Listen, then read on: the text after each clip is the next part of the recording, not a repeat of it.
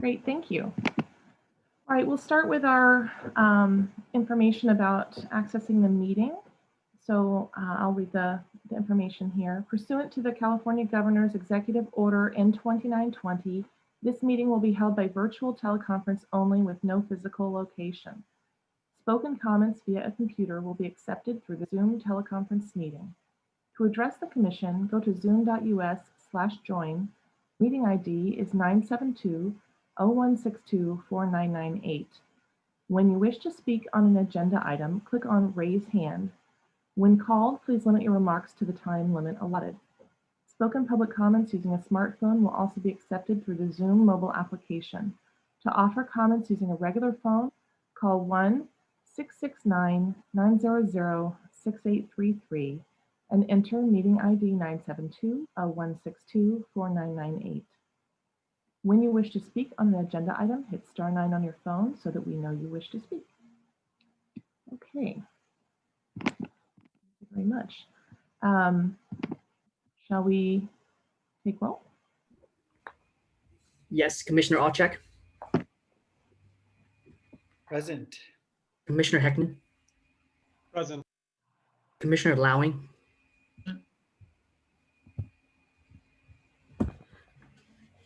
I think you try to say present there. Excuse me, Commissioner Lowing, but I think your microphone might have cut off right when you try to say that. I heard it. Present. Commissioner Riggs is absent. Vice Chair Rupavar. Present. Commissioner Suma. Present. Chair Templeton. Present. Okay, we have a quorum. Thank you. Okay, great. So let's see. I think we start off with our oral communications. So for oral communications, these are we're going to start with items not on the agenda. So if you have comments on the Castellea project, please hold it until we reach that agenda item. Mr. Neal, would you conduct a public comment? Yes, may we get the speaker timer, please? Oh, there it is. Thank you. Okay, looks like we have four hands raised for oral communication, which, like Chair Templeton stated, is for items not on the agenda. Our first speaker will be Darsha.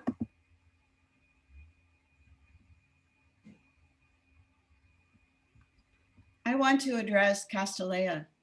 Okay, then please raise your hand again when we get to that item. Thank you. Okay, thank you. Our next speaker is Paul. I also are giving my time to a speaker for Castellea. Okay, and which speaker is that? Mary Sylvester. Got it. Okay, thank you. Okay, our last hand raised here is Bill. I unmuted. Can you hear me? Yes, we can hear you. Thank you. All right. My name is Bill Ross. I'm a resident and taxpayer, and I wish to comment on something that was discussed at 4 hours and 23 minutes of your last meeting.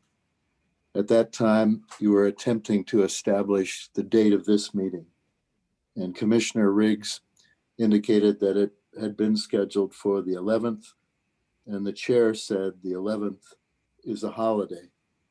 Commissioner Riggs then responded, laughing, "Yeah, in somebody's book, but whoever celebrates that, I don't know, whatever." I can assure Commissioner Riggs and the balance of the commission that Veterans Day will be observed at least in one place in the city. 3102 Miranda Drive, there will probably be between 800 and 1,000 people observing it at the VA hospital, both for people who are receiving treatment and for the professionals that are there that give them treatment. I can also say that there will be multiple families throughout the city who observe Veterans Day. Usually it's a multi-generational affair. Grandparents, parents, and young men and women who are veterans. I think that education is a lifelong process. And I would hope that the remarks by Commissioner Riggs will recognize the importance and the dignity associated with Veterans Day. Certainly, there are several of the trustees at USF who are not only veterans, but are from veterans' families. I think the idea of laughing when saying, I don't know who celebrates Veterans Day, is disrespectful. I would hope that Commissioner Riggs rethinks that remark, and I hope that the balance of the commission and staff recognize that many people in the city celebrate and honor veterans on Veterans Day. Thank you. Thank you, Bill, for your comments tonight. Our next speaker is Bruce.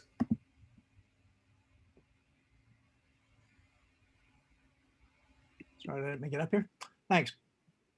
Thank you, commissioners, for granting us the time tonight to speak to you.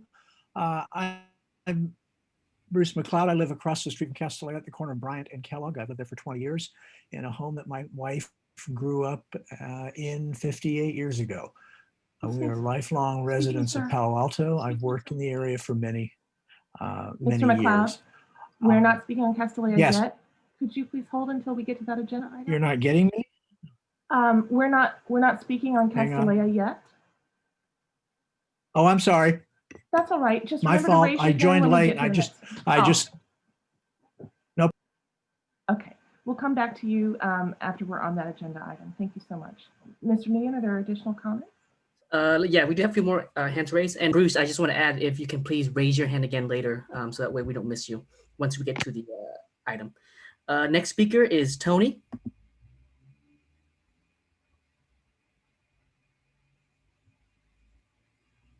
Tony, if you're there, can you please unmute yourself?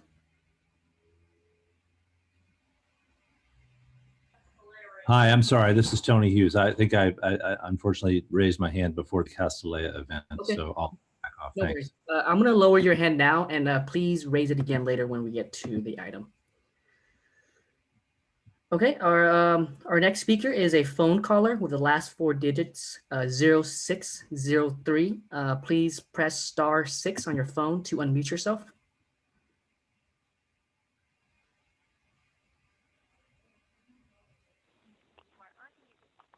Hello, can you hear me? Yes, we can hear you. Thank you.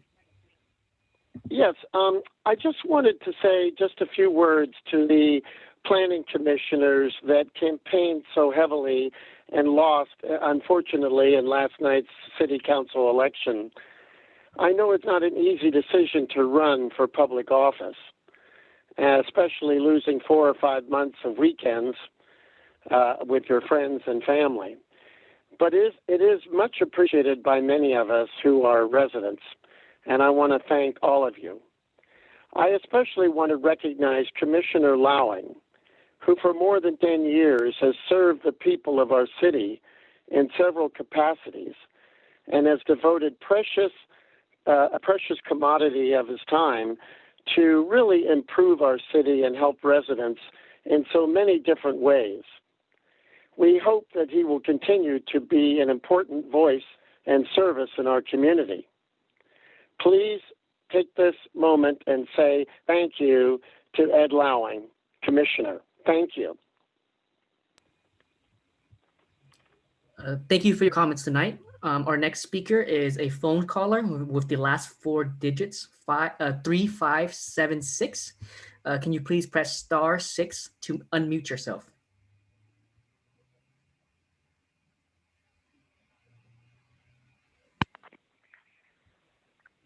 Hi, I wanted to talk about Castellet.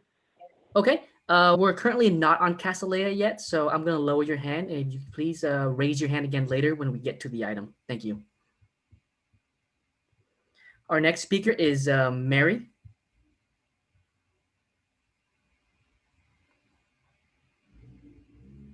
I'm sorry. Good evening, Vin and commissioners. I'm here for the Castellet meeting. I'm sorry I raised my hand at the wrong time. That's okay. We'll make sure to get back to you for that item later. Our next speaker is Rob Levitsky.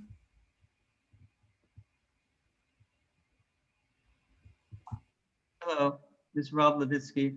I'm not speaking about Castellea. I'm speaking about the travesty of the process of setting these meetings. You guys decided and jammed it in us, taking it from the 18th back to the 4th, badgering Mr. Riggs so that you could have your meeting on the 4th, and he's not even here. And it's just pathetic. Amy French knew that we had another meeting tomorrow on the 5th with ARB. We couldn't even speak in when you guys were passing back and forth. Well, is the 18th good or is the 4th good? And we couldn't say, well, the only person who knew was Amy French was in the room who could talk. And she knew that we had a meeting on the 5th, tomorrow morning at 8:30, following this meeting. And it just seems really unreasonable and unfair for the process. And I just want to let that be known. Thank you. Thank you for joining us tonight. And that concludes public comments, for oral communication. And I also just want to state for the record that Commissioner Riggs have just joined the meeting. I need to respond to the unwarranted character attack as well.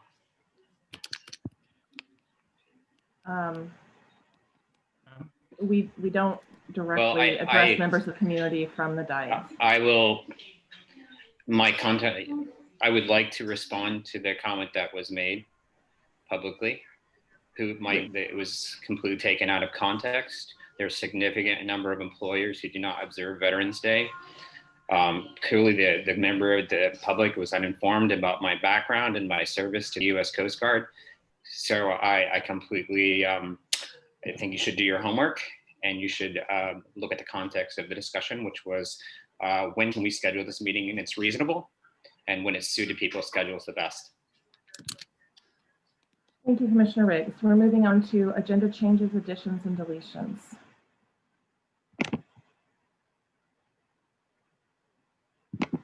All right, I don't see any hands raised. We're going to move on to city official reports. Thank you, Chair Templeton. No reports this evening. Great. Okay, so now we are going to resume the hearing, the quasi-judicial public hearing about the Castellea School project. Are there any additional disclosures from the commissioners? I don't see any hands raised. All right, we'll move on. So we were in public comment and we should resume public comment at this time. Mr. Nina? Yes, let's give everyone maybe 10 seconds or however long they take to start raising their hands. Looks like so far we have about 18 speakers. And I do just want to remind everyone that this public comment section is a continuation from last week's public comments. So we will only be calling on new speakers. So just to be clear, so Jonathan Lake here, Director for Planning and Development Services. As a continued item, the commission did not get through all of its public testimony when it met last week. So if individuals spoke or gave their time to a speaker, that opportunity, you used that opportunity last week to speak. There's been no new information that's been transmitted. And so we have a list of those who spoke, and we'll be calling on the individuals who did not speak last week. Great. Thank you. And I appreciate that. Do we want to review, so each individual will be allowed 3 minutes. Yes. And groups of 5 or more will be allowed 10 minutes. And you can contact the planning.commission@cityofpaloalto.org to request a group speaking time. And I believe we had one item carried over from, one speaker carried over from last time that you may want to start with, Mr. Nguyen. Correct. Our first speaker will be Mary, and then we also have a couple of groups as well. I just want to remind everyone who will be donating their time to a spokesperson that you do not need to raise your hand. Only the spokesperson needs to raise their hand. Okay, Medina, can we please get the speaker timer?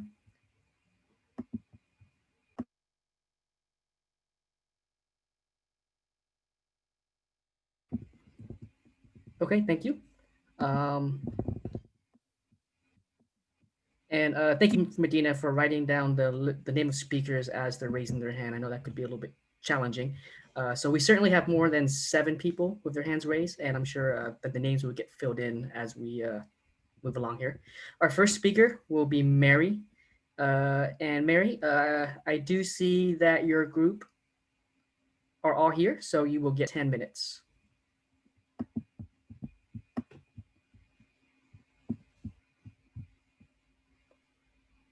Good evening, Chair Templeton and Commissioners, City staff, and particularly Mr. Nguyen. Thank you for your service to this commission. I'm a 43-year resident of Palo Alto, and I live 1/2 block from Castellea School, where I raised my 2 daughters.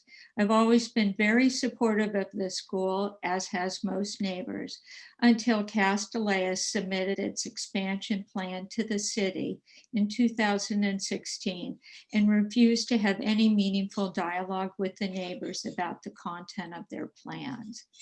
This was at a time when the school was over-enrolled and there were continued obfuscations and justifications for what they were doing, but the truth never emerged. There's little doubt that the school needs modernization. No one I know is opposed to that, as long as the school has a code-compliant project that is uniformly applied to all applicants in the community and considers the comprehensive needs of Palo Alto and looks at it in a comprehensive manner. A project that serves the best interest of Palo Alto. I now want to make some substantive and procedural comments about the project and the review process. As I've said consistently to this commission, as well as Palo Alto boards, given the location, size, and scale of Castellea's expansion project, is this the highest and best use of 6.25 acres of prime real estate, when only 25% of the students come from Palo Alto? Does this project warrant the major erosion of our significant planning documents and protections afforded to members of this community to serve a very privileged minority? Do the environmental costs of increased traffic on our main arterials and on narrow neighborhood streets, the construction of a highly polluting underground garage, and the destruction of mature and protected trees justify this project? Does this serve the common good? Particularly in light of yesterday's election, how do you think the public would vote on this? Let's now walk through the project and look at it more carefully. Our relevant planning documents are being undermined by this project.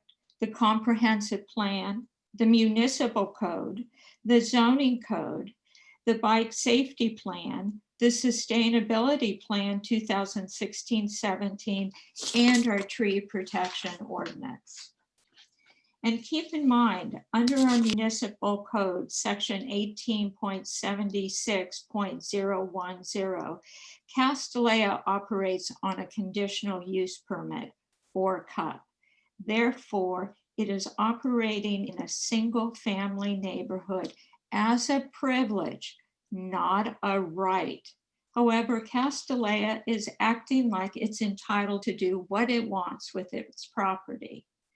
Let's look at what the comprehensive municipal code calls for. Section 18 reads, no project on a conditional use permit may do anything to be injurious to property in the vicinity and will not be detrimental to the public health, general welfare, or otherwise to the citizenry.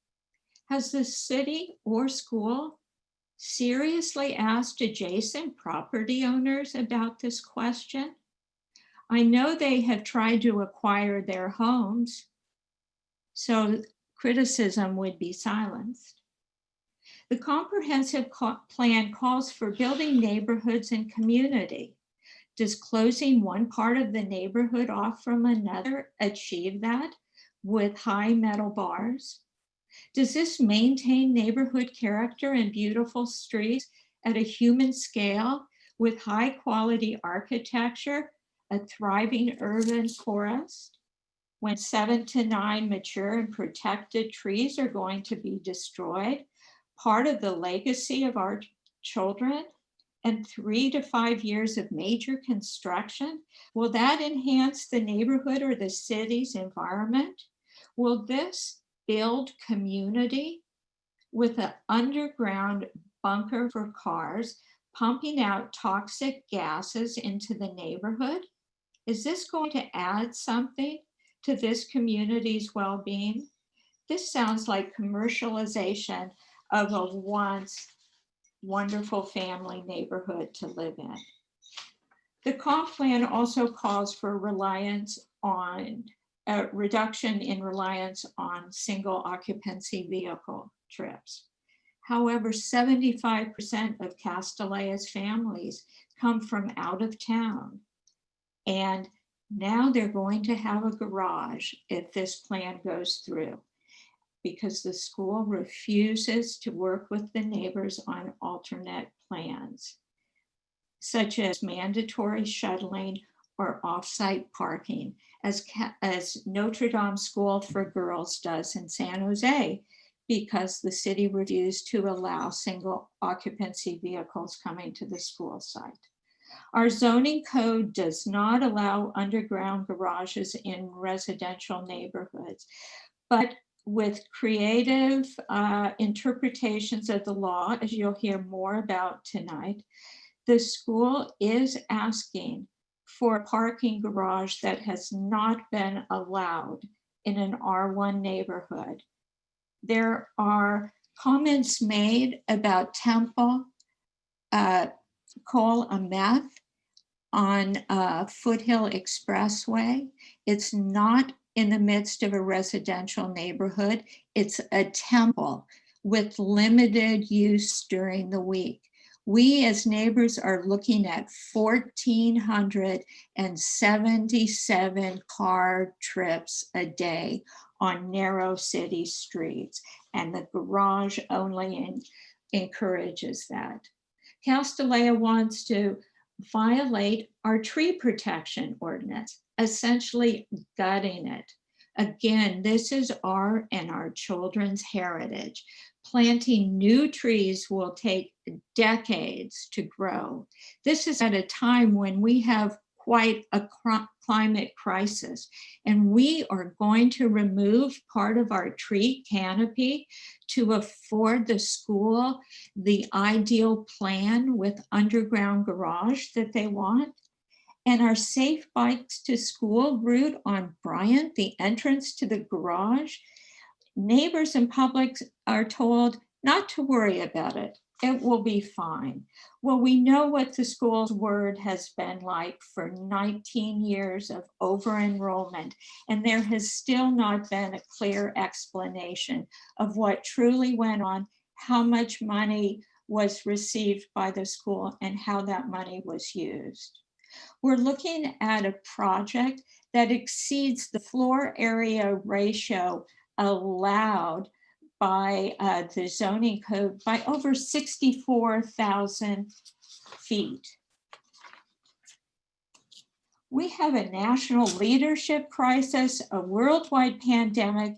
In Palo Alto, we have women and children sleeping in cars and countless individuals living where they can find space, a significant deficit, and we are going to afford a school that pays no public service fees, pays no tax to the community except for the 4 homes in the neighborhood they have land banked for private use.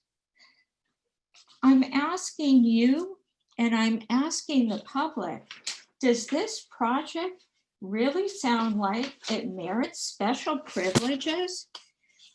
Privileges that no one else in this community would be afforded. The school is being allowed to cherry pick which code ordinances it wants to apply to the project, and seemingly city staff is allowing that. Do we call a basement a basement? Or is it now a parking structure that can possibly house cars so the school doesn't have to count its square footage?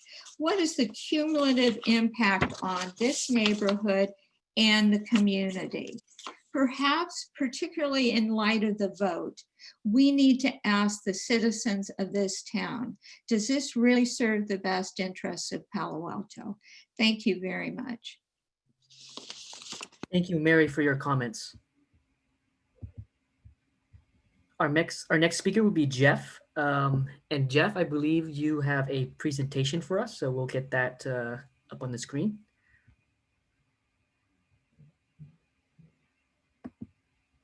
And I do see that your group is here, Jeff, so you will get 10 minutes. Thank you very much. I'll get started. Good evening, commissioners and staff. First off, thank you for having voted to give us an extra week to examine the staff reports and other documents. That was genuinely helpful. I'm going to cover just two aspects of what you'll be looking at tonight, namely the FAR issues and the variance. Next slide, please. First, one key part of the FAR is the underground parking. The staff report says it's a basement, but the parking structure actually doesn't comply with the municipal code definition in a key way. Our code says that a basement is a portion of a building between the lowest floor and the ceiling above. What does the word portion mean? Well, it means part of, but not all. If I offer you a portion of a cake, you get to eat part of the cake, but not all of it. So a basement can be part of a building, but it can't be the whole building. At Castellet, the underground parking is the whole building. That is, it cannot be a basement. Or to say it even more simply, if Castellet's underground parking is a basement, what is it a basement of? Next slide, please. The next reason Castellet's underground parking isn't a basement is the footprint rule. Here's the entire law from our municipal code, and the first highlighted part clearly says a basement cannot extend beyond the footprint. Well, there is no footprint in the case of Castellet's underground parking structure, so again, it cannot be a basement. Staff has pointed to the end part of this law that I've also highlighted. It gives an exception saying the basement for a main residence is permitted to extend into the rear yard setback when allowed by other provisions of the code. How that invalidates the other rule saying it must enter the footprint is beyond me, but staff said that that's how they decided it for Emeth. So let's go look at that. Next slide. Right off, the Emeth underground garage was a portion of a larger building, so it meets at least the basement definition, unlike at Castellet. And another thing you may not realize about the Emeth case was that only one staff report discussed exempting the part that wasn't under a footprint, and that was in a preliminary review where the ARB doesn't even vote. And that report didn't actually explain its reasoning. Let me show you exactly what it said. Next slide. Here it is. It quoted the same rule that basements can extend beyond the footprint and into setbacks, and then just states without explanation that, quote, the proposed structure is not a residence, so the underground parking facility may be allowed beyond the building footprint. That's it. Not one word explaining how staff came to that conclusion. But if you look at the highlighted words carefully, there's something even more surprising. We've been told that Castellet's underground parking is exempt from the footprint rule because it's not a residential use. But the Emeth staff report doesn't say that at all. Instead, it says that the basement of any structure that is not a residence is exempt from the footprint rule. Next slide. Well, R1 lots can have lots of structures that aren't residences. You can have a detached garage, a pool house, whatever. Since the Emeth staff report said that those are all exempt from the footprint rule, and by the same logic, the setback rule, that means those structures could have basements that extend beyond them and go anywhere else on the lot. Well, perhaps they can't go under a residential structure, but it could have its own basement. So according to the Emeth staff report, basically everyone with a home in R1 is literally allowed to have basements extending under their entire lot from fence to fence.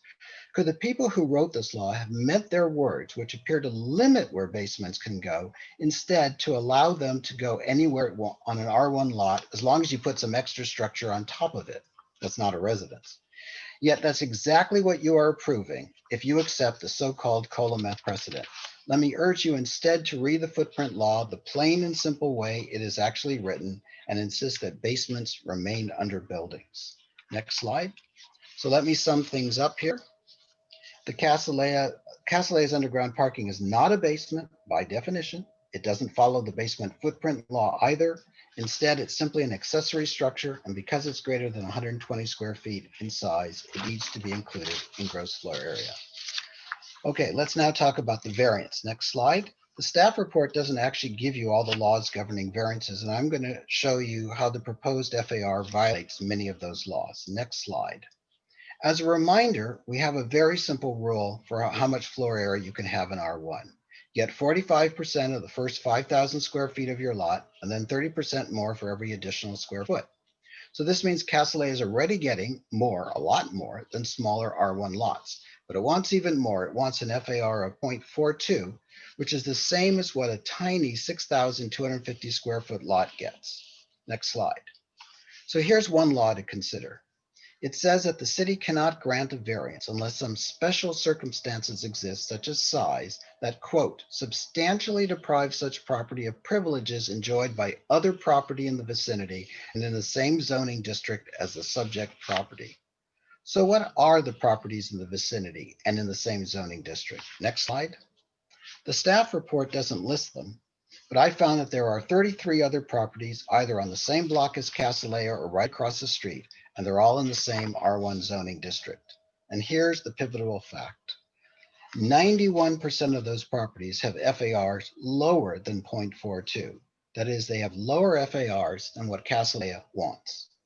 Only 9% of those nearby properties actually enjoy what Castlea's says it is being unfairly deprived of. Next slide.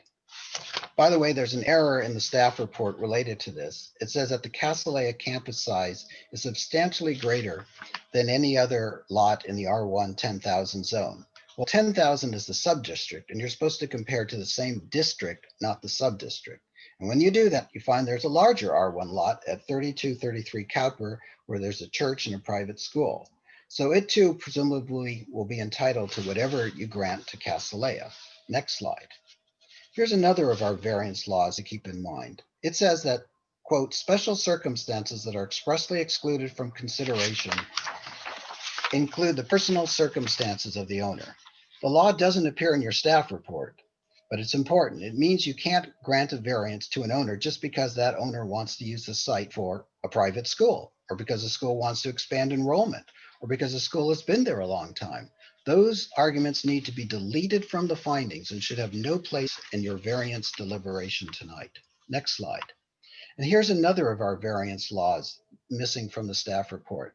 It says that you should ignore from consideration, quote, any changes in the size or shape of the subject property made by the property owner or his predecessors in interest while the property was subject to the same zoning designation. Well, back in 1992, the Castlea's parcel grew through a land purchase from the city and merging in other parcels. Castlea's was already zoned R1 back then, so the current size of the parcel cannot be used to justify the variance. I hope I missed it, but I could find no mention of this law or of the 1992 expansion anywhere in the staff report. Next slide. And here's a very important law. The city cannot issue a variance if it would constitute a grant of special privileges inconsistent with the limitations upon other properties in the vicinity and in the same zoning district as the subject property. Well, as I already noted, if you grant the requested 0.2 FAR to Castlea's, you would be giving it a higher FAR than 91% of its neighboring parcels. Clearly, that would be a special privilege and would defy this law. Next slide. If you do feel you have to grant a higher FAR to Castlea's, you might instead opt to give it 0.34 FAR, as that's the lowest nearby FAR. That's at 1250 Bryant. At least then you'd be able to say you weren't giving Castlea's any special privilege beyond what others have in the immediate neighborhood. Next slide. But if you instead vote to give Castlea's the full 0.42 FAR it is requesting, that will create a horrible precedent. There are 10,102 other R1 parcels in our city with FARs below that. And if you believe Castlea's merits 0.42 FAR, why don't those other parcels too? Each and every one of those R1 parcel owners, including me, and I think most of you, could request a variance to raise their FAR to 0.42. and then point to Cassalaia as the precedent.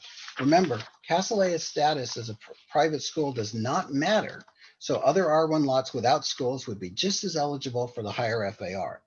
Imagine how long your meetings will run if you have to handle over 10,000 variance requests.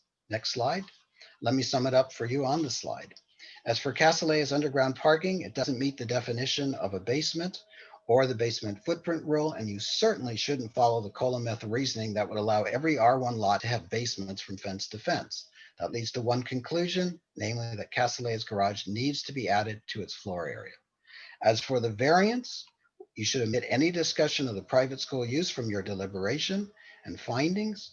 You should factor in the impact of the 1992 lot purchase and mergers, and you should not grant Cassalaia FAR 0.42, as that would give it more than most other R1 parcels and thus be a special privilege expressly disallowed by our laws. Thank you all very much. Thank you, Jeff, for joining us tonight. Our next speaker will be Lisa. And Lisa, I do see that your group are present in the meeting, so you will get 10 minutes. Thank you. Good evening, commissioners. My name is Lisa Van Dusen, and I've lived in Palo Alto for more than 35 years and have no affiliation with Cassalaia School. Thank you for your time this evening, and I want to make clear that I am speaking strictly as an individual and not related to any organizational affiliations I might have. We often hear from opponents of Cassalaia, this project, about this process feeling rushed. It is hard for me to sympathize with that assertion, given that Cassalaia has patiently worked with its neighbors and the city for over 8 years. The first phase, the 3.5 years of conversations with neighbors before the application was even submitted, comprised over 50 neighbor meetings, an extensive study of accessing campus directly from Embarcadero, and significant modifications to the school's plan. The second phase, the 4+ years of working with city staff from the time the CUP application was submitted in 2016 to the release of the FEIR in July of this year, involved additional significant plan modifications, reductions in the number of events and car trips allowed, and more stringent standards and heightened consequences for any CUP violations. We are now in phase 3, the public hearing phase, where you and the other public officials are tasked with reviewing the record and making decisions on the application. The proposal before you is the result of all these conversations and adaptations in response to neighbor, city, PTC, and ARB feedback. And for that reason, it is ripe for a decision. As I review the materials, what rises to the surface is that everyone is getting something, and no one party, including Cassalaia, is getting everything. This is in the very nature of compromise. Those who want fewer cars parked on neighborhood streets are getting an underground parking facility. Those who are concerned about the alleged institutional feel and size of the original garage design are getting a smaller underground parking facility that preserves houses and trees, creates more green space, and is characterized by an unobtrusive and beautifully landscaped garage and entrance and exit. Those concerned with the massing of the buildings along Kellogg get a facade compatible with the neighborhood aesthetic, with reduced building heights and increased setbacks, and a design that breaks up the linearity of the eave and roofline. Those concerned about noise get a significant reduction in school-related noise. 85% of adjacent residential residences are estimated to have a decrease and no change in noise levels. Of that 85%, half are estimated to see a decrease in noise levels. Most impressive, 28.5% of adjacent residences are estimated to see a decrease of at least 12 decibel points, which is more than double the amount that is considered to be a significant improvement. Those tired of hearing and seeing delivery vehicles, waste management trucks, and school buses are relieved of this burden through moving these activities to the center of campus, and in most cases, below grade. This is an enormous investment that Castellet is making on behalf of neighbors. Those concerned about events get a 22% reduction from current numbers, a more clearly defined set of rules than under the current CUP, fixed hours of operation, and elimination of events on Sundays. Those concerned about traffic get the most stringent, detailed, and closely monitored TDM, or Transportation Demand Management, requirements and penalties ever imposed by the city of Palo Alto. Those concerned about the cost to Palo Alto and Castellet are not paying taxes should note that, one, thousands of Palo Altans who have sent their daughters to Castellet over the years pay property taxes that benefit the Palo Alto Unified School District while not using its services. Two, Castellet will contribute funds to resolve the citywide impact at Kingsley and Alma. And three, the school will pay for a robust TDM program that will serve as a model for other Palo Alto institutions. Those concerned about the value of their homes retain a school that attracts home buyers to the neighborhood and, according to realtors, enhances home prices. Those who prioritize the education and advancement of women over their own self-interest retain a nationally recognized school in their neighborhood and preserve the joy of seeing motivated and inspired girls and young women from a diversity of backgrounds in the neighborhood. Palo Altans interested in providing their daughters with an all-girls education will have greater opportunity to do so with more spaces in the high school. The city of Palo Alto retains an educational institution that for over 100 years, along with PAUSD and Stanford, has supported Palo Alto's reputation as a center of educational excellence. Silicon Valley secures an enhanced resource that provides female graduates eager to join the world of technology at a time that the Valley is suffering from a dearth of female engineers, scientists, and leaders. While giving up a lot and putting itself under a microscope, Castellet ultimately gets to fulfill and enhance its mission of educating girls and young women for leadership. As you have heard, this proposal is better for everybody and perfect for no one. Thank you for your attention and for approving Castellet's significantly modified proposal this evening so that after all this time, it can finally move forward to City Council. Thank you very much. Thank you, Lisa, for joining us tonight. Our next speaker is Rebecca. Oh, thank you. All righty, here we go. Let's see.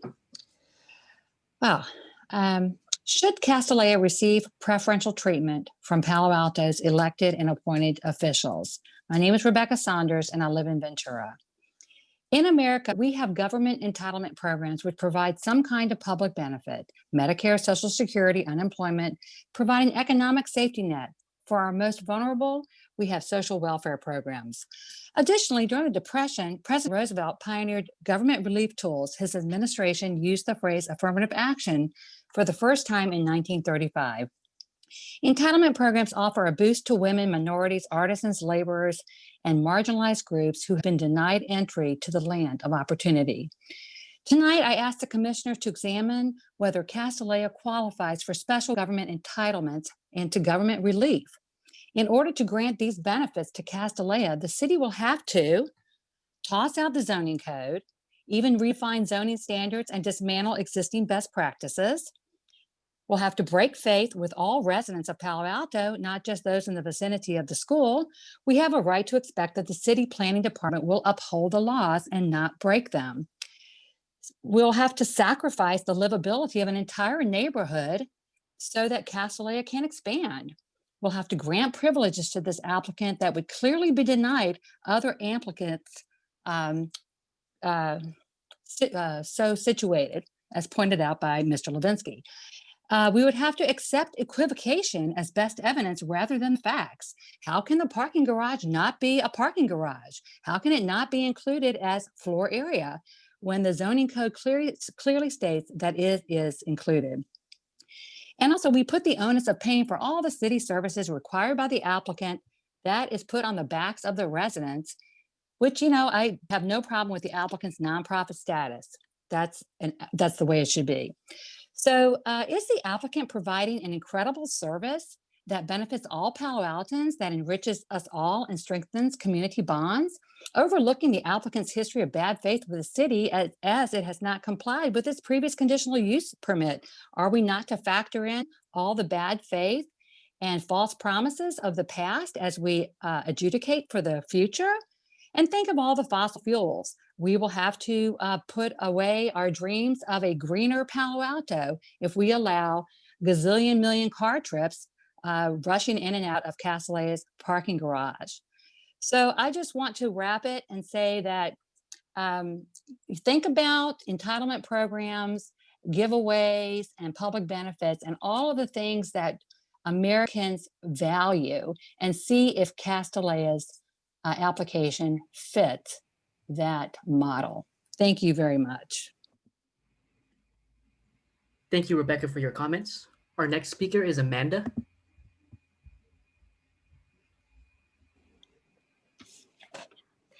Over the past 6 years, Castellea has held over 50 meetings with neighbors in large and small groups.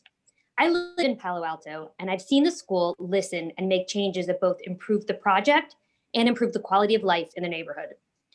Most recently, Castellea has reduced the massing of the building on Kellogg and switched out materials on the facade. They significantly reduced the size of the underground parking facility to preserve homes and conserve trees. Great updates for everyone involved. Meanwhile, the school has modified its operation and set fixed hours to reduce neighborhood impacts. The proposal moves deliveries away from the street and below grade to minimize noise, and the swimming pool is also below grade and behind a sound wall for the same reason. Castellea has moved parking below ground as neighbors asked them to do very early in the process. Equally significant, the school has implemented a traffic demand management system, reducing daily trips by 25 to 30%, an amount that is unheard of for any large organization in Palo Alto. Castellea has made changes to its building plans, daily operations, and transportation flow. From where I stand, and many other Palo Altans agree with me, Castellea has worked tirelessly to find positive solutions every time challenges are raised. It's time to move this project forward for the benefit of our community. Thank you, Amanda, for joining us tonight. Our next speaker is Jay Martson.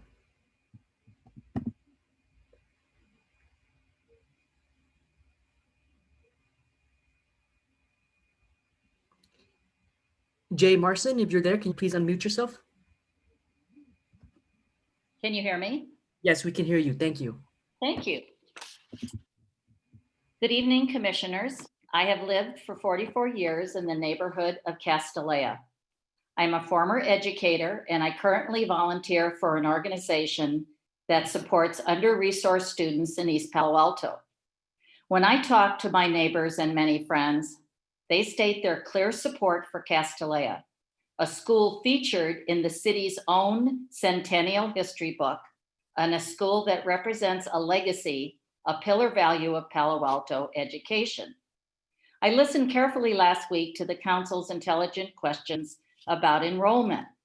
Increasing the high school enrollment aligns perfectly with other Palo Alto goals to democratize housing opportunities, our parks, and other areas of city life.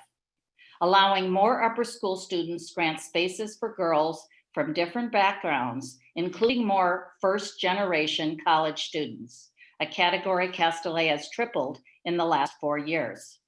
Students of color represent over 50% of the enrollment. Diversification efforts can help address old citywide disparities. Recently, 2 African-American Castellea alums, one a local physician and one an engineer, spoke about their education as empowering. Palo Alto has an opportunity to increase equity and inclusion by supporting Castellea's plan. Increasing the size also makes for a much stronger program. And having a better program is better for Palo Alto. Castellea is the only high school in the region, public or private, that doesn't increase its size between middle and high school. Especially at the upper level, you need a critical mass of students to support collaboration and dialogue. More students will allow for a greater breadth of class offerings. And outside the classroom, Castellea needs more students to support athletics, music, and theater. The final environmental impact report assures us there's no significant negative impacts and a great benefit to maximize the utilization of a key resource, an excellent education for women. Let's believe the science and data in the report you have judged complete. I pass Bryant and Castellea every day, and I personally look forward to a new, beautiful green campus that enhances the neighborhood and, yes, enhances the values of local homes. The school's committed to doing this project carefully. For 8 years, they committed precious resources to meet the neighbors and city's requirements. Other schools in Palo Alto have grown and modernized. Castellea is asking to do both responsibly. And the question often arises, what do Castellea graduates do for the community?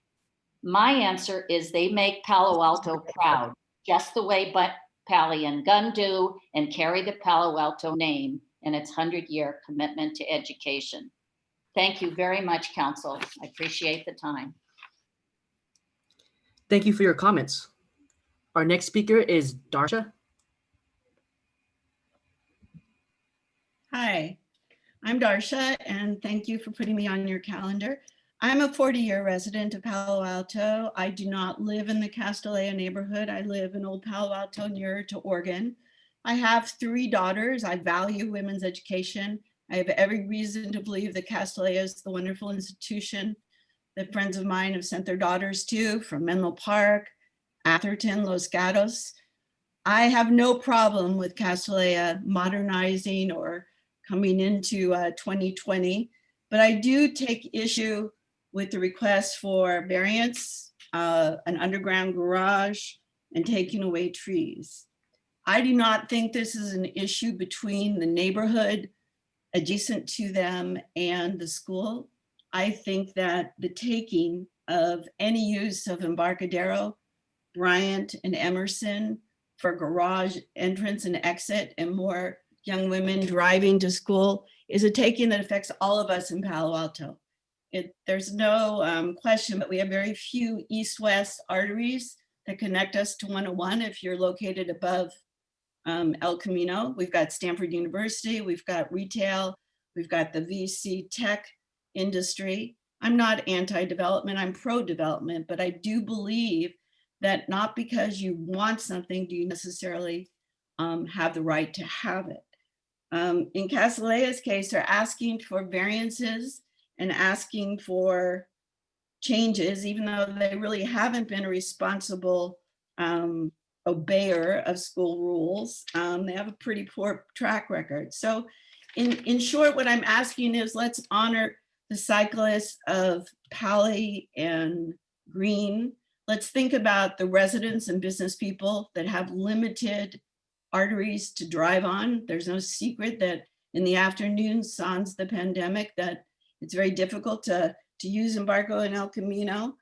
This is a short-sighted plan, I think. And if other schools and other institutions choose to do what Castellea is doing to get variances for this kind of garage, there's no limit to the invasion of our residential areas. And I think Palo Alto stated its priority is to address things like the need for more housing.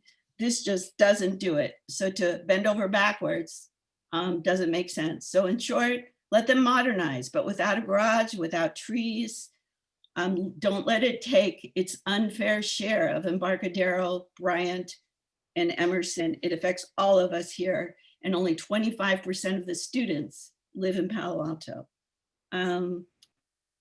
I wish Castellea well, but what it wants is not necessarily what it is entitled to. They could expand elsewhere or split their school. So thank you for your time. Thank you, Darsha, for your comments. Our next speaker is Bill.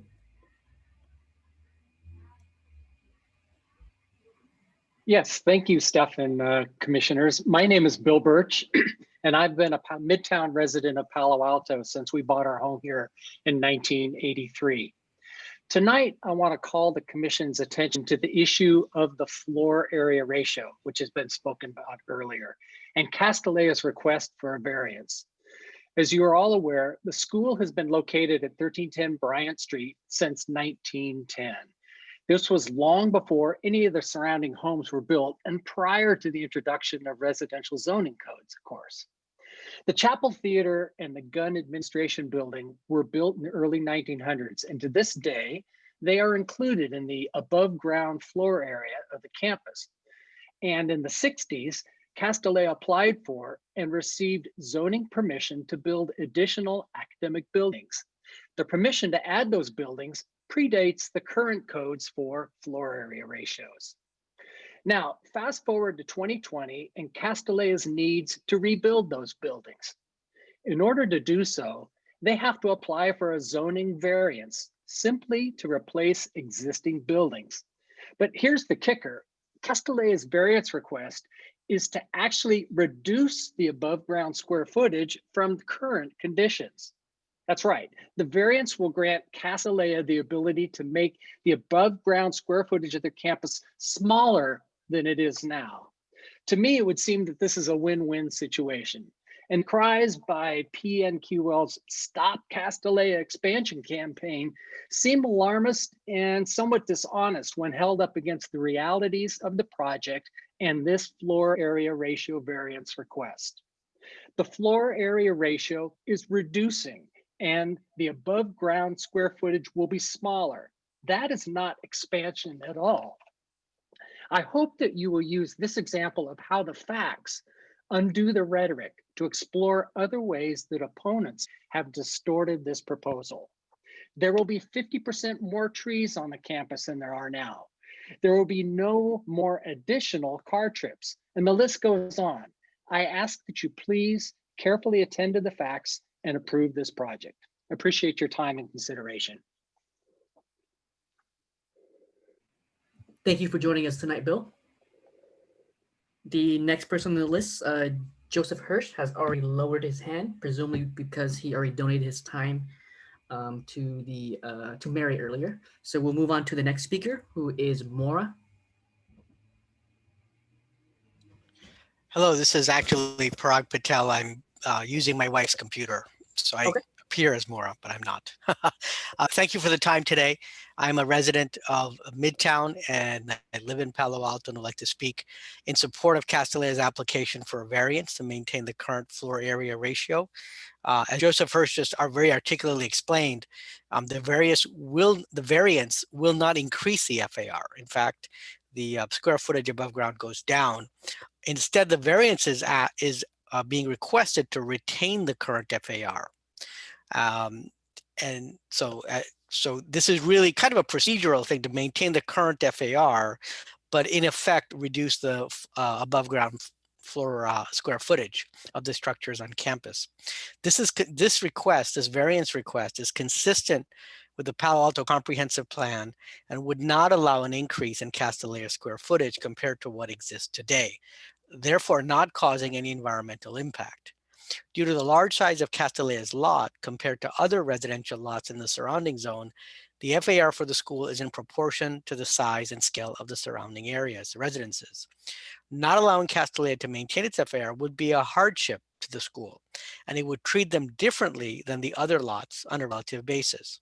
Also something that's not allowed in the city regulations. That is to treat them differently. Castellea has been on this site since 1907, long before this was a neighborhood, long before the PNQL moved in this area knowing that there was a school next to them, and long before residential zoning was introduced. So this establishes precedent. The city has historically issued Castellea CUPs to operate as a school, not as a residence, and it has supported its build out as a school use over well over a century. So Castellea can make these improvements and maintain the integrity of this historic neighborhood. This variance will not add density to the city because the FAR is being maintained. With a final environmental impact report that has proven to show no significant impacts, and the established precedent of having allowed Castellea to build and operate a school on this lot, this decision to approve the variance seems fairly straightforward. I'd like to pass along one other comment, which is an observation from the last meeting as well as this meeting, is I was just keeping some track. Last time we had something like a little over 30 people make comments, and I observed that well over 20 of them, it seems like we're all into counting votes these days, well over 20 of them were in support of Castellea's plan. And I recall that a significant majority of those people in support live within one block of Castellea. So while PNQL has been inordinately vocal, I think there's a latent majority just surrounding Castellea that supports these plans, if that is a consideration. Thank you.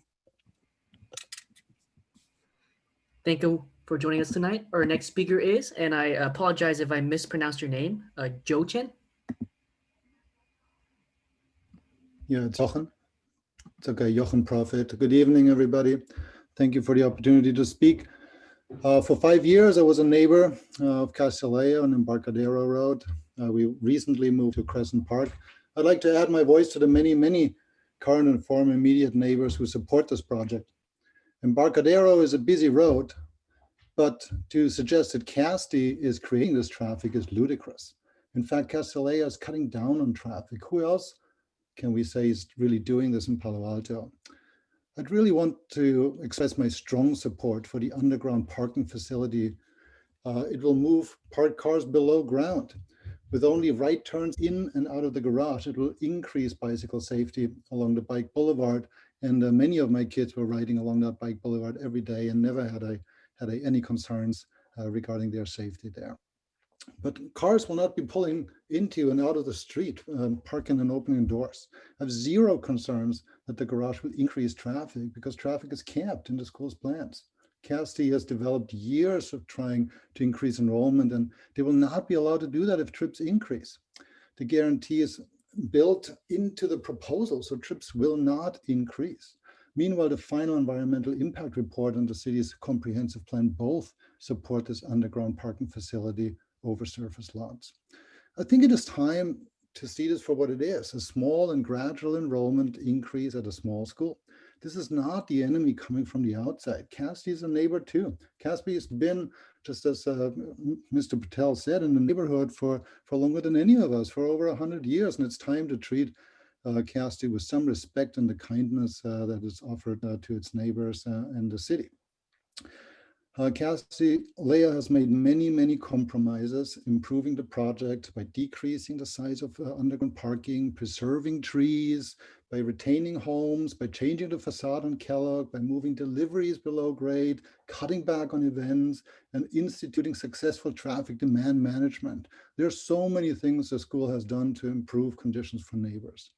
Importantly, really, I don't want us to miss the forest for the trees here. Castellea School for more than a century has empowered young girls with a high quality education.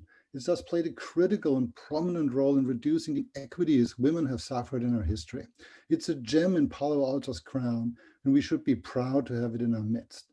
Now, the school is asking to educate a few more girls, and we are talking about a tiny bit of traffic, a couple of trees will worsen the climate crisis, really? Well, this Palo Alto resident strongly supports Casti's proposal. We must put this discussion in the proper context, and I strongly encourage the commissioners to think about all the good in the world that will come from each additional girl educated at Casti. Women's education must be a priority. I believe we're now at a place that allows the school to modernize and enroll more students without any significant impacts. This plan improves the neighborhood, and I'm thankful to Casti for the hard work that went into these changes and compromises. Thank you, everybody. Thank you for your comments. Our next speaker is Leslie. Yes, hello. Thank you to the members of the commission for your service and for listening to our comments tonight. My name is Leslie King, and I'm a resident of Old Palo Alto, right around the corner from Castellea School. I wanted to speak in support of Castellea, and specifically, I've heard some of the discussion around events on campus, and I don't think the level of scrutiny is warranted. So I just wanted to specifically address events. I've heard a small number of opponents of Castellea point to a few schools like Hillbrook and Stratford and Pinewood, although erroneously, as it turns out. And in contrast, I've looked at Menlo and Sacred Heart and Crystal Springs, schools that I think are much more comparable to Castellea in type and location. And I found that none of them have any restrictions on events under their CUPs, none. The CUP for Sarah High School, a boys' school on 10 acres in a residential neighborhood in San Mateo, only places a limit on events that fall after 10 p.m. Monday through Saturday or 6 p.m. on Sunday. And Castellea never has events that run past 10 p.m. on Monday through Saturday, and Castellea has no events at all on Sundays. This means that all of Castellea's current events would be permitted under that residential CUP, 100%. But let's get back to this site on Bryant. Castellea is home for 110 years. Careful reading of the current CUP shows that Castellea is well within its rights to hold the number of events it has been. The current CUP clearly allows 5 major events that bring almost all parents and students to the campus. And then for events with 50 to 100 visitors, the CUP includes a long and open-ended list of event types, things like student seminar evenings, science exhibitions, dances, school performances. The school is allowed to have several each type listed, plus others that are not specifically defined. And there are no specific restrictions on the number of events between 100 and the larger, almost all parents. The 22% reduction in events in Castellea's conditions of approval is a big concession, and one that Castellea has made in the spirit of compromise. I would like to see us stop debating this item, as Castellea has already made a dramatic reduction. Instead, I'd like to see the town move this project forward in support of providing young women with a range of experiences. And yes, that includes dances and plays and musical recitals, the kind of events enjoyed by students at both co-ed and all boys schools. I don't believe that Palo Alto wants to inappropriately restrict an all-girls school while its co-ed and all-boys rivals thrive in other towns, such as San Mateo and Hillsborough, Mountain View, and Atherton. As a Palo Alto resident, I desperately hope that you agree with me. Please approve the current plan so that we can all get back on with life. Thank you very much. Thank you, Leslie, for joining us tonight. Our next speaker is Alan.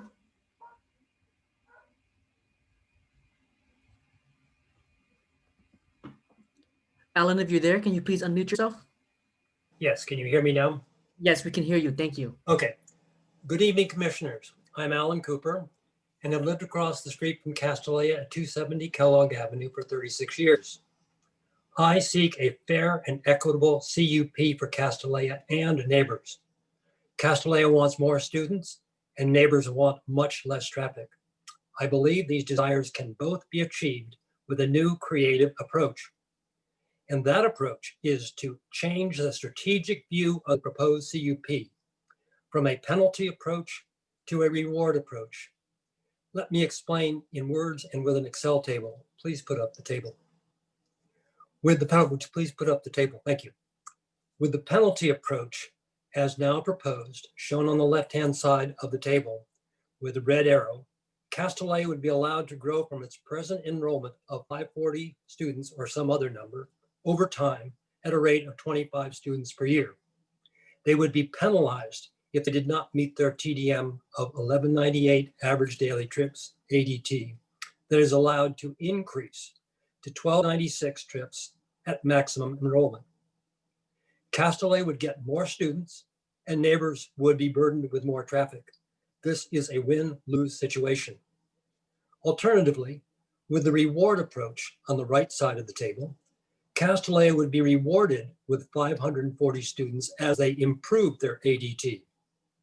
After garage completion, for each 1% improvement of their ADT, they would be rewarded with 2 more students the following year.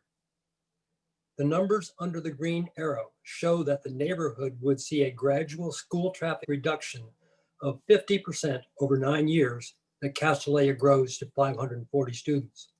So both Castellea and the neighborhood would be rewarded. This is a win-win situation. The reward approach would challenge Castellea to implement new ways to reduce their car trips by such things as more bikes, fewer drivers, a comprehensive shuttle program, hold off-campus events, going to a mix of virtual and on-site events, and many other ways they can think of.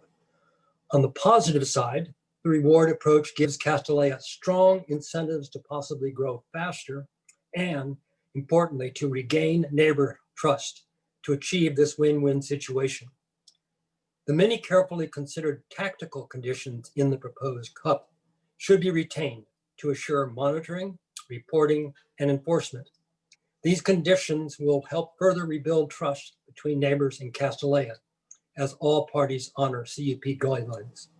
Finally, I ask commissioners to consider implementing the proposed option to reward both Castellea and the neighborhood with a win-win scenario. Thank you. Thank you, Alan, for your comments. Our next speaker is Tom. Hi, Vin. Can you hear me? Yes, we can hear you. Thank you. Okay. Good evening, commissioners. I'm Tom Shannon. I live at 256 Kellogg Avenue. It's directly across the street from Castellea's Kellogg entrance. I've lived here for 31 years. I'm the guy that sent you 3 memos pertaining to the draft CUP you're studying tonight. The first memo was on some existing use issues that I hope we can get corrected. The second one was on Pinewood School CUP for some comparison purposes. And the third is a comprehensive study of the draft conditions, and it gives feedback and comments to the commission on these draft conditions that myself and 3 other adjacent neighbors assembled. I hope you will study this third memorandum, especially Alan Cooper's reward approach, which is included therein, and take our feedback into consideration as you move forward. Let me just digress for one moment. I've spent the last 38 years as a property consultant to public school districts throughout the Bay Area, helping each of these districts sell or lease their surplus properties in order to raise funds to modernize their operating schools. In every lease or sale I've managed from San Bruno to San Jose, I've processed the CUP representing both the school district and the private school. I've managed 2 CUPs here in Palo Alto. I shepherded the process for Stratford at Garland, and I processed the CUP for the Challenger School, which occupies the former Spangler site at Charleston and Middlefield. The Spangler site is owned by the county, but the city of Palo Alto oversaw that CUP process. Each of these processes involved a lot of dialogue and negotiations with all stakeholders to work out the final set of CUP conditions. For Castellea, we've had to resort to dialogue through memorandums. That makes it a tough exercise. I hope you find the submitted memos helpful in moving towards mutually agreeable conditions for Castellea. It's difficult to work out conditions via exchange of memoranda. These negotiations require dialogue with all stakeholders. I know it's not in keeping with the order of the meeting, but given COVID and Zoom connections and the lack of open dialogue to date, my neighbors and I are certainly available tonight and in the future to dialogue with you and city staff if you're looking for feedback or if you have questions. Thanks very much. Thank you, Tom, for joining us tonight. Our next speaker is Bloomfeld Legal.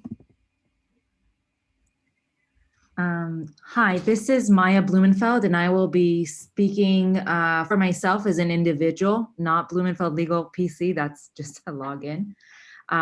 It would be great if you could correct that. I am a parent with 1 daughter at Castellea and another at Pali. And first, I'd like to say how grateful I am that each of them can pursue the path that is right for her in an outstanding school right here in Palo Alto. I realize that some people are concerned that only between 25 and 30% of Castellea students live in Palo Alto. That is a quarter to a third of the enrollment, or over 125 students. Over 125 girls every year are within walking or biking distance of the school. Now, as an all-girls education is not right for everyone, but for the ones that it is for, it can make a real difference, helping them to develop leadership and find their voice. Allowing the school to increase enrollment in the high school will open that opportunity to more girls in Palo Alto. Why wouldn't we allow that, especially when the school has guaranteed no increase in traffic and the final EIR has verified that fact? Applying to the high school at Castellea is extremely competitive, with only 10 or 12 girls getting in each year. 10 or 12, that's it. That's the total number. No wonder that we all know wonderful girls in Palo Alto who had to be turned away.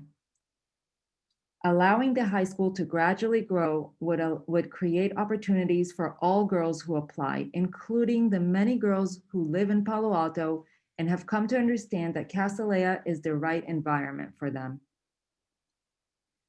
Palo Alto is a city built on the ideals of equity, opportunity, and education.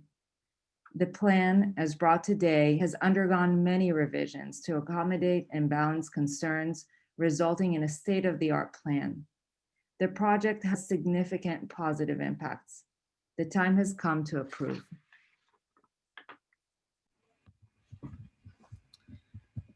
Thank you for your comments. Our next speaker is Yair.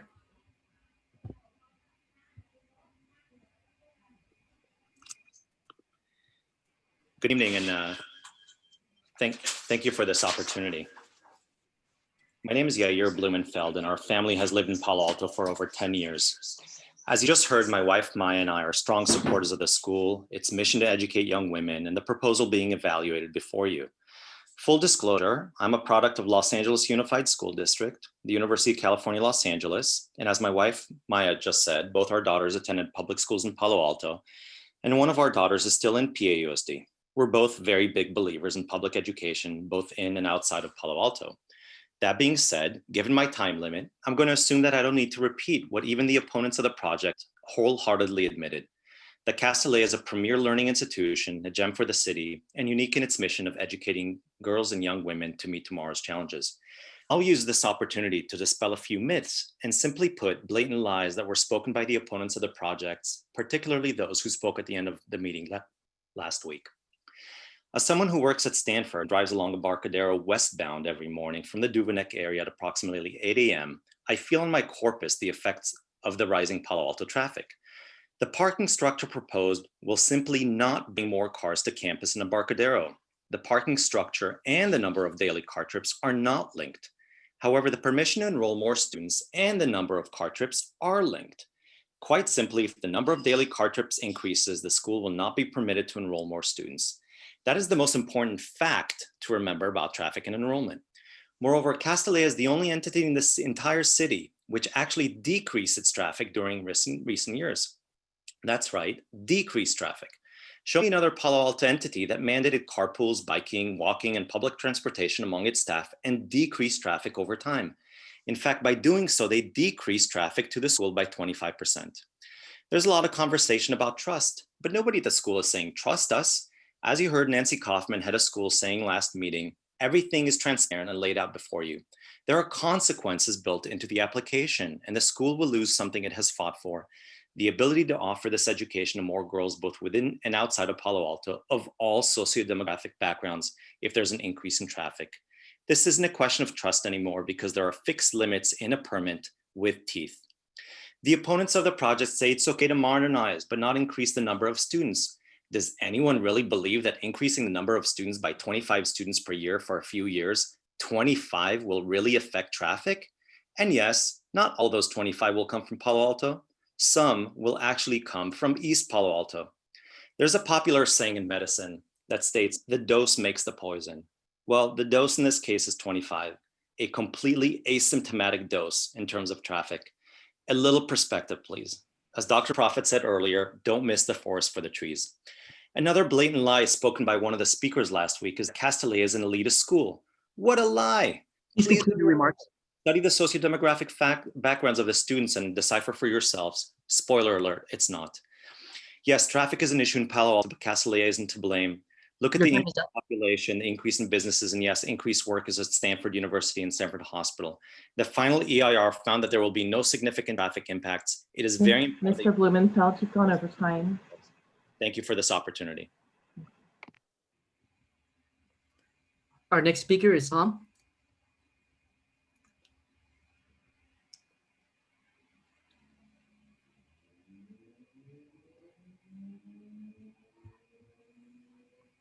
Hi, Tom. I see you have unmuted your microphone. Please speak.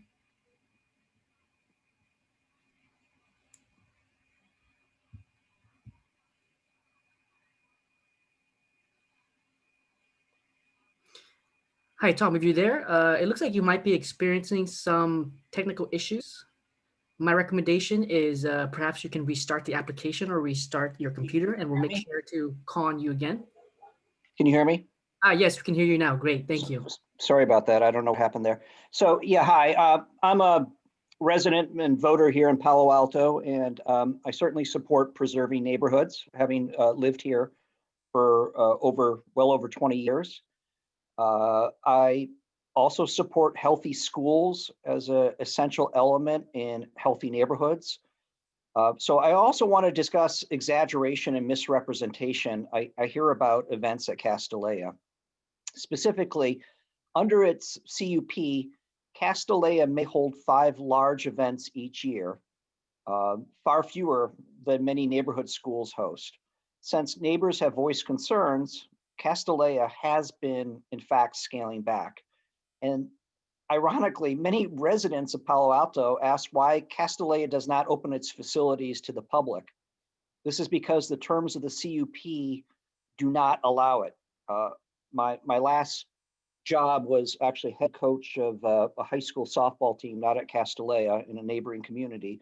Would have loved to be able to use its softball field, but and also coaching Palo Alto girls softball would also love to use it, but that's just not available. And so I'm really sure the school would want to find a way to invite neighbors to hear speakers or attend open forums or sports teams to use their field if the CUP allowed it. Meanwhile, the word event is really a misnomer for most of the activity that takes place on campus. These aren't events. They're really just meetings with counselors or teachers or class deans. These are named and counted as events, and they're cited by some neighbors as excessive, but they're just really the regular programming of a school. So I just kind of really scratches my head to, have a, parent teacher conferences, et cetera, count as events. But truthfully, the reality is that many of these meetings include fewer than 10 people, the equivalent of a PTA subcommittee, not something that could really accurately be called an event at all. In the end, these PTA events have been quietly taking place on this campus for generations and should be allowed to continue to do so. This activity does not harm a residential neighborhood. It really strengthens it. So I really would urge, this has been going on for 8 years, and they've put forth a world-class plan, and I would highly recommend, moving this forward. Thank you very much. Thank you, Tom, for your comments. Our next speaker is Kyle. Hi, can you hear me? Yes, we can hear you. Thank you. All right, great. Hi, my name's Kyle Bordeaux, and I live a block from Castellea. I'm delighted to add my name to the long list of immediate neighbors speaking out in support of Castellea. What a huge showing of neighborhood pride and enthusiasm. We love to live in this neighborhood, and we love to have Castellea as part of our immediate community. In fact, Castellea is among the finest neighbors I could imagine. I honestly cannot understand why other neighbors are upset about events. At the beginning of the year, there is one big event for the first day of school, but it only lasts about an hour in the morning, and Castellea gives the neighbors all a gift certificate to go to Deuce France as a way to show appreciation. Like I said, Castellea is a great neighbor. There are also a couple of major events at the end of the year. Otherwise, the daily operation of the school is not disruptive at all. I regularly walk through the neighborhood, and Castellea is quiet and respectful. During drop-off and dismissal, there are more monitors than they need, making sure cars move through quickly and smoothly. With the proven success so far, there is no reason to question their TDM impacts. We have the data in the IR. That's the best news for all of us, and also the part that opponents don't want you to notice. There will not be an increase in cars. Traffic is a moot point. It's capped. Castellea is a mission-driven institution. Enrolling more students supports its mission, and the school will not be permitted to enroll more students if car trips increase. This conversation about the underground parking facility leading to more traffic is pointless. The school has spent the last 8 years working to enroll more students. It's not going to burn that opportunity by bringing more cars to campus. There are many of us, as you heard last week, who trust Castellea to abide by this new CUP. But for the people who don't, that's completely okay. You don't need to work from trust. You can work from the stringent consequences built into the CUP, which Castellea will cover the cost to enforce. There is every reason to approve this project and no reason not to. I appreciate the time. Thank you. Thank you for your comments. Our next speaker is Neva.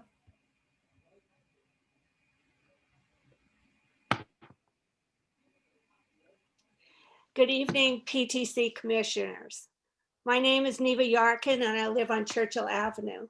I live 2 blocks away from Castellea. My family has owned this property on Churchill for over 60 years when Castellea was a boarding school.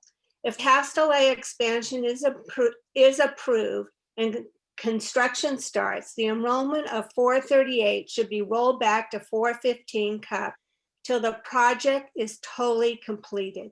There should be no temporary campus while construction is happening. Can any of you imagine new students weaving in and out of a construction zone looking for their classes? What about student bikers, pedestrians, and parents driving students to school in this area with big construction trucks moving in and out? What about safety of neighbors and pally bikers? How will they be visible in a construction zone? When Stanford was rebuilding housing, their construction zones were closed off to everyone. Construction will probably take more than 3 years, estimated by Castellea.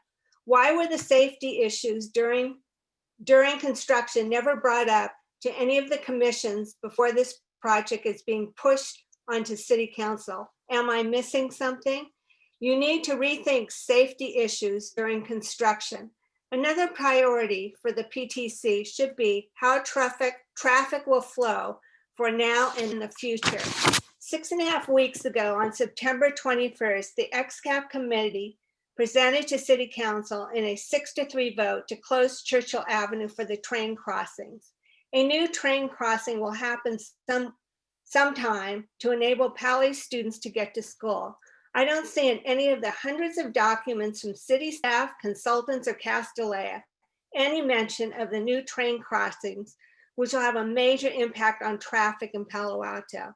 The PTC Commission has an opportunity to make Palo Alto a more livable and innovative place to live.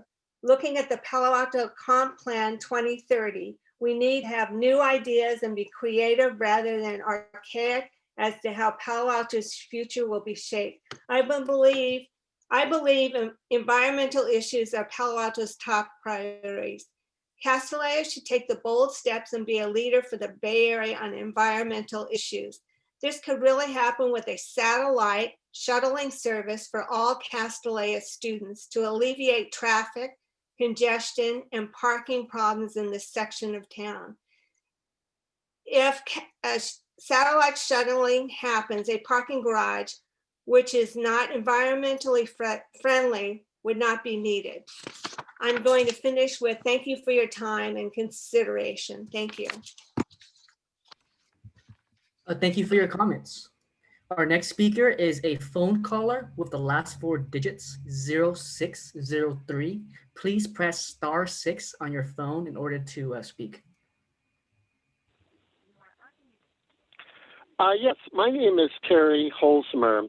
I wanted to start my thoughts tonight by saying that no one obviously here is against any women's education. My mother and wife all went to an all-girls school, and we still recommend it highly today. I have a deep respect for what Castellea does and the quality of education they provide. However, as a school teacher myself, I know that the mission of education is totally really unrelated to what Castellea is requesting in this physical expansion, and it is an expansion. It's unfortunate that the school has continued to classify this public argument around women's education, but nonetheless, it's important to move forward. I think honesty and full disclosure is a critically important issue, and I would hope that the school would feel the same, especially in terms of how they educate young women. I think one of the things that's most troubling is that these specific exceptions that they're asking for, such as an increased enrollment by 30%, claiming that these will be phased in and somehow will not create any pain to the neighbors or have impact, I think is unacceptable.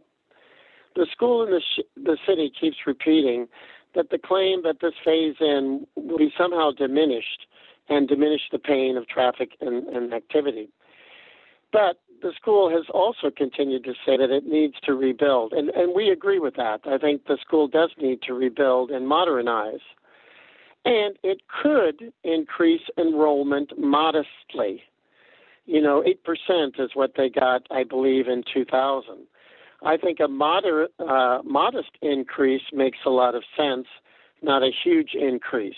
If that works out, and that modest increase could work out, that would demonstrate that the school can handle more people or more students.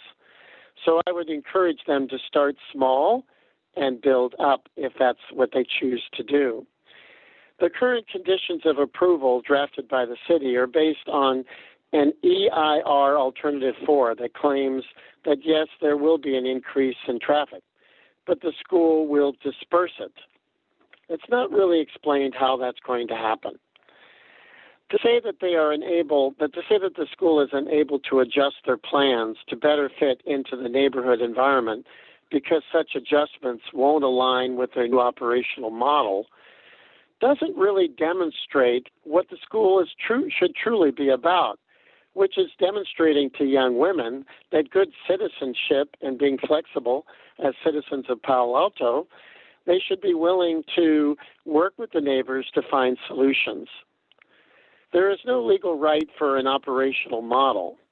Castellet operates on a conditional use permit as a tax-exempt corporation.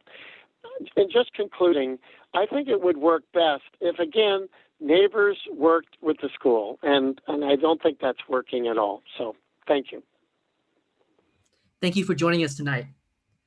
Our next speaker is Teresa. Hello? Hi, we can hear you. Thank you. Great. Good evening. I'm a Castellea parent, and I'm also a close neighbor of Castellea.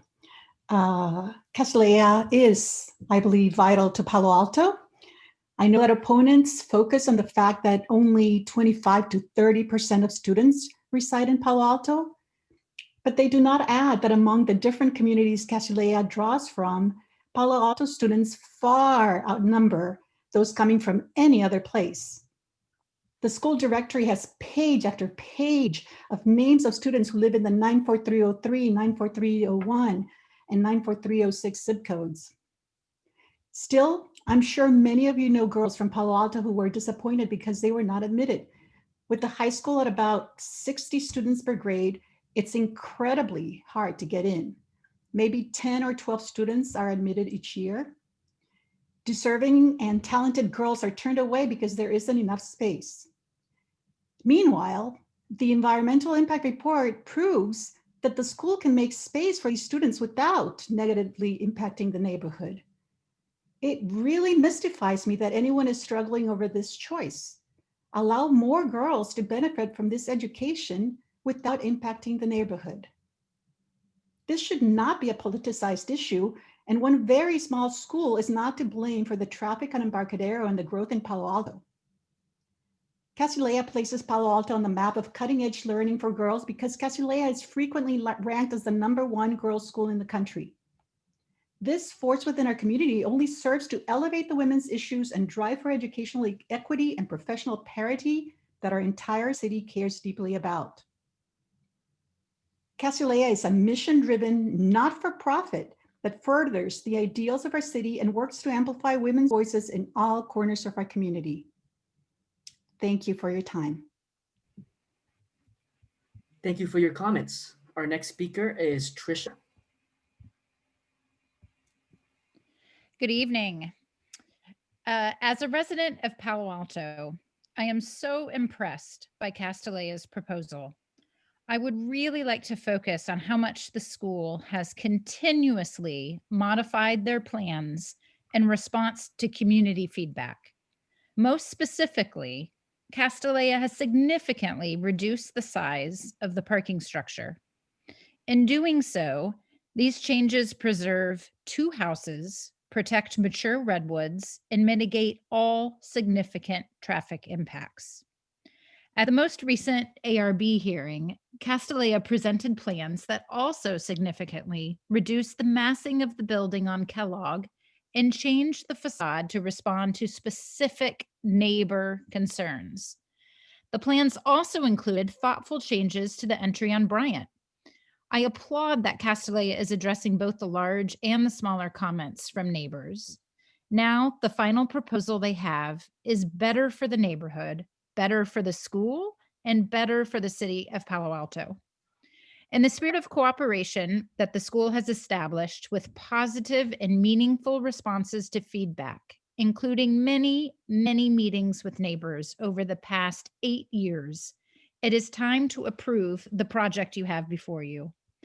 As members of the PTC, I urge you to recognize all that Castellea has done to make big and small changes to address neighbors' concerns. After 8 long years, it's time for this project to be approved. The goalposts keep moving, and it begins to feel that this vocal group of opponents cannot be satisfied. At some point, the never-ending do this, no, do that nature of the process is also unreasonable. Please support this project and allow positive progress. Thank you for your time. Thank you, Tricia, for joining us tonight.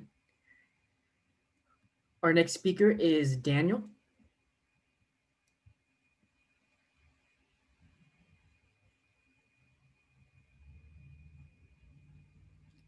Daniel, if you're there, can you please unmute yourself?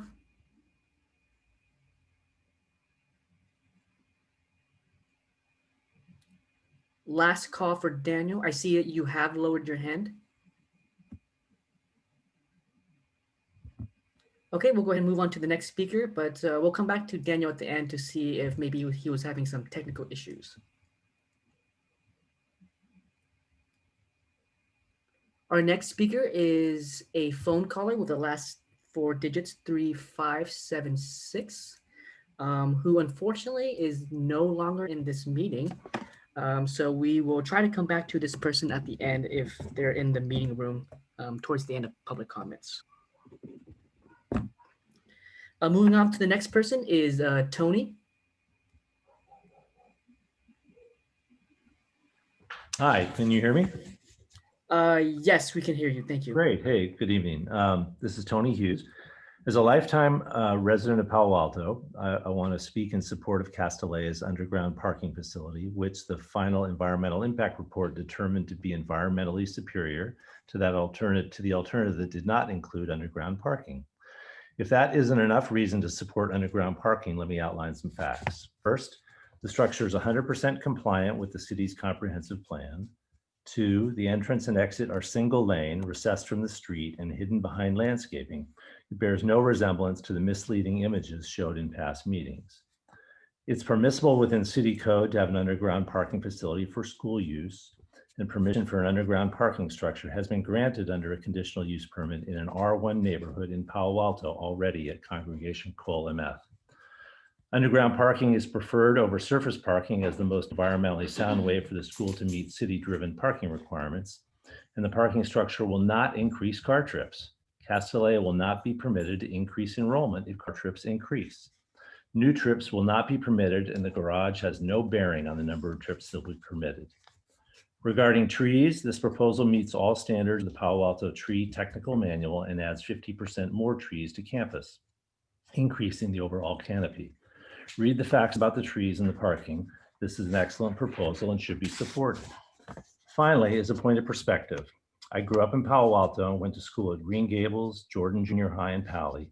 My 4 children attended Walter Hayes, Juana Briones, Jordan, Terman, Keys, the Girls Middle School, Gunn, Pali, and Castellea. We have lived close to Jordan, now Green Middle School, for the past 27 years, where we are affected every day by the morning and afternoon bike and car rushes, and the frequent evening activities are held on campus. On a regular basis, the middle school band marches down our street playing All Right Now, which would be okay, except that I went to Cal. I'm not complaining though. I'm just trying to make a point that as a lifelong resident, I know that education is a huge part of what makes Palo Alto a special place to live. And we as residents need to embrace that, whether it's public, private, or special education. I also want to point out that many of the neighborhood impacts that people talk about, particularly around traffic and parking, are not solely as a result of Castellea. From what I know from experience about traffic and commuting patterns and the best way to get kids who have overslept to class on time, I'm pretty sure there are a number of other actors in this drama who should be recognized. Pally's enrollment has tripled since I was their student there in the 70s, and the new Performing Arts Center and its new gym both create additional traffic on Embarcadero and parking impacts on the streets near Castellea. New restaurants and the Trader Joe's at Town and Country are significant traffic generators that impact the ability to make that right turn from Emerson on Embarcadero. In Stanford, with over 17,000 students plus conferences, seminars, summer camps, and the events generated as a result of their 36 varsity sports, particularly football and basketball, have a huge impact on the neighborhood, particularly Saturday afternoons. Please conclude your remarks.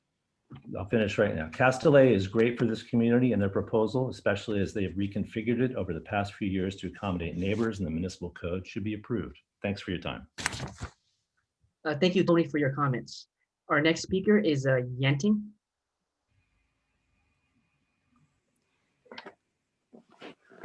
Hi, good evening. My name is Yenting. You can hear me? Yes, we can hear you. Thank you. Okay. My name is Yenting Chen.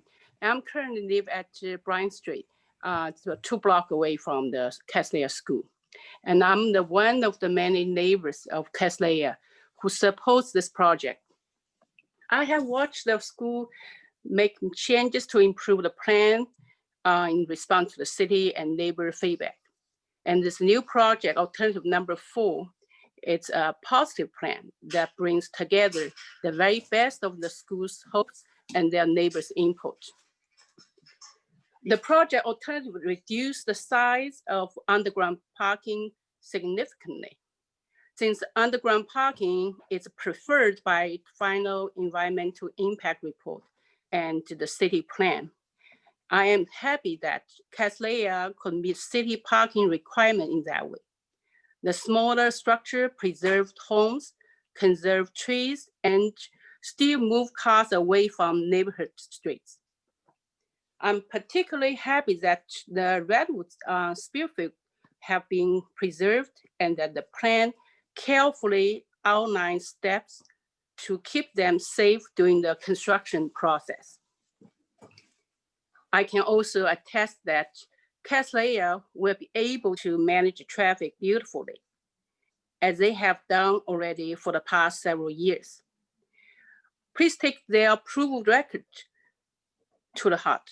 They have also proven that they can comply with enrollment guidelines because they have followed every single scheduled enrollment reduction that the city has outlined.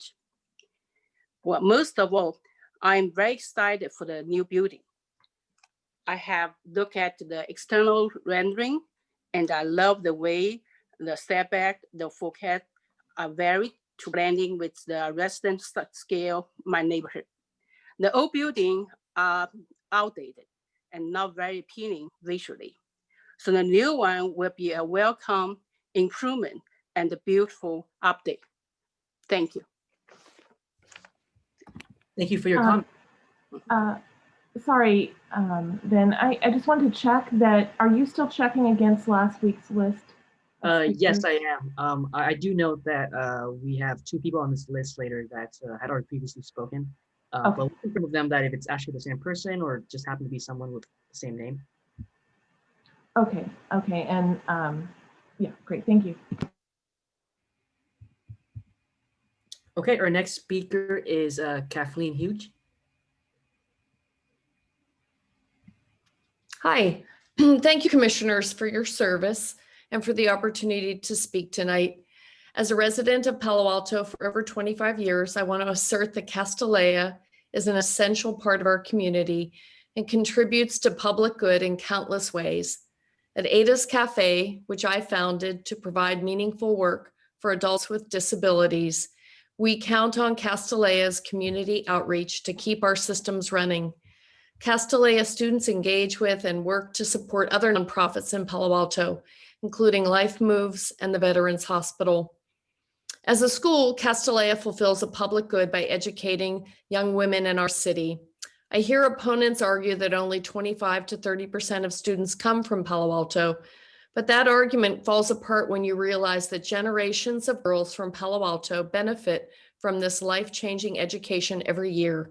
They will work to find their voices and become strong leaders in this unique setting right in the fabric of their own community.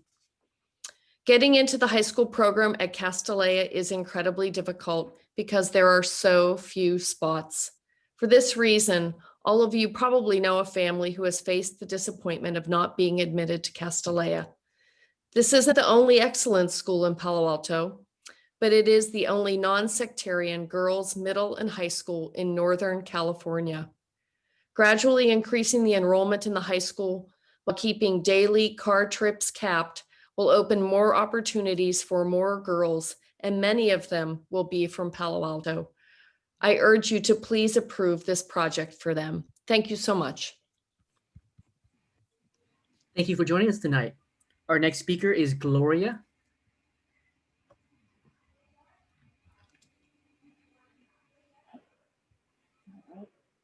Hi, my name is Gloria Rothbaum, and I also live in Palo Alto. I wanted to thank you for this opportunity to speak in support of Castellea. In a recent PTC meeting, the final EIR was praised as the most thorough the city has seen, setting a new standard for research and analysis. Now it's time to rely on the facts in this outstanding report. And I just wanted to quickly point out 4 things.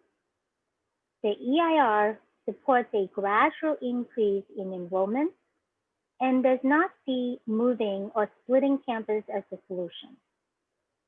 Number 2, the EIR and the city's comprehensive plan both support an underground parking facility over surface lots. Number 3, the EIR confirms that the project will not bring new traffic to the neighborhood.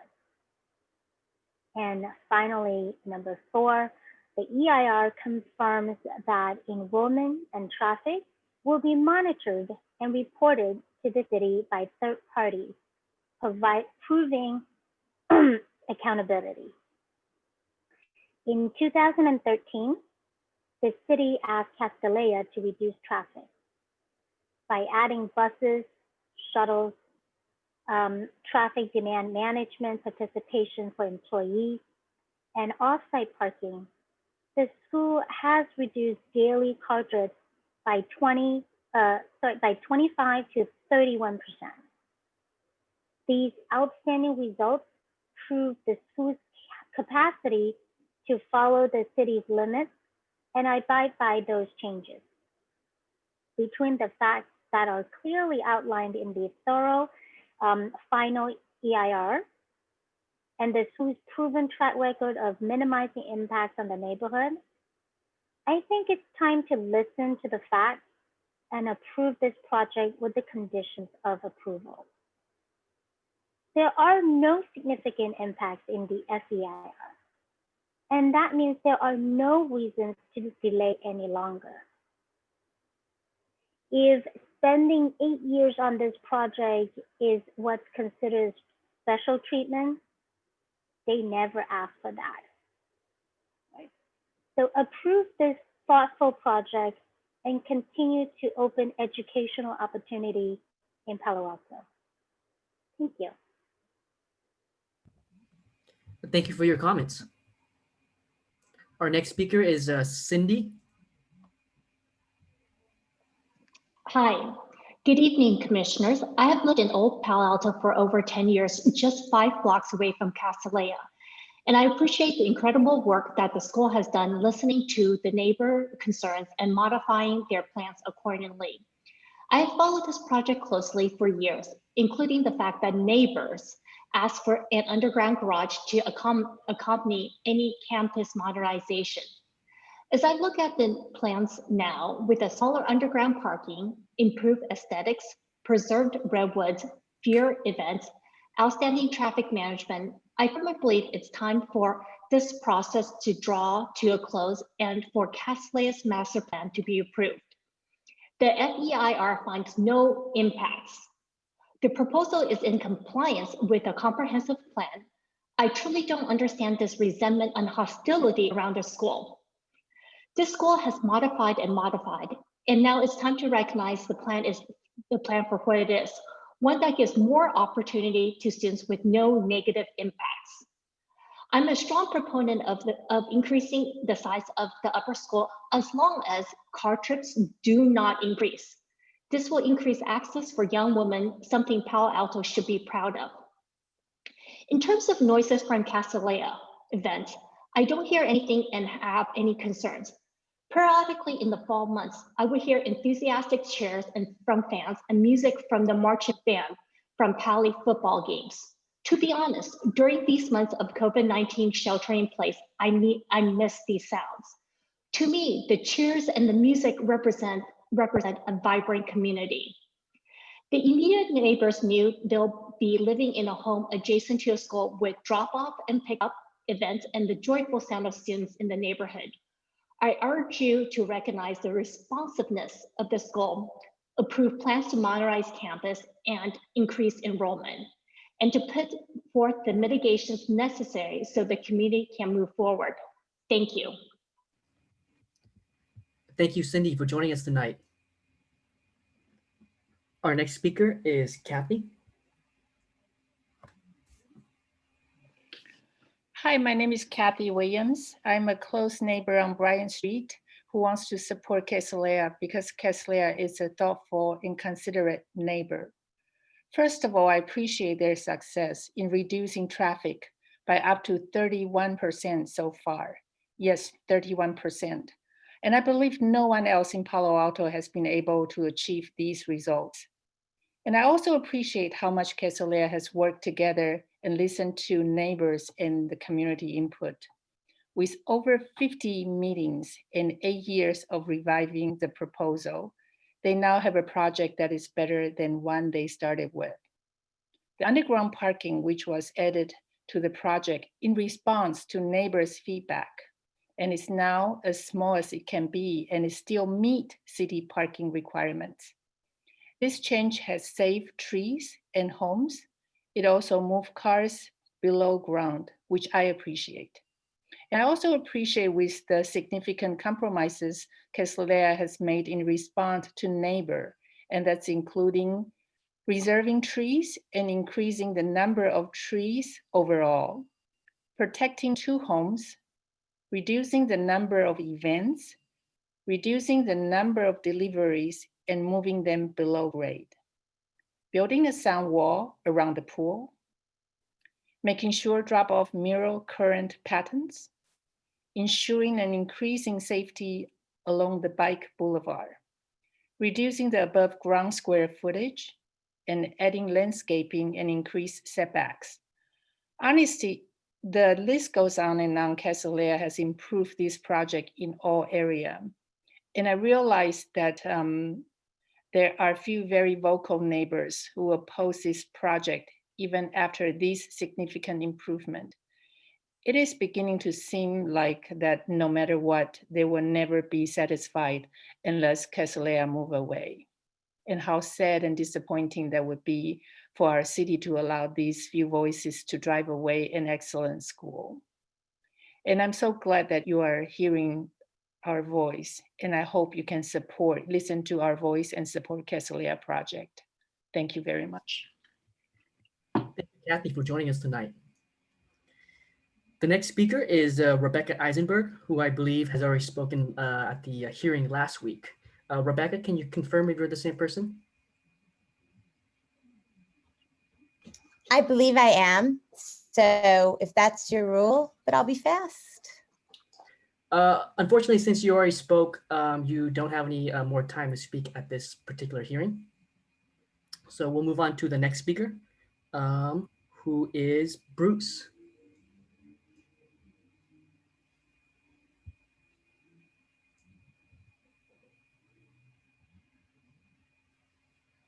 Bruce, if you're there, can you please unmute yourself?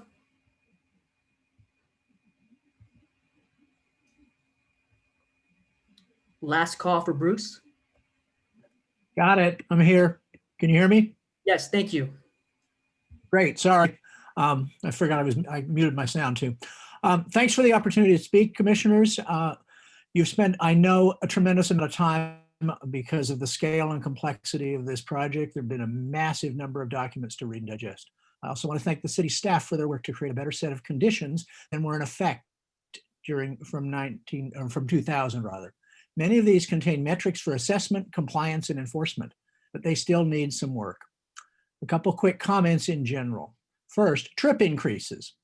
The conditions allow an increase of ADT, despite what Castellea supporters say. Why are we even considering any increase at all? The city recently asked Santa Clara County to limit Stanford to no new trips in their recent GUP. Why does Castellea get a better deal?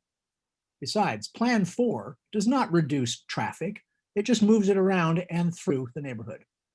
Moving goalposts. I'd like to remind Castellea and their supporters that the neighborhood goals have been consistent since they were presented in 2013 to reduce traffic and parking on neighborhood streets. Lengthy process. Most of the time spent on the project has been under Castellea's control. The school took nearly 3 years to produce the first master plan, which was deemed non-sufficient by the city, and another 2 years on new plans when Castellea replaced their architect, all while continuing to be over-enrolled and collect tuition. If you're counting, that's 5 years of delays and inappropriate revenue under the school's control. Working together. Throughout the process, neighbors have regularly offered possible alternatives only to be met with "we'll study it" or "that does not meet our objectives." Several years ago, then Mayor Greg Scharf offered mediation by the city to help find common ground. Yet when the neighbors agreed, Castellea backed out. The conditions allow approval without a comprehensive construction management plan.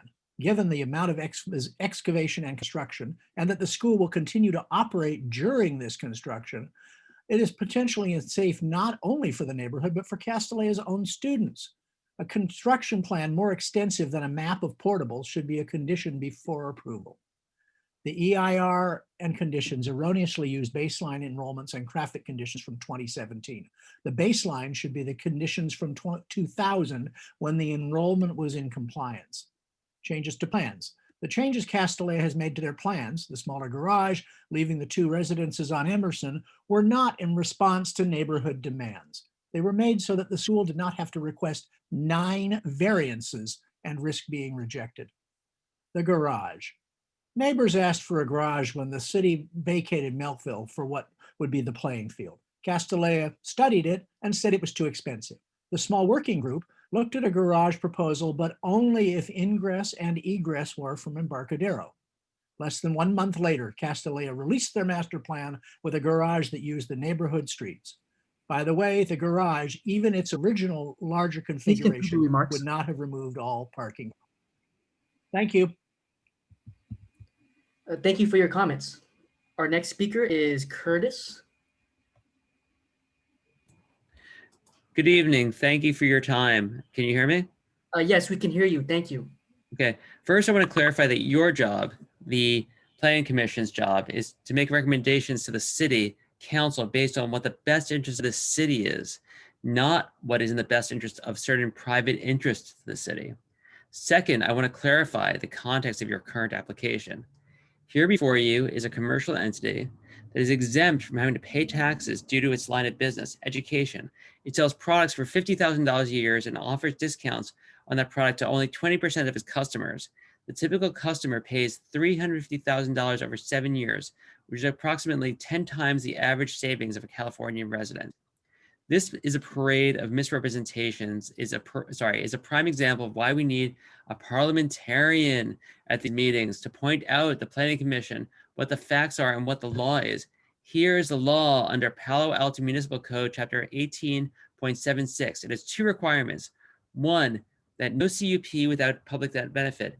2, no CUP if any inconvenience not mitigated. Here are the facts.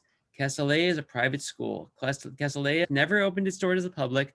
Castellea refuses to offer scholarships to needy girls in East Palo Alto, Menlo Park, Palo Alto. And 4, Castellea refuses to offer scholarships. In 2013, Castellea director Nancy Kaufman signed a contract saying that if she continued to violate the 2000 CUP, she would move and allow the CUP to be revoked. Here we are in 2020, and Castellea instead files for a CUP, almost doubling its size. When I was in my 20s, I had my car towed because of the fact that I had too many tickets on it. I had to go and pay those tickets. I had consequences for my actions. Castellea, which is a much larger school, which makes $140 million from its students, will not face its consequences. My mother was one of the first PhDs from Columbia University. She went forward, and I believe in women's education. My problem is not with women's education. My problem is facing consequences and showing that as an example to the women that you're teaching. If you're going to do that, be an example to your people. Thank you. I see the rest of my time. Great. Thank you for your comments tonight.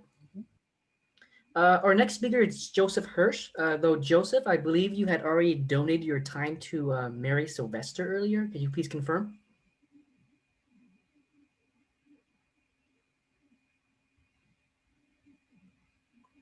Hi, Joe, if you're there, can you please unmute yourself?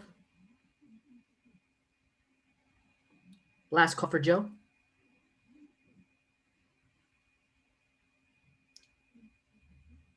Okay, seeing as how there's no response, we'll move on to the next speaker, who is Sulev. Good evening, commissioners. My name is Sulev Savari. I'm a resident of... Hi, Sulev. We can hear you a little bit, but your volume is really, really low. Could you maybe get closer to the microphone? And is it all right if he confirms that he did not speak last week? His name was on the list, but I wasn't sure. I'm sorry? Can we also ask Sulev before we start the timer to confirm that he did not speak last week?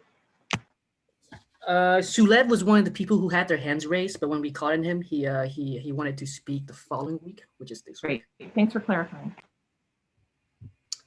Sulev, are you there?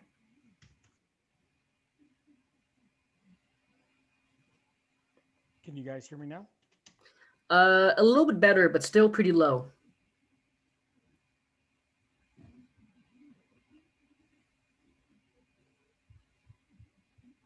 How about now? Yes, we can hear you very well. Okay, wow. Pain of Bluetooth. Anyway, technology. Good evening, commissioners. I'm Sulev Savari, resident of Palo Alto, live in the Dubneck St. Francis neighborhood. My name was on the list last week, but I took it off and did not speak. So this is my first time speaking. Tonight, I'd kind of like to address some of, basically step away from opinions and what ifs and focus on some of the facts. And after this, I just would like to urge you to support Castellea's proposal. So as we get into these facts, it protects historical buildings, the plan as it stands. It preserves housing. It's 100% compliant with the city's comprehensive plan. In addition, the final environmental impact report finds no significant impacts. The circle of the open green space in the center of the campus, it is reduced in size in the new plan, and this smaller circle allows the new learning spaces to pull closer into the center of campus, increases setbacks. And so along with this, there's lower roof lines in many areas, and these changes allow the buildings to sit more gently on the site. In addition, these setbacks and heights are completely compliant with the R1 building codes. I know trees have been talked about, and so in reading the tree plan, I see that only 18 trees will need to be removed, and 103 will be added to the 139 original trees that will go untouched by this project. And this will add about 50% more trees on site than there are now. I'm particularly grateful that arborists who studied the project and confirmed that the reduced sized parking structure will preserve the precious redwoods at the edge of the field along Embarcadero. As far as the floor area ratio is concerned, I see that the variance simply maintains the current square footage. So this will not densify the neighborhood. Meanwhile, housing is being preserved, and I really do appreciate the care that's gone into preserving the trees and improving the site. I'd also like to kind of talk about trust. The current Castellea leadership came in about 10 years ago, and early in their tenure, they learned that the school was over-enrolled. And I know many people have talked about that over-enrollment, but it was Castellea who went to the city to notify about the overage. And it was also Castellea who went to the neighbors. And this is how the neighbors learned about the over-enrollment. It wasn't from too much noise or too many parked cars or excess traffic. It was Castellea. The city thereafter fined the school and did institute rules for gradually decreasing the school's enrollment, which Castellea has done to the letter. Castellea has dropped enrollment by 4 students per year for the past several years. That's now at 426, and that's as per the city. So this is important because the school's in compliance with the city mandated enrollment numbers. And really what I want to kind of bring up is, Castellea does what is right, and Castellea's actions are not a question of trust. It's really a demonstration of character. Please So conclude your remarks. Oh, thank you. Thank you for joining us tonight. Our next speaker is Greg. Hello, can you hear me? Yes, we can hear you. Thank you. Great. Thank you very much, commissioners, and thank you for your service to the community. My name is Greg Sands, and I live on Hamilton Avenue in Crescent Park, and I've been a Palo Alto resident for the last 18 years. I'll say I know that there are a handful of neighbors who oppose the project, even though clearly from these proceedings there are many neighbors who support it. I think there are lots of reasons to be in favor of the project as laid out. It's a 100-year-old campus with older buildings that were originally built as dormitories that don't allow for things like modern HVAC, which is important for safety considerations given smoke and fires. And it ends up with the same building footprint, but a materially improved environmental footprint. The school has materially limited traffic over the last 5 years and has committed to virtually no increase in traffic. A few more high school students enable programmatic richness, enables educating more girls, both from within Palo Alto and outside the community, as a prior speaker noted, from Palo Alto and from East Palo Alto. I'll note that 25% of the students are on scholarship of some form, so Castellea is clearly contributing mightily to the community. And while I'm not a professional in the field, I did write my undergraduate thesis on urban planning, and I would argue that the school is perfectly placed near train station and arterial routes such as Alma and Embarcadero, as well as the cluster of Palo Alto High School, or Pali, and Town and Country. The school has tried hard to listen to the neighbors and to work with them, but they honestly don't have a uniform point of view. I will note that every single one of them knowingly bought homes across from a school that's been here for over 100 years and near those same arterial transportation routes, which frankly create much more noise and traffic than Castellea does.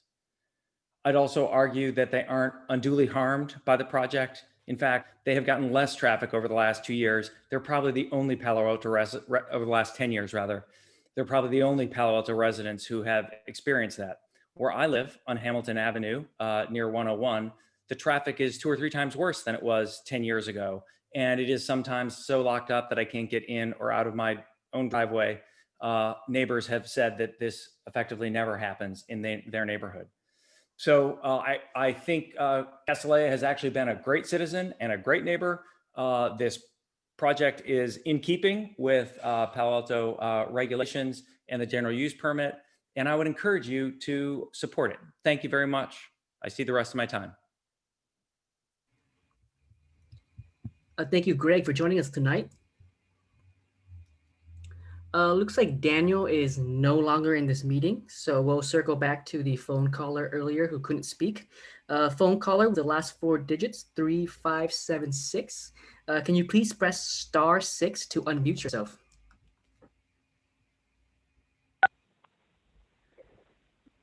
Hi, can you hear me? Yes, we can hear you. Thank you. Okay, great. Hi, my name is Carrie Yarkett, and I own a home on Churchill Avenue, and I'm a lifelong Palo Alto resident. First of all, I want to just say the reason I was off the phone last time was I was looking up the tuition of Castellea, and the tuition is $52,000 a year. And if you multiply 52,000 by times $430, you have an annual tuition for the school of $22,360,000. This is not just a nice little girls' private school. This is a very expensive, exclusive Tony private girls' school.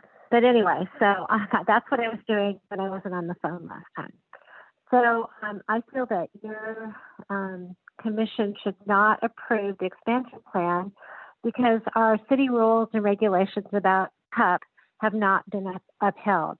In fact, Castellea has consistently misrepresented enrollment numbers, misrepresented their alumni coffees as community meetings, and continues to skirt their responsibility to work in good faith with their neighbors. And I know you've heard a lot of things this evening, but I think that there was one speaker who talked about misrepresentation, and I think that there's a lot of that going on tonight. You all know about the deception carried out about the enrollment. In the 2000 CUP, John Lusardi, planning manager, stated, well, first it went from 385 to 415. That was the approved CUP. John Lusardi, who represented the city, stated words to the effect that no future enrollment increase would be accepted by the city. I was there. I went to 2 of those meetings in the year 2000, and I took him at his word. So I feel that your duty as planning commissioner should be to uphold the city's rulings and directives. What they say is what they mean. This basic tenet of city government seems to have been shoved aside to meet Castellea's desire for a new campus. There is no necessity for their huge expansion plans. It is not a necessity, it is a want. Over 20 years since the CUP, I have attended approximately 50% of the community meetings, which was from the CUP in the year 2000. And those meetings were supposed to, in quotes, provide an open dialogue regarding neighborhood issues.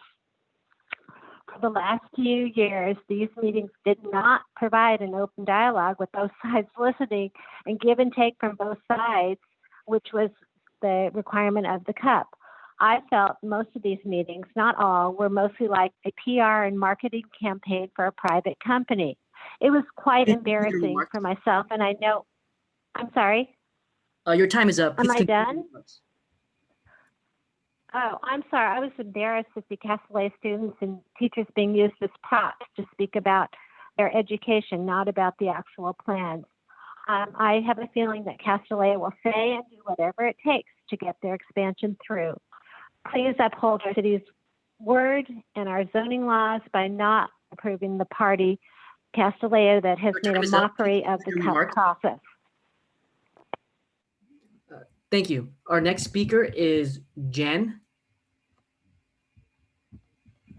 Hi there. Can you hear me? Yes, we can hear you. Thank you.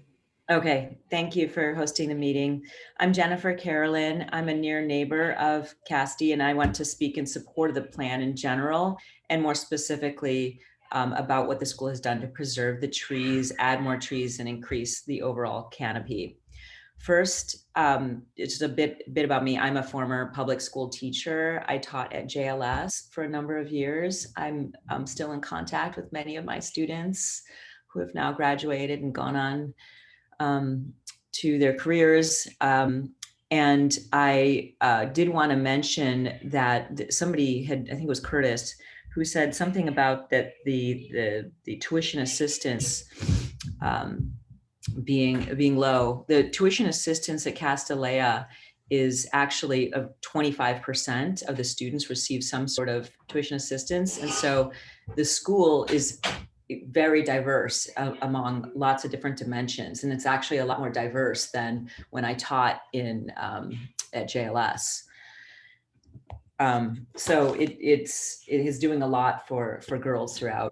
After my public school teaching career, I went into another career that has very few women. And so I just really appreciated this kind of lighthouse school that is educating female leaders. So back to the trees, the long drought has been really hard on the trees throughout Palo Alto, and the Castellea campus suffered. Moving forward, the school created a landscaping and tree plan that is mindful of the world that we now live in with environmental shifts caused by climate change. The new plantings will be drought resistant and will be able to thrive in the current climate. There'll be 50% more trees added to campus, increasing the canopy and green space significantly. The changes to the garage preserve the mature redwoods along Embarcadero Road. I agree it was the right thing to do, and I'm glad that Castellea sees that as well. I also appreciate that the school has researched and written in ways to protect those trees during construction. And while the temporary campus is in place, the tree plan that the school has proposed is in alignment with the standards in the Palo Alto Tree Technical Manual and the municipal code. Palo Alto is a city that takes its trees very seriously, and the school has met those high standards for this project. Like everything else in this project, years of thought, research, and effort have gone into this tree plan and landscaping design. The renderings show rich and lush landscaping and trees throughout the new campus. The final environmental impact report supports the tree planting, and I'm eager to see these additions to the green space in our neighborhood. Thank you. Thank you, Jen, for your comments. That concludes the public speakers we have, though I do want to note that I received a message from the applicant, Mindy, stating that she has a rebuttal. Excellent. All right, let's move on to the applicant rebuttal. Thank you everyone for your comments. And how long is the applicant rebuttal? 3 minutes. Great, thank you so much. Hello, can you hear me and see me? Great, thank you. My name is Mindy Romanowski. I represent Castellea as their land use attorney. I hope you received and had the opportunity to read my formal rebuttal letter that I sent yesterday by email. I hope to keep this short tonight, but between yesterday and today, we got a letter, yet another letter from Ms. Monchark, the attorney for PNQL, which requires a response because there are some misplaced requests that you should know before deliberating this evening. She first suggests that there be mediation before we move on to City Council. What they didn't share and is continually left out of this dialogue is that we have already engaged in outreach and mediation with neighbors dating back to 2013. So I would like to share with you briefly what we have done to correct the record. First, at the suggestion of city staff in 2013, we engaged Jeff Ball, a licensed facilitator, to meet with the school and neighbors for approximately 2 years. There were facilitated meetings where copious notes were taken, upwards of 8 neighbor meetings, 9 focus groups, 17 small task force meetings. All of this is in our application and documented. But cut to the chase, these meetings facilitated by Mr. Ball led us to an application based upon neighbor feedback. And that is when we first submitted. Next, after our application had been formally submitted at the request of former City Council member Karen Holman, not Greg Scharf, which of course we would have taken it from his suggestion as well.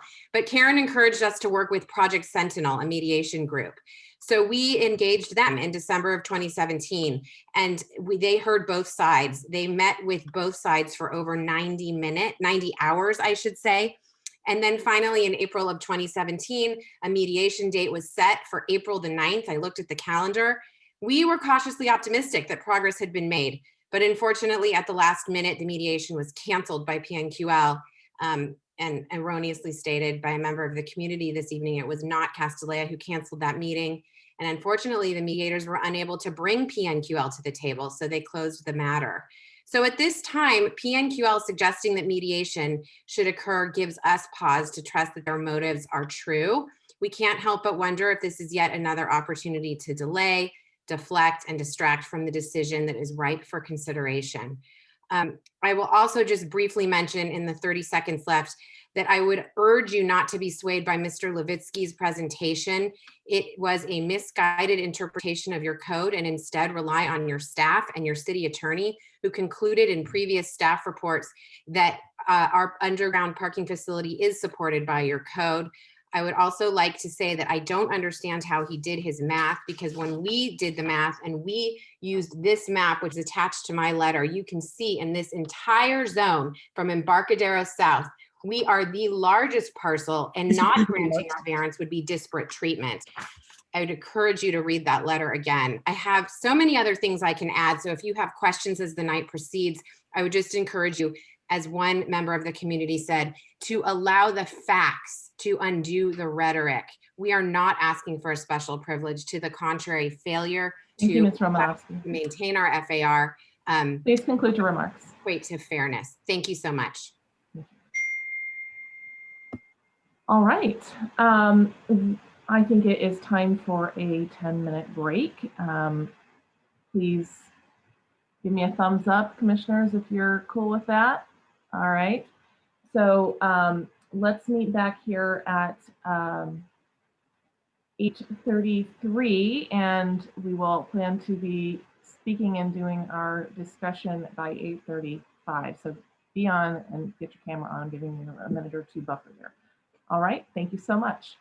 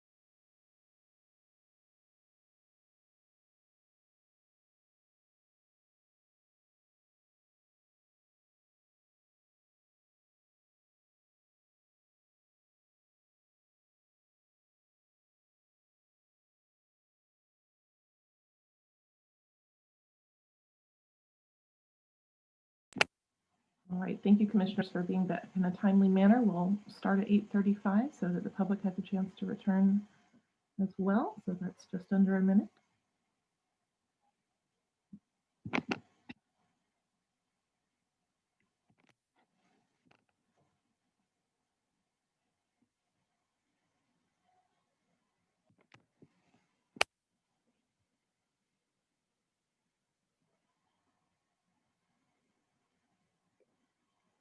And commissioners, I'll remind you that we have people available to answer questions from staff and from the applicant, in addition to the comments that we heard last week and today.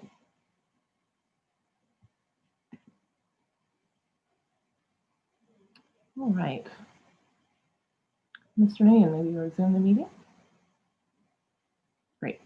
Thank you very much. All right, commissioners, we will please raise your hand if you have questions or comments that you would like to make at this time. All right, I see Commissioner Heckman first. You may continue. Other commissioners may line up and I'll write your name down as I see it.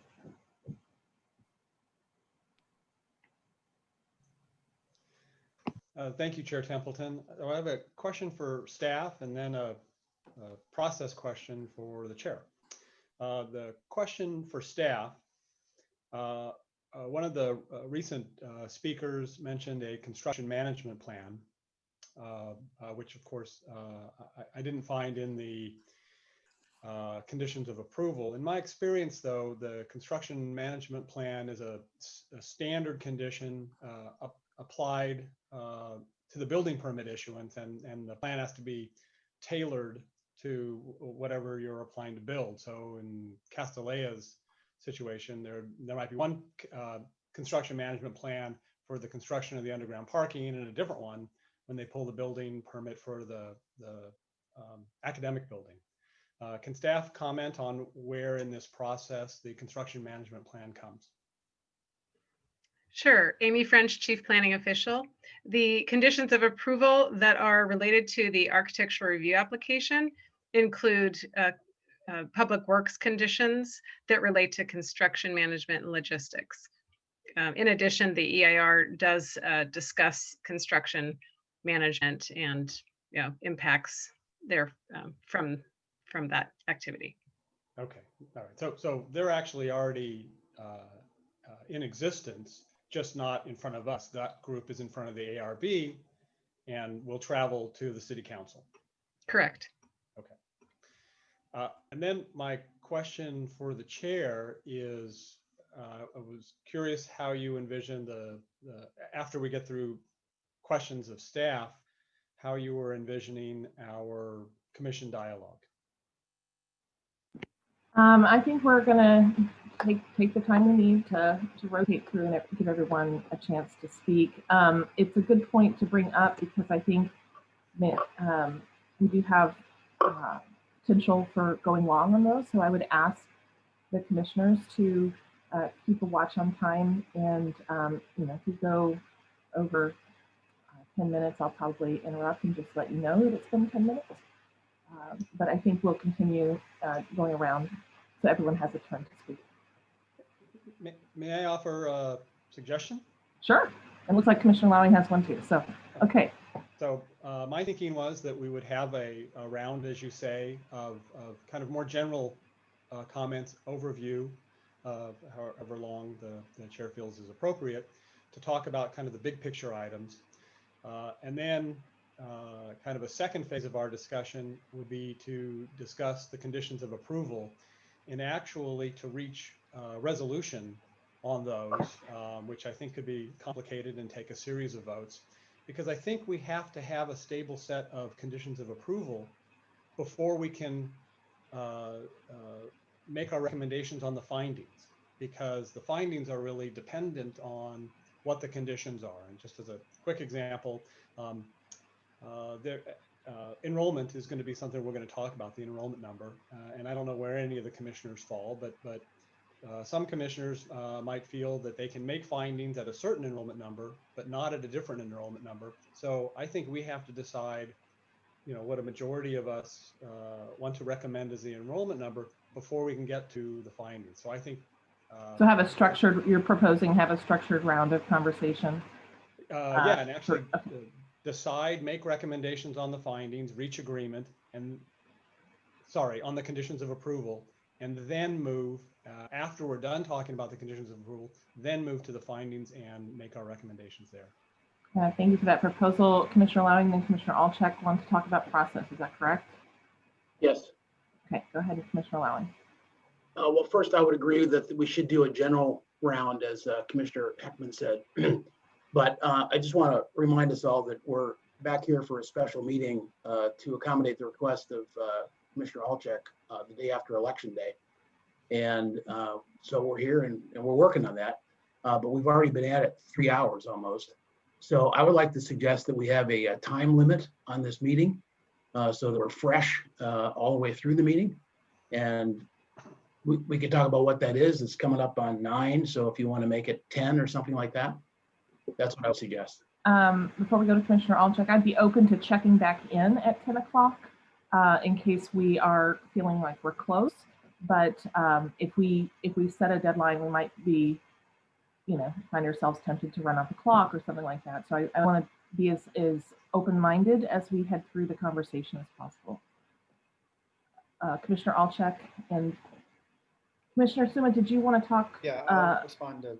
Are you in line for the? Hold on just a second, Commissioner Alczak. Commissioner Suma, are you in line for the discussion or for the process? Actually, I raised my hand about the process. Okay, so I'm sorry, Commissioner Alczak. Let's go to Commissioner Suma first. Sorry about that. No, that's okay. I agree that we should have a plan about how to do this with my colleagues who've just spoken. It seems to me like it's a lot to do. We have a lot of feelings in 2 different sides, and we got pretty lengthy documents yesterday and today from the attorneys from both sides, and a lot of opposing ideas. So I don't know if people want to go through one by one the documents. I don't know if that's what Commissioner Heckman meant for the conditions of approval first, which makes sense. It could be if we go through one by one, which is not something we often do, but I don't know how we get to making all these recommendations if we don't, unless we keep it very general and at a high level and let staff come back to us. So I'm just always also looking for input on how we want to approach discussing this. From you. Good input. Everyone. Thank you. Commissioner Alczak. I don't want to go document by document. I have substantial concerns about spending an hour talking about the process by which we are going to talk about the application. I am going to conclude my comments in this moment by moving that we immediately begin our discussion without any restrictions on what we can talk about. I can tell you that in the last year and a half, we've never had as much time to spend with packet that we've had today. And our question and answer session last time was extraordinarily long before we even took our first public comment. So let me reiterate, I am completely prepared to follow the criteria of discussing conditions first before discussing findings. I think that's a very reasonable suggestion. I do not believe we need to have a round of general discussion for 10 minutes a commissioner for 70 minutes, which would take us well past 10 o'clock. And I would like everybody who I assume has had a tremendous amount of time to prepare for this meeting to jump in it. And I'm completely prepared to do that. I have a list of items I would suggest we do to amend the conditions and to begin this discussion. And I want to reiterate that I'm very uncomfortable with this continued sentiment that we are never prepared enough to have the discussion that we need to have. I would much rather see a vote at the end of the night. And if the individuals can't make the findings, they can simply vote that they couldn't make the findings and make that recommendation to City Council. Thank you, Commissioner. So wait, before I finish, I would like to move to immediately begin the discussion on this topic. And I hope I can get a second. Is a motion necessary for that? I think it is if we are going to walk around and talk we for 20 haven't minutes. spent an hour. We've spent a few. I know, but we did last time. And so it's my prerogative to make a motion that we begin receiving comments from commissioners at this time without further delay. there a second?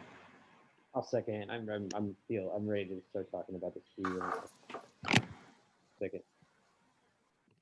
I need to speak to my motion. I'd just like to have the opportunity to vote on it.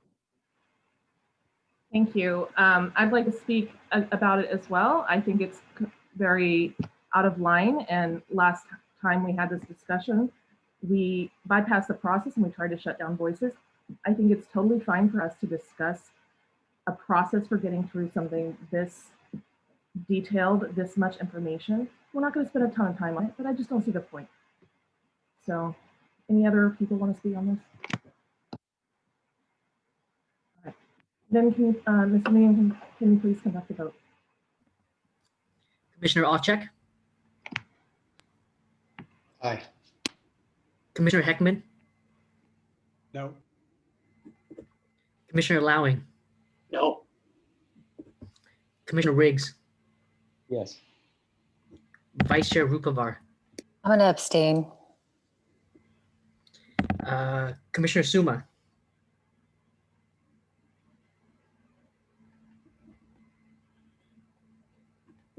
Commissioner Suma, we could not hear your answer. All right, I was muted. No, sorry. Chair Templeton. No. Okay, Thank you. the motion does not carry.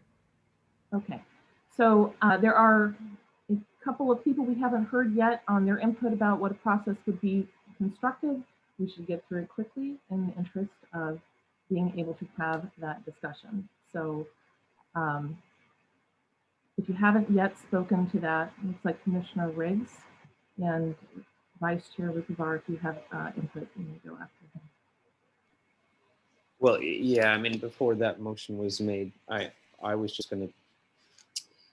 gonna just suggest that, I thought Commissioner Heckman's proposal was reasonable, but I'd like to accelerate. I would prefer not to limit.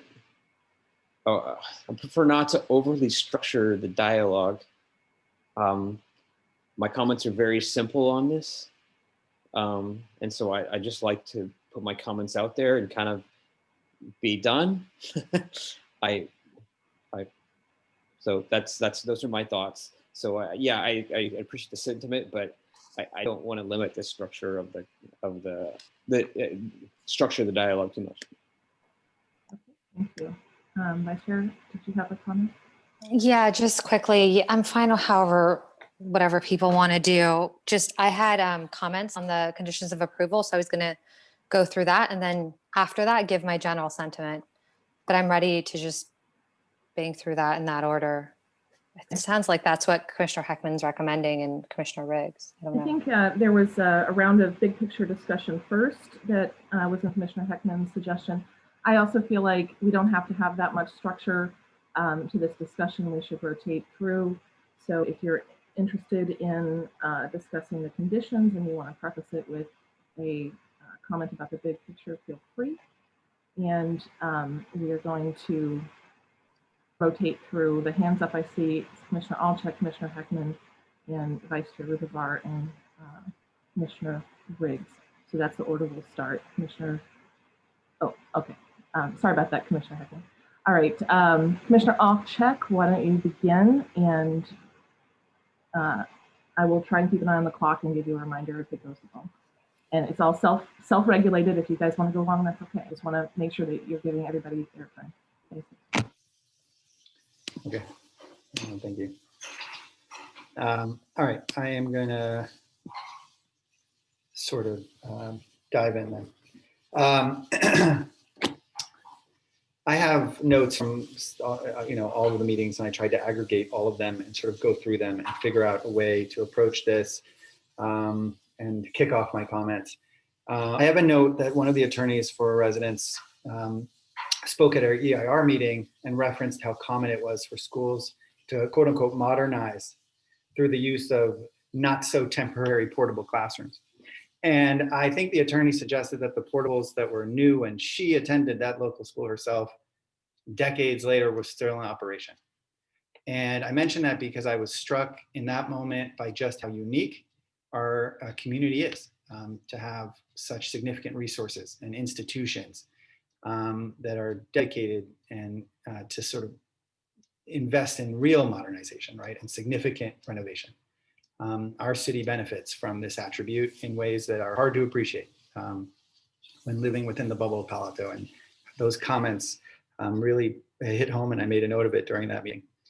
I also wanted to mention something that I believe Ms. Monjarash mentioned last week, which was that we should operate from the position of managing impacts. And I was also impressed to hear that she shared my concern about the micromanagement of events. And so I'm going to begin there. With respect to the conditions of approval, I'd like to highlight some suggestions that I'd like us to consider tonight. And the first suggestion will begin on packet page 31. This is item number 6. I'm not exactly sure how to articulate my view here. I find the language and tone of requirement 6 to be simply repugnant to values of the city of Palo Alto. I have been struggling to hold both my understanding of the community's vision and its values with the language of condition 6 as it's written here. It's worth noting that I made an effort to learn about the special event requirements at private schools in our broader community. And what I learned made me cringe in comparison with what's recommended here. So in light of that, I would recommend that we direct staff to amend the second sentence of condition 6 to read that a special event is defined as one that includes more than 120 attendees as defined in mitigation measure 4A, included in the mitigation monitoring reporting program, MMRP, period. This change would obviously necessitate adjusting some of the language in the rest of condition 6. And in the event that this change from 50, I guess, to 120 doesn't earn my colleagues' support, I would recommend the following. I would recommend, and I can come back to any of these in the event you need me to, I would recommend that we direct staff to amend the language in 6A to increase the limit from 37 to 50 and the limit in 6A of 5 to 10. I would recommend that we direct staff to amend the language in 6B to increase the limit from 32 to 40. I would recommend that we direct staff to amend the language in 6C to increase the limit from 5 to 20 and to apply to weekends and not just Saturday. And I would recommend that we direct staff to delete 6D. I would recommend that we direct staff to amend 6I to allow for publication twice a year, covering 6 months at a time, at the start of the academic year and at the start of the calendar year. I can go into more detail about that, but I just think that requiring a school to understand all the events it wants to have for the entire academic year at one time is onerous. And so I think we should give them the opportunity to publish that list biannually or twice annually, if that's the incorrect use of the term biannual.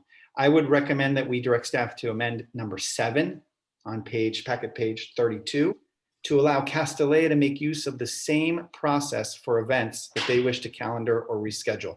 So this is something we touched upon last time. It was a question of mine during that session. Is there a way for this Castellea school to change or add an event to the calendar that wasn't foreseeable, providing them some flexibility in their event planning efforts? Seems unreasonable to force them to not have the opportunity to change a large event. All right, I'm gonna move on to packet page 33, number 14. Pardon the interruption, Commissioner Alcheck. Would it be useful to anyone and/or is it even possible to capture these suggestions on a doc that we can all look at? Yeah, I can copy paste this into the chat when I'm done, if that would help. Maybe email it to Mr. Nguyen because chat's disabled for this meeting. Okay, I'll do that at the conclusion of my comments. On page 33, number 14.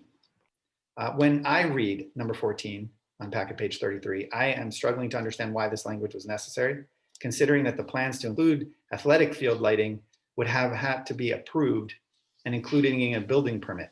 So using this format to restrict such an addition suggests that adding athletic field lighting would otherwise require no permit or approval, which we all know is not the case. So it's not just redundant, but it adds to the uncomfortable tone that permeates this whole section, frankly. And I would recommend that we direct staff to delete condition 14. Okay, moving to page 37. Item number 23. So it says in item number 33 that in that first paragraph that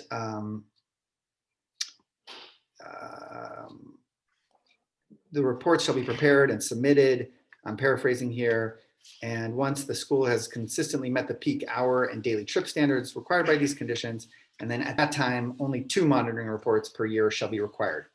So there's this suggestion that after sort of achieving this threshold, the monitoring requirement would go down. However, it sort of leaves it there in perpetuity. That sounds terribly onerous to me. The value of a never-ending condition is questionable in my mind. And I would recommend that we direct staff to incorporate a sunset provision here. Whatever we can get comfortable with, I would support. Something like 15 years, 20 years. It just seems to me ludicrous that we would require this level of reporting in perpetuity.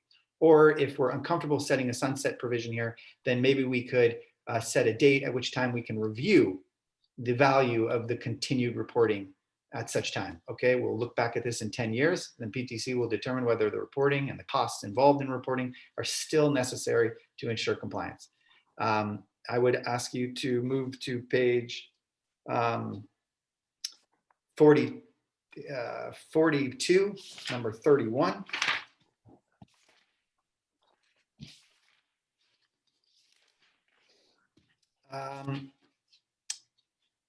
I have a concern about staff use of funds. There doesn't seem to be any oversight to make sure that the use of funds is reasonably efficient. And I would recommend that we direct staff to incorporate some language that allows the PTC or the city council to hear the applicant in the event there's a concern regarding the use of funds. I don't obviously disagree that the applicant should be on the hook for the cost associated with this, but we need to have some incentive for the city to perform efficiently. Okay, page 42, same page. Actually, hold on. Page 40, packet page 43, condition 32. This is again a condition that lives on forever. And I would suggest to you that the value of this never-ending condition is questionable in my mind. And I would recommend that we direct staff to incorporate a sunset provision here as well. In the event that we don't have enough support among the commissioners to incorporate a sunset provision here, I would also suggest that we include a time frame by which we would review this within 10 years, 15 years, whatever we're comfortable with, to determine whether or not this condition still provides a value and is necessary. Okay, on page 42, condition 34, this is a question for staff. What is the dollar value of this condition?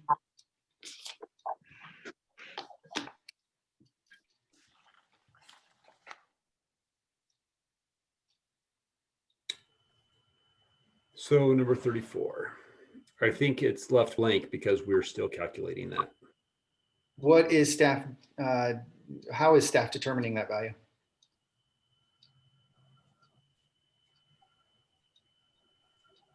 Yeah, Amy, I don't know if you've got, or Sylvia, if you have that answer. I think it's one that we're,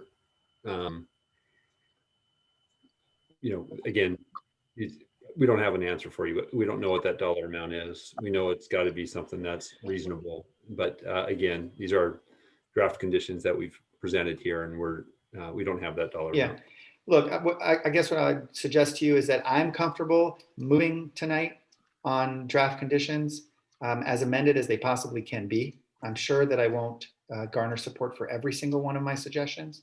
It maybe that I don't obtain support for most of my suggestions. But I believe that even as written, I would recommend moving forward. And so despite the fact that I think the document as written currently is flawed and that we should take this opportunity now to improve upon it, I would suggest to you that not having an amount here or even language that suggests how the amount is calculated is problematic. And so what I would suggest we do for this particular item is not including it in our motion, and ask that City Council make this determination on their own. So I would suggest to you that our motion essentially strike number 34, not because we don't believe that it's a valid component, but simply without a number, it isn't ripe for our recommendation. So we could simply say that conditions 1 through 37 minus condition 34, simply because the number isn't there, received, PTC recommends moving forward with those conditions as written, and recommends that City Council rely on staff's insight or information to conclude how they wish on number 34. I would not suggest that we need to have a second meeting to review simply that number or any of these, particularly for that matter. Okay, I want to conclude by just thanking the people who attended this meeting and the last one. It's true, this process has been going on for a really long time. I would suggest to you that prior to our last meeting, it wasn't clear that there were, at least my impression was that there wasn't a lot of neighbor support. I would suggest to you, and I would thank those who attended, that the number of individuals who attended last meeting and frankly this meeting, but more so last meeting, who were neighbors in support, really changed my perception of the local neighbors sort of take here. And I think one of the issues that I would like to suggest is that reasonable minds can disagree. We have a great process in this city. It's lengthy, it's time consuming, it's deliberate. And sometimes when reasonable minds disagree, there is this perception or feeling that there are winners or losers. It's clear that there is a large number of neighbors that support this project, neighbors very close to the school, and there's a significant number of neighbors who oppose it. And the disconnect between the comments we received was tremendous, right? We received comments from someone across the street who suggested this is, never had an issue, and other individuals across the street who said this is the worst situation in the world. It's difficult for commissioners to rely on that sort of conflicting input and come to conclusions on it. So I am relying on the staff report, the comments, the EIR that I've studied, and the work I've done to understand how we treat other institutions like this one in our city, as well as how other local residential neighborhoods relate to similar situated schools. And I would hope that at the conclusion of this process, when reasonable minds disagree, we can see it just as that, and we can move forward. Thank you. Thank you, Commissioner Alchek. Commissioners, I will remind you that we have to have the findings before the cup. So we will need to have some dialogue about where you stand on the findings as well. Maybe you can get to that in your next round, Commissioner Alchek. So, all right, who is next? Yeah, no, I was following that format of talking, I was following the format of talking about the conditions that I think like I said, I think I can make the findings regardless of whether all of my suggestions were incorporated. But I wanted to sort of suggest that I thought the process of talking about what conditions we would want, and then can we make the findings based on those conditions, I think was a wise one. So absolutely, I don't want to. It's not a critique. Yeah. I just want to make sure that I will send my list, my concise list to Ben now. So in case anybody wants to pull it up, they could. Thank you. Yeah, the idea is I'm just thinking ahead to when we do make motions that all of that has to be covered. So, okay, Commissioner Riggs, you're next, followed by Commissioner Lowry. Thank you so much.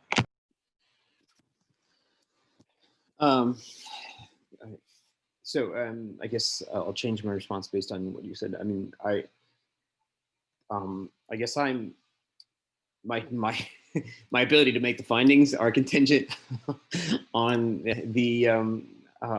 on some of the conditions. I guess I'll start with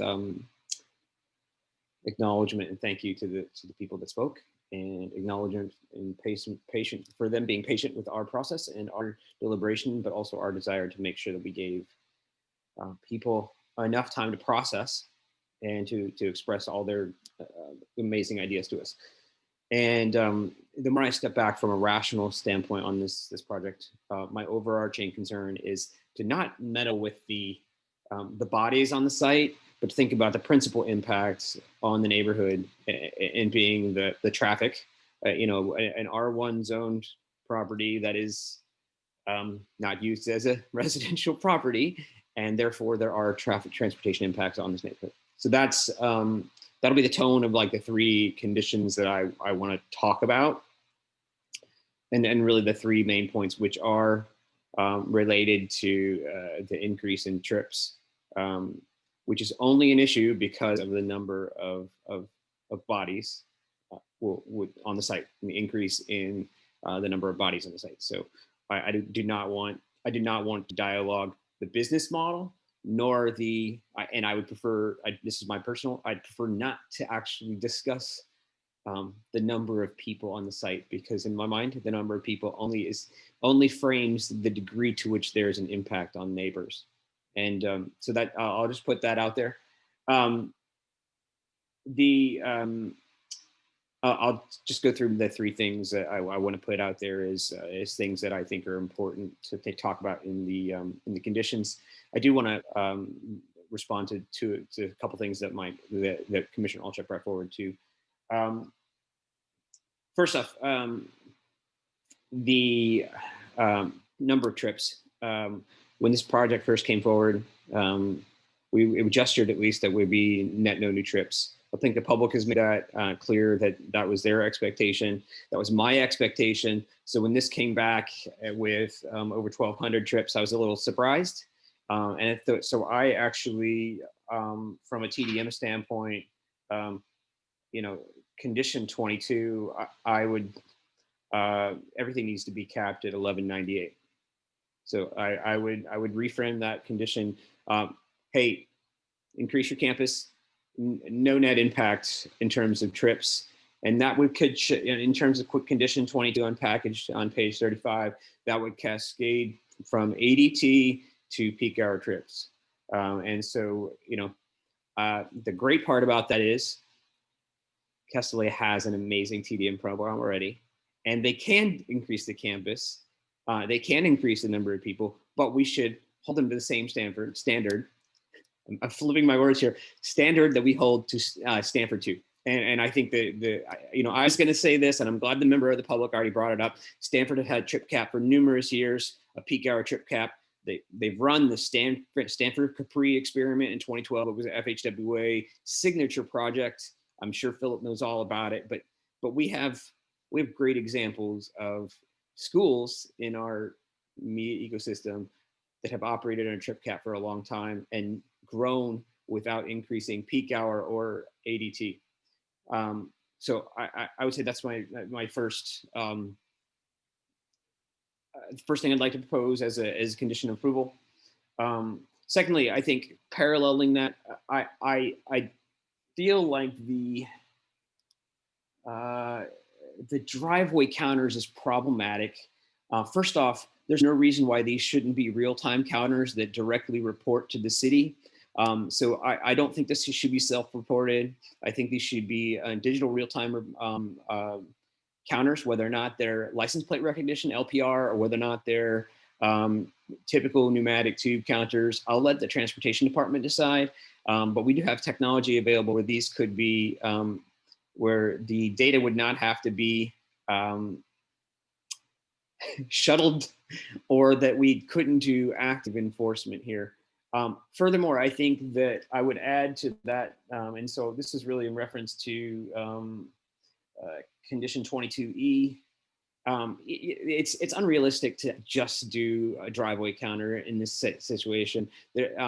Just the driveway counters need to be complemented by a certain number of counters in the neighborhood, and I think those need to be part of what we ask to be funded. Clearly, that comment cascades from 22E over into the specifics of 24. I'll let staff deal with how they can do that cascading, because a lot of the specifics on how the counts are done. But my suggestion would be it needs to be digital, it needs to be real time, and it needs to be more than just the driveway counter. So it needs to include all the trips that are made in the neighborhood. So we have a benchmark for what's happening with neighborhood drop off.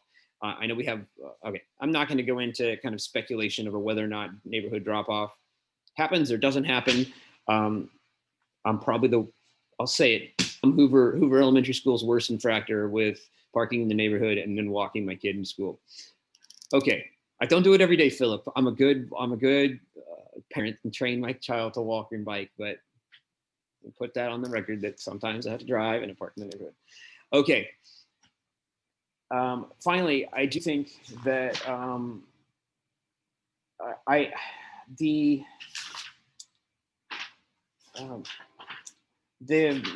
section on page 42, section 29, the latency in the enforcement is too long. So it needs to be, first off, if we want to keep this corrective action, active language, that's fine, but particularly to have the final determination happen a year after the infraction in the case of a penalization is not a big enough stick in this case. And I would suggest that it needs to be more aggressive. It needs to be something like within 90 days. And the reason is actually means much more from a value standpoint in this case. So I would actually suggest that actually, and if, you know what, it doesn't have to be 90 days, it could be by the next semester, but to make it the next academic year it's like when you have to discipline your kid and you don't do it right after they do the infraction and they just forget. And I just think it doesn't have the efficacy as if it was closer to the time of infraction. So I would actually, and it doesn't carry the weight. So I would suggest somewhere, I suggested 90 days because it's closer to the idea of an academic quarter, but I'm open to feedback there. Those are my three primary comments. I did want to say, and I did want to notate that none of those related to the special events. I actually agree with you, Commissioner Olczyk. Not that I don't ever agree with you. I actually agree with you quite frequently. But I think that section is fairly onerous, and I would support your suggestions there. I think, and I would support the more simple suggestions. You know, peak events are not what you design TDM programs for. You design TDM programs for the everyday. And you don't design parking structures for peak events either. So I actually think that I would support that. I'm less comfortable with the idea of striking section 34 because I do, and that's the only thing that it little triggered me a little bit is I do trust staff, and I do particularly trust our transportation engineering staff that they're going to follow impact fee regulation. That there will be a nexus between the impact and the infrastructure that needs to be installed and the transportation impact fee. So I have no qualms about moving packet page 43, number 30, condition number 34. So and that would be my only other that's my final comment. Wow, it was efficient. Absolutely, thank you so much. Next is Commissioner Lowing, followed by Commissioner Heckman. Okay, thank you. Hear me okay? Yeah, since we got this letter from Castella's counsel, Ms. Romanowski, and I just wanted to start there just to kind of review the process that we're in right now. This was received yesterday afternoon, which shows the ongoing quick receipt of documents we're getting all the time as we go through this process. And the point that I think she's raising there is there was a request for continuance was a delay tactic, and I really want to point out that PTC is on the recipient ends of what can happen with staff and so on. And so 1 week ago, we just got this project for the first time. Nothing about the EIR. I'm talking about this project. So we're only 1 week into this, and our decision suggested by Commissioner Riggs was to extend public comment because 2 weeks in a row, 2 staff meetings in a row, the documents were quite late. And I supported that motion. I think it was good, as we saw tonight and last week. So with respect to our actions, there certainly was no intention to have any delay tactics. And we don't look at this as sort of quoting Brown Acts, which you correctly say is correct. We look at how much time does a citizen or a commissioner have once they see the documents to study them and be effective in their comment. And so if you remember, we raised the problem on our own just for commissioners having a very short delivery. So I just want to continue to emphasize that this last week and now tonight is the continuance of that first hearing. The EIR was not paced by us, and we acted on it as soon as we can. So for public or commissioners to say, this has been going on for a long time, I just want to say that we're moving through this, I think, with dispatch, including special meetings. On that, I just want to ask for clarification. It doesn't have to be now, it could be from staff, but on page 4 of that, there was a discussion about the parking. It says that the parking facility doesn't add or bring new cars, but moves surface below grade. But I understood that we were actually increasing parking because of the larger, whether it's below ground or above ground, we are increasing the total number of parking spaces. So I just want to get clarified on that. Can staff address that one? We are increasing this is Amy French, we're increasing the the applicant requests to increase the parking on the site. The current parking is for the school is not compliant. It is underparked. So that's the very first thing, is to make the parking compliant for the existing number of classrooms. And then, yes, they're increasing beyond that to the proposed number of classrooms to just meet the code, not to exceed it. Okay. Okay, and the second thing, I just want to remind us again that we did spend a lot of time on the EIR, and that is specifically with request to with respect to the CEQA requirements. And when we sent that along on a very lean night because 2 commissioners were missing, that was sent along that we approved the CEQA requirements with mitigations. And of course, mitigations, unlike what some of the public has just said, are not proofs. They're mitigations. I'll comment on that in just a second. But as we discussed last week and pointed out, these findings from last meeting, which is continued this meeting, are intended to be a starting place for PTC's continued deliberations. We should direct changes as needed, which we're doing. We have broad concession over whether the findings can be made. Conditions for the CUP can be designed to address community concerns well beyond and unrelated to CEQA. And PTC has wide discretion over its recommendation concerning enrollment. So the point I want to make here is that, unlike the speed that some commissioners are wanting to move, like tonight, we're not on a stopwatch here. We're trying to get it right. And there are broad conditions that we have to go over in the findings, move through it with dispatch.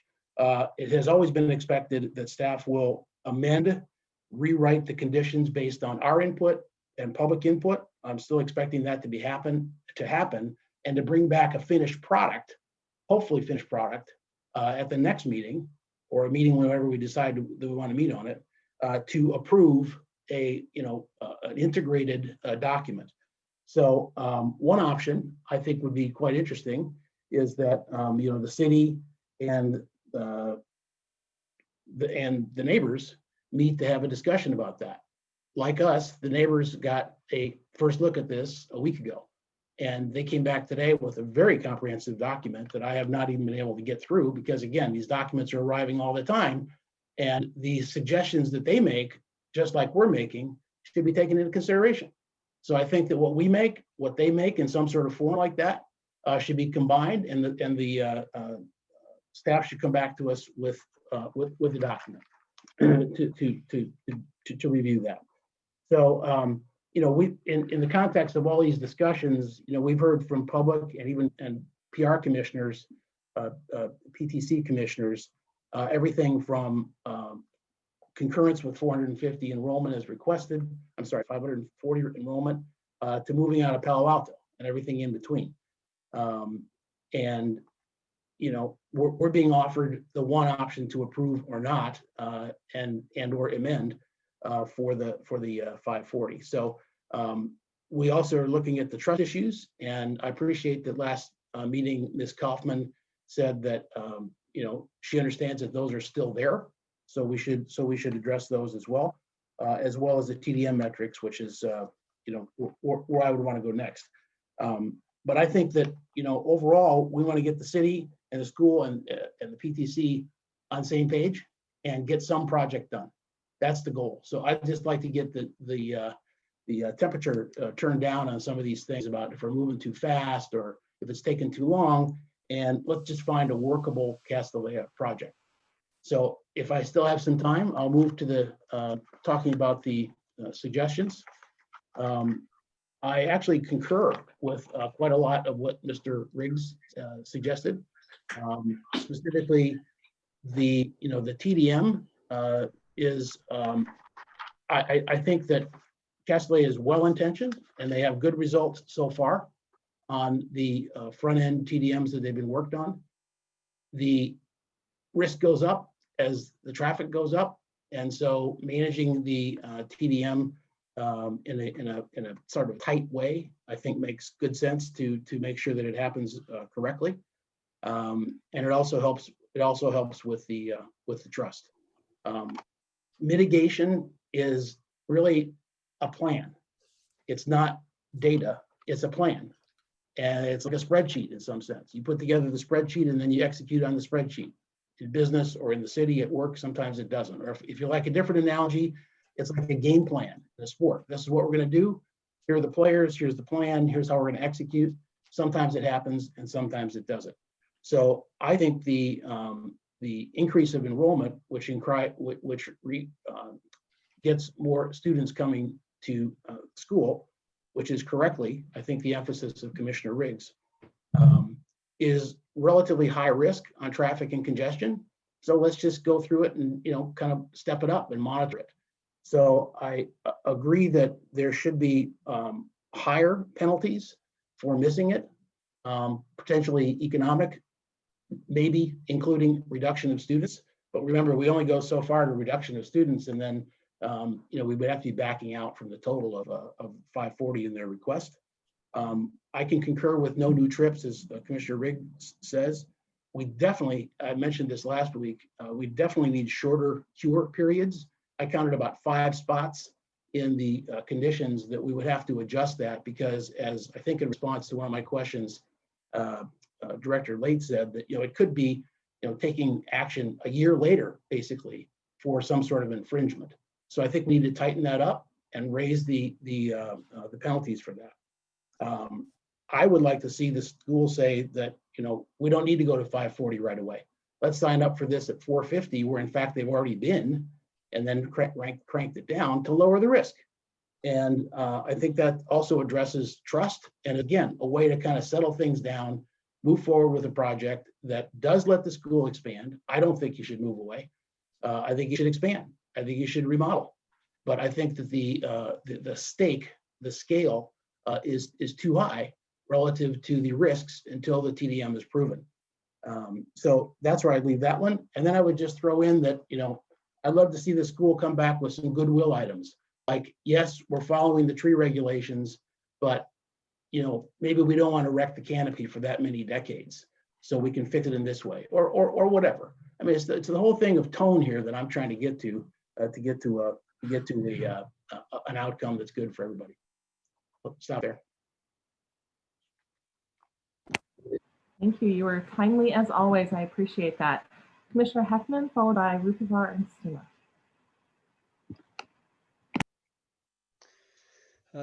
Thank you. And since we're free-forming this, I'm just going to start with some general observations. I would like to hear from the other commissioners who haven't spoken before I dip into the specifics about the conditions. And I do want to start by thanking staff and the Castanea representatives and their supporters and the neighbors who are expressing concerns. I realize this has been a long process, and it's going to go on for a bit longer. And I've got time tonight. I'm not in a hurry to shut this down, so I'd like to see how far we can get tonight. At some point later, we can talk about whether we need staff to bring something back to us, as Commissioner Lowing mentioned, or whether we've given them sufficient direction that they can move it on to council. So I do want to start my remarks tonight with some general observations. I believe in property rights. Those rights are expressed in the tapestry of our local laws, and that tapestry, it has to be viewed as a whole cloth, with all the parts working together and available for use by all property owners. Those laws describe our homeowners' rights to expand or rebuild their home, to have an extraordinary number of unrelated people who act as a single household living in that home, and to operate a home business even if their neighbors don't like it. And those laws give non-residential property owners like Castanea School rights too, and that includes the right to obtain relief from the strict application of a law where variance finding can be made. I believe our job as commissioners tonight is to find a path that allows Castanea to fully enjoy its property rights without unreasonably impinging on the property rights of its homeowner neighbors. And I think that by properly constructing the conditions of approval to augment the mitigation measures in the final EIR, we can do that. And that is my focus tonight. So now I want to discuss my views on a few of what I think are the key issues in this project. First is enrollment. I support the phased growth to 540 described in conditions of approval number 4. Our Palo Alto code does not limit the number of people that can be on a parcel by comparative density to similar uses or by any other means other than, to my knowledge, the fire department per room maximums.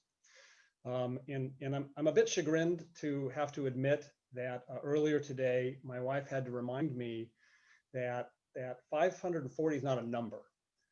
It's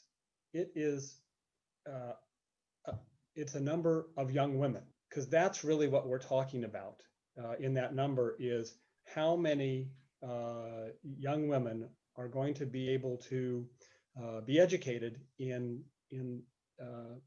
at this Sterling school. And I think it's important that we remember that, because it's very easy, particularly for me, to just get kind of lost in the numbers. And I recognize, and I think this was a point that Commissioner Riggs made earlier, that the students themselves have no impact on the neighborhood as they move about the campus between classrooms. That was true at 415. It would be true at 540. It would be true if there were 1,000 students on the campus. The only potential impact to the neighborhood related to the number of students is traffic, which I believe will be fully addressed by the conditions of approval, as I'll discuss later. On events, I support 74 special events per year, and rather than the ambiguous language in the current CUP or the 90 the school originally requested, the 100 plus some of the neighbors say have occurred, or the 70 stated by staff in condition of approval number 6. The school worked with staff to reduce from the originally 90 proposed, and determined that reducing before 74 would start to cut into the breadth of its educational mission. I don't think the city has the expertise to tell any school what particular events they should have or not have. And so I think we have to respect a school's experience on this. And as Ms. Monsharsh stated in the last meeting, and Commissioner Alchek mentioned, and I agree with, the role of the city is not to micromanage a school's operation, but rather to control the impacts of that operation on the surrounding uses. In my view, I think the only impacts to to the neighborhood from events are traffic and noise, which I believe will be fully addressed in the conditions of approval discussed later. On underground parking, I support the underground parking in project alternative number 4 over an at-grade parking lot. I think it better serves our code in the neighborhood in terms of open space, noise limitation, and light pollution. As the Bay Area becomes more dense, I think it's commonplace to put parking underground to preserve the surface for other uses without pushing development upward into additional stories. Some have suggested that because the at-grade parking would have fewer parking spaces, it would reduce maximum enrollment, but I don't think that's true. All that fewer parking spaces get you is a different level of aggressiveness in your TDM program, because the maximum average daily trips and maximum AM peak trips don't change based upon the number of parking stalls. And then the last kind of overall item I want to talk about is the construction of the underground parking. I do understand that constructing that parking will generate a lot of trucks to haul dirt from the site, and this concerns many neighbors. But construction and excavation, those are facts of life in Palo Alto like they are in every urbanized area. And our response here in Palo Alto, like every other urbanized area, is not to prohibit construction to avoid the impact, but rather to control the construction to reasonably limit the impact.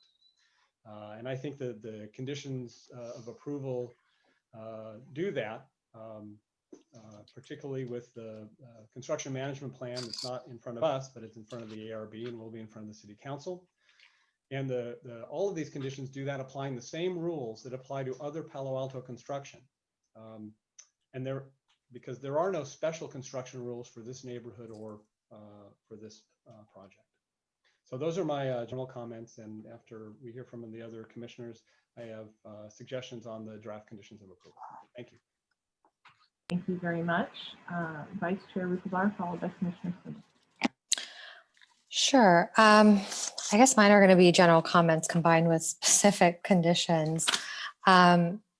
Just condition number 5, can we make that letter public? That's just a persnickety comment there. For condition number 6, I agree with Commissioner Heckman. I think 74 events is fine.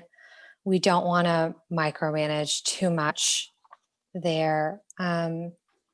With respect to, I really like Commissioner Riggs's suggestion about the digital real-time counters. I think that's a great idea.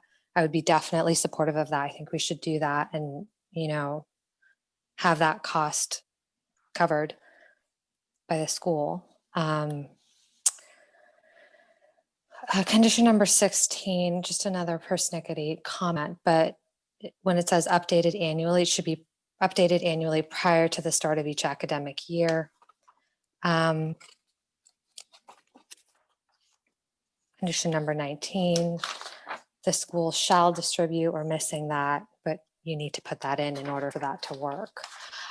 For condition number 22, I actually agree with Commissioner Riggs, and I feel confident that this is something that Castelia can achieve with no new net trips and keeping the trip count down, because I was reading since monitoring in 2012, they've reduced peak hour trips by 28%. So that gives me a lot of confidence that this is something that can be accomplished. I disagree with Commissioner Riggs on the community counters. I just think it's going to be inaccurate. I don't know how you're going to benchmark it. We're in COVID, like you're going to benchmark it against. You can't really do that now. And then how would you know if the traffic is increasing because maybe other roads are closed and now traffic is being routed that way. And there's nothing that I've read that indicates to me that there's a problem at this site with people dropping students off a couple of streets away. So I think that's vague, it's messy, and it's going to capture the wrong data. And then with respect to condition number 23 and 32, I do agree we should come back and either sunset this or put a condition in. We'll come back in 15 years to 10, 15 years to figure out what we're going to do. Oh, and then condition number 26, it discusses after implementation of the TDM plan, the director is going to can determine, something to become ineffective or infeasible. Can we have some kind of procedure or process, like within X number of days, they're going to let you know, and then this is when you have to come back with an alternative? I think that'd be helpful. Condition number 31, if we can say when that $15,000 deposit is going to be made, that would be really helpful. I just jumped into my comments, but I guess I should provide some high level feedback too. And that is, I agree wholeheartedly with Commissioner Hechtman. I mean, I'm a big property rights advocate, and I do think we need to strike the right balance of making sure that, both Castellea can exercise its property rights and the neighbors have, their property rights taken into consideration as well. When I thought about the phased increase in enrollment, I mean, I didn't hear from either side that, it seemed like both sides support women's education, and that's fantastic and, a great cause, and we should all support it. So the concern with increasing the number of students only relates to the concern about the traffic. And if we can control that through the TDM, and I feel good about that, I don't have concerns about increasing the number of students. I think it's irrelevant. It only comes into play with respect to traffic. I did want to touch on the issue of trust. I think for me, hearing that Castellea was the one that approached the city about this issue went a long way. And I don't think we should punish people for doing the right thing and coming forward with a problem and, trying to work with us to fix it. And the basement, I do agree. The underground garage, I do think a underground garage would be more preferable. It's consistent with our comp plan, and it sounds like it was something that was actually proposed early on by certain neighbors, and it was Castellea reacting to that request and trying to accommodate it. And then in terms of the temporary buildings, I don't know if we can set like a deadline for those to be removed, or, I mean, I assume they're going to be removed. I don't know why why they would want to keep them there, but I didn't see any sort of kind of deadline. I think that's about it. Oh, and I do agree that it would be, I do like the fact that we're upgrading the buildings. It's going to reduce the footprint. It's going to create more environmentally friendly buildings and less impact on the environment overall than using like old, outdated buildings. That's it. Thank you. Thank you. Commissioner Suma, followed by Templeton and Alter. So lots of good comments, and I want to thank all the members of the public that have worked so hard in this extra week.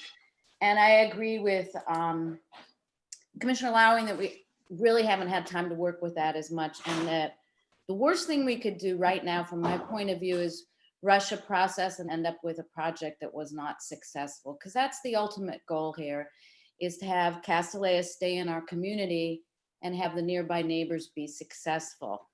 I mean, happy with the what's going on at school and not feel a lot of negative impacts. With regards to that, I guess I disagree with some of the comments I've heard about the phased enrollment. I think the enrollment should start at a much lower level, and I think we should just wait and see. It's my understanding that Castellea can ask for a new CUP. I think it's every 2 years. Staff can tell me if that's not right, and I would think, given the history of the site and the history of the violations and staff, our city staff and the school not having much success in managing those, I would think it would be appropriate to keep the enrollment low, which will help with the concerns about traffic impacts and noise impacts, which concern me a little less. And then also the events. So I would think that, I also think we should respect the fact that the people who are in the neighborhood who are concerned about this have suggested very specific remedies and standards for some of these things, which I think we should take into consideration pretty seriously. I would like to look at a process going forward that brings these two sides together. I mean, there's such a huge distance in between even what people say happened. One side says this, one side says another, you know, the trust issue, what they think will be successful. There's a very large divide between the applicant and the neighborhood who is protected by the conditional use permit and variance findings. So I would like to find a middle ground that really made a successful project. With regards to events, I think it's way too many. The current CUP was vague in its language, but it did acknowledge the 5 key major events that the school has historically. That's very important in the school. And then it allowed several others. So I think jumping to 70 is probably way too much. I think in this regard, the school calculated something akin to 45 or 50. So I like Commissioner Riggs' comments about problems with driveway counters and some of his other ideas, and agree that no net new trips should be the goal here. There are other options, especially for a institution like this, and they have demonstrated an ability to understand TDMs and have quite good results.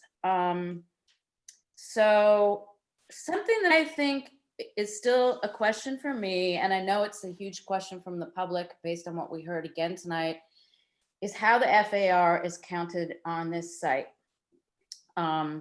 And I do think that that is still, has not been cleared up.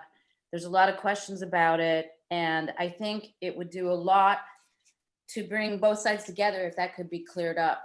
And there's different components to that. One is how the existing excess should be retained and how it got there in the first place, which should be very easy to clear up. And the other issue is counting of underground space based on one not extremely relevant precedent. And this was brought up very well tonight by members of the public again, which is the synagogue called Emeth. So I am looking towards, well, let me also mention about penalties. I don't believe it came up tonight. Maybe one of my colleagues mentioned it, but I think the reduction of, if trips don't go down, if the TDM is not successful, removing girls from the school ahead of their natural graduation time is pretty, or other way to leave the school naturally, is pretty draconian. I just, which 5 would you pick?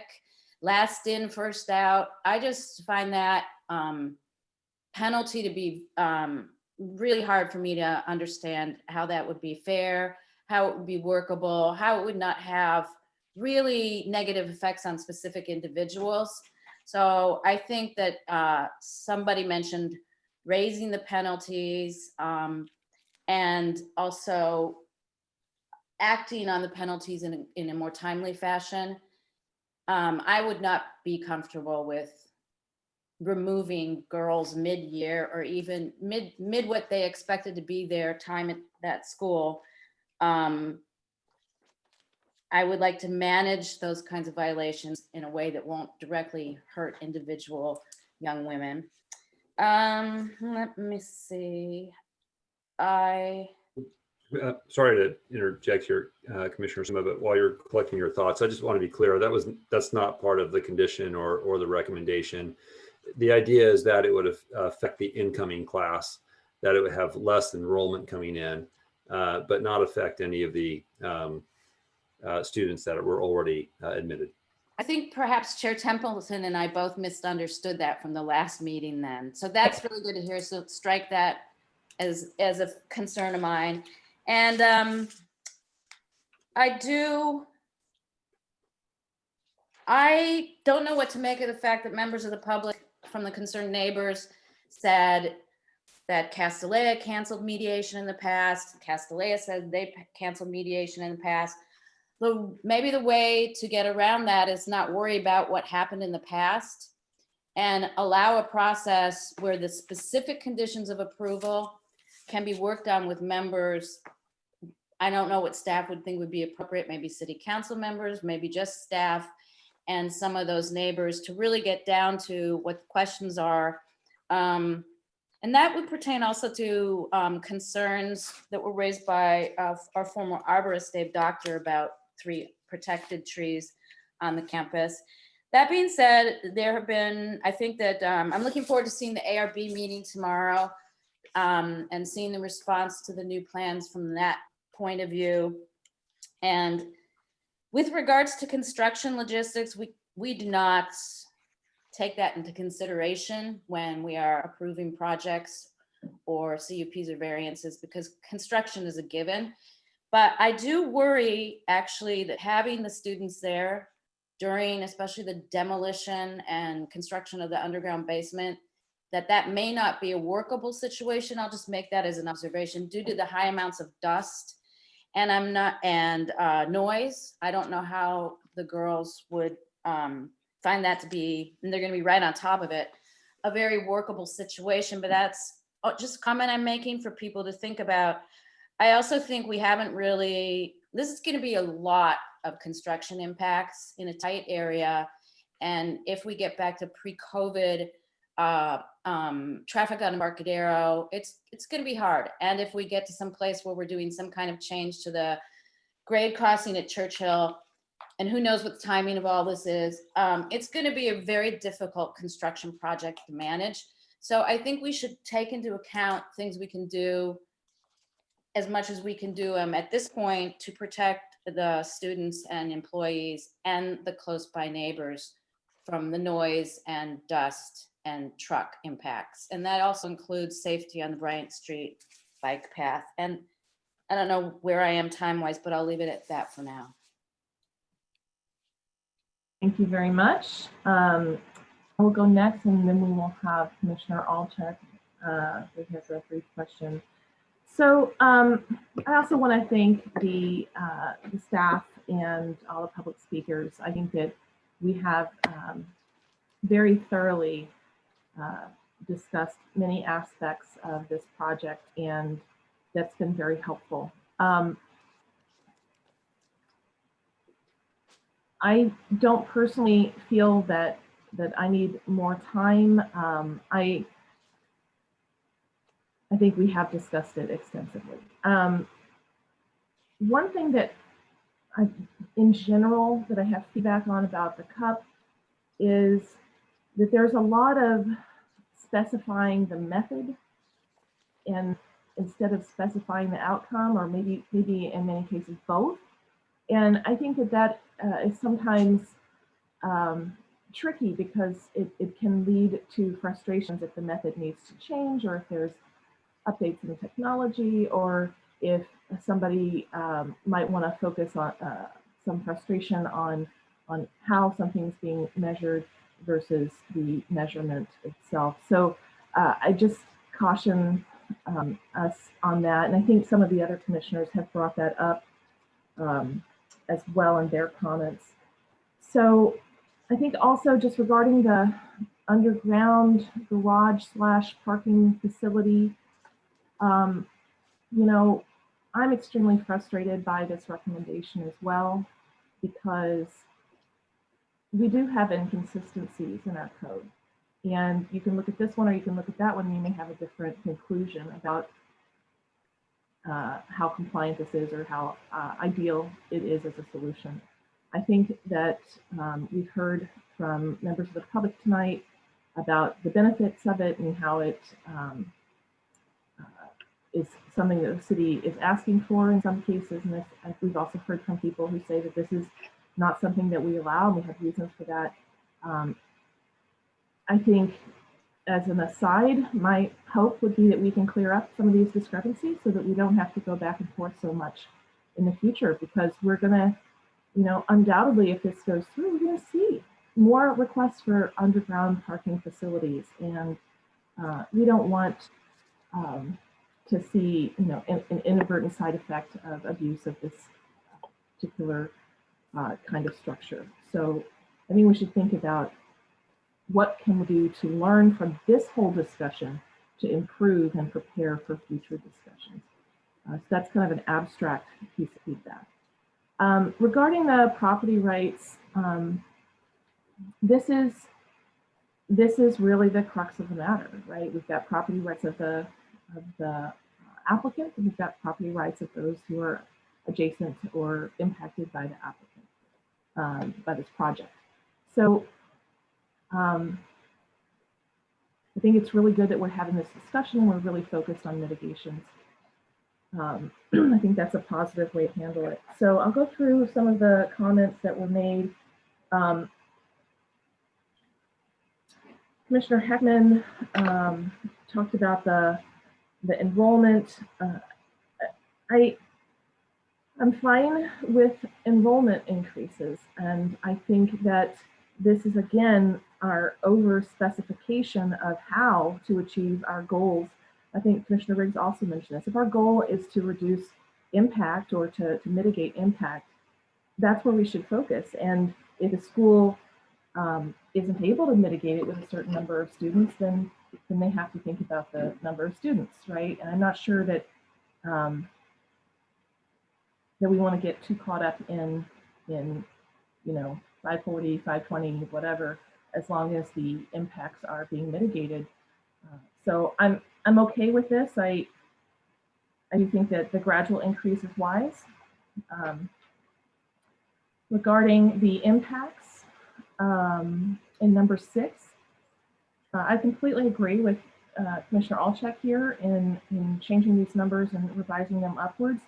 Again, we need to specify the impacts, and the rest should be details that we can, that the applicant can manage, as long as we're very clear on the impacts. So I think this is a way of describing the impacts, but it doesn't actually describe it. So if you have fewer events, you have less traffic or less noise or other nuisances.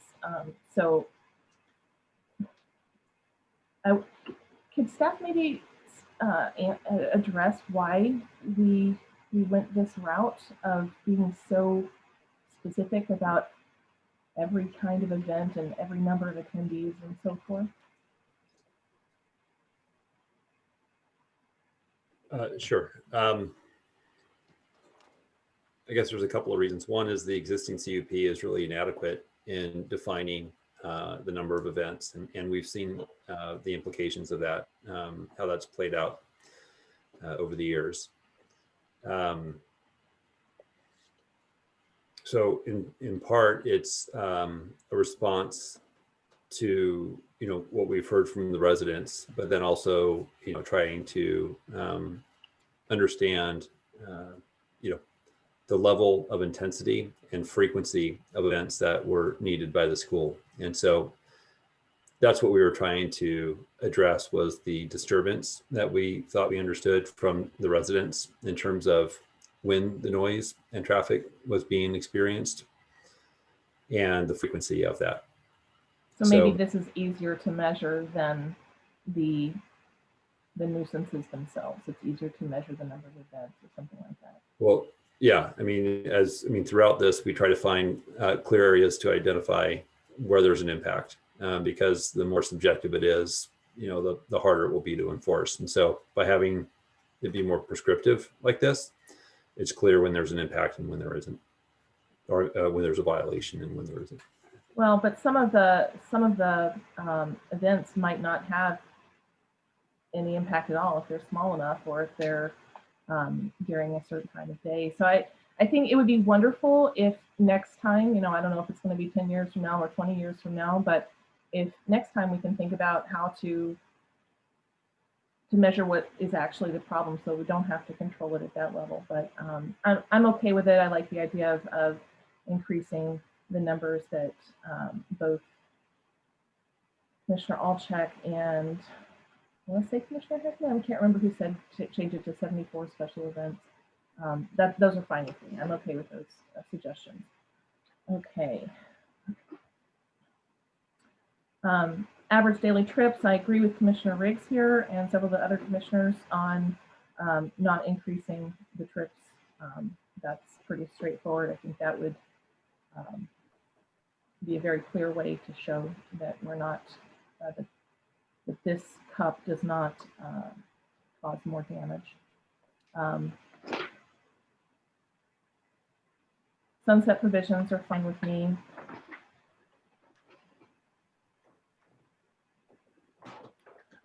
To the point on number 29 that both Commissioner Riggs and Commissioner Suma brought up,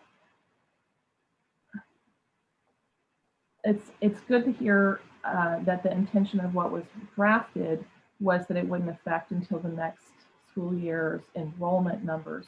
But if we change the frequency of this restriction, then it might, and I think that's what Commissioner Riggs was proposing, instead of waiting until the next academic year, he was proposing to do it more in a more timely manner.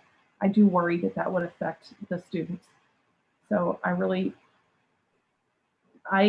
troubled by anything that would affect an already enrolled girl. So I want to make sure that nothing here does that. And so I would not want to adopt the frequency change that Commissioner Riggs proposed on 29. I'm not bothered on 34 by having a blank there. You know, not bothered either way. I think that you're saying that you would come back before it goes to council with a number. Is that correct? We would have a number for city council. Okay. Okay. And I like the idea of the sunset provisions that were mentioned. So that's my feedback on the cup. Commissioner Alcheck. Commissioner Singh, you still have your hand up too. So first, let me just say, I agree with almost everything that Commissioner Heckman said. Very well said. I particularly appreciate the lens through which you are approaching this, whether I should thank your wife or you remains to be clear. But no, in all seriousness, what I heard from you was very encompassing of how I'm approaching this project. And I just wanted to acknowledge that, frankly. And I think actually I'm seeing a lot of consensus here. I feel like Commissioner Templeton, Commissioner Heckman, Commissioner Rupavar, Commissioner Riggs, we're all on the same page, including myself, on enrollment, on the enrollment number. I think we're all comfortable with that. I think that there seems to be a good consensus on the traffic, the comments made regarding traffic, the TDM suggestion. I mean, we haven't gone specific, but how we're evaluating the real sort of focus. Should it be the impacts of essentially the arrivals, or should it be the number? And I think both the five of us are sort of on the same page there. I think we have consensus on the parking garage, that the utilization of a parking garage is something we're comfortable with. And I think that there is consensus on events. I would suggest that that's the one area where I would politely request Commissioner Heckman consider maybe a second time. I would suggest, and we got some feedback tonight, and I think that, look, staff's done a remarkable job managing the EIR and preparing this process. And I appreciate that staff, they were trying to be responsive to the community, to the residents, and the item 6 was a way for them to do that. And that's what I'm hearing from Director Lee. I think part of our role sometimes is to step in and say, well, okay, I think you were trying to be responsive, maybe went a little too far. I know that originally one of the concessions was to bring the events down to 90. Director Late mentioned that the prior CUP or the in place CUP was completely inadequate with respect to events. And I think that one of the concessions was to come up with 90 events. I would suggest that that reduction of additional 22% is overreaching. And so if you didn't like my original suggestions, Commissioner Heckman and Rupavar and Riggs, and I know Commissioner Templeton, you were comfortable with them, but if the other three weren't comfortable with them, maybe we could consider going back to the 90, particularly because I think that was an original concession, and maybe our effort to address the actual impacts. This is a number. In the same way, the number of individuals on campus is not just a number, it's people, it's young women learning. The events are also a number. And, you know, 50, if we do keep the number at 50 guests, which again, I think the five of us have articulated a little discomfort with that connection between impact and guests.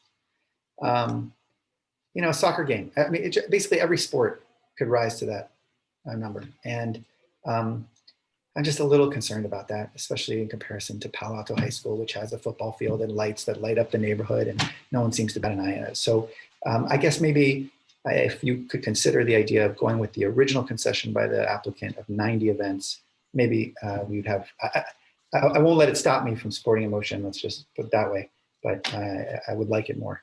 And then I guess my request or my question would be, if you don't mind, Commissioner Heckman, I'd love to hear you go into detail on your changes, because I think you kicked off a significant amount of consensus in your approach. And I think maybe we can all get behind your suggestions. And I would ask that you maybe consider just kicking it off now.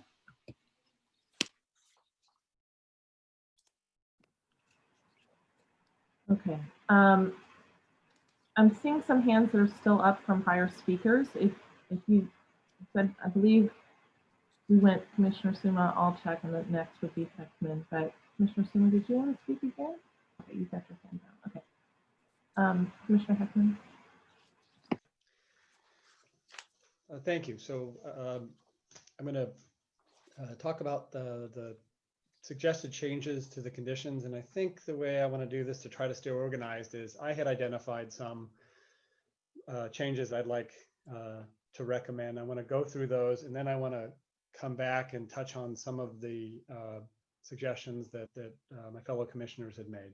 If I try to do it all at once, I'm going to lose threads. So I did submit earlier a set of minor cleanup changes to the draft conditions with the idea that I wouldn't need to take everyone's time to go over those one by one at this hearing. I'm hoping that my fellow commissioners and the public have reviewed those in advance of the meeting, and that eventually tonight we can agree to incorporate all of those into the draft conditions that we recommend to the City Council. Again, those are minor, non-substantive cleanups. For example, Vice Chair Rupavar, I found that same missing shall, and so things like that, where sentences didn't make sense or would benefit from a little clarity.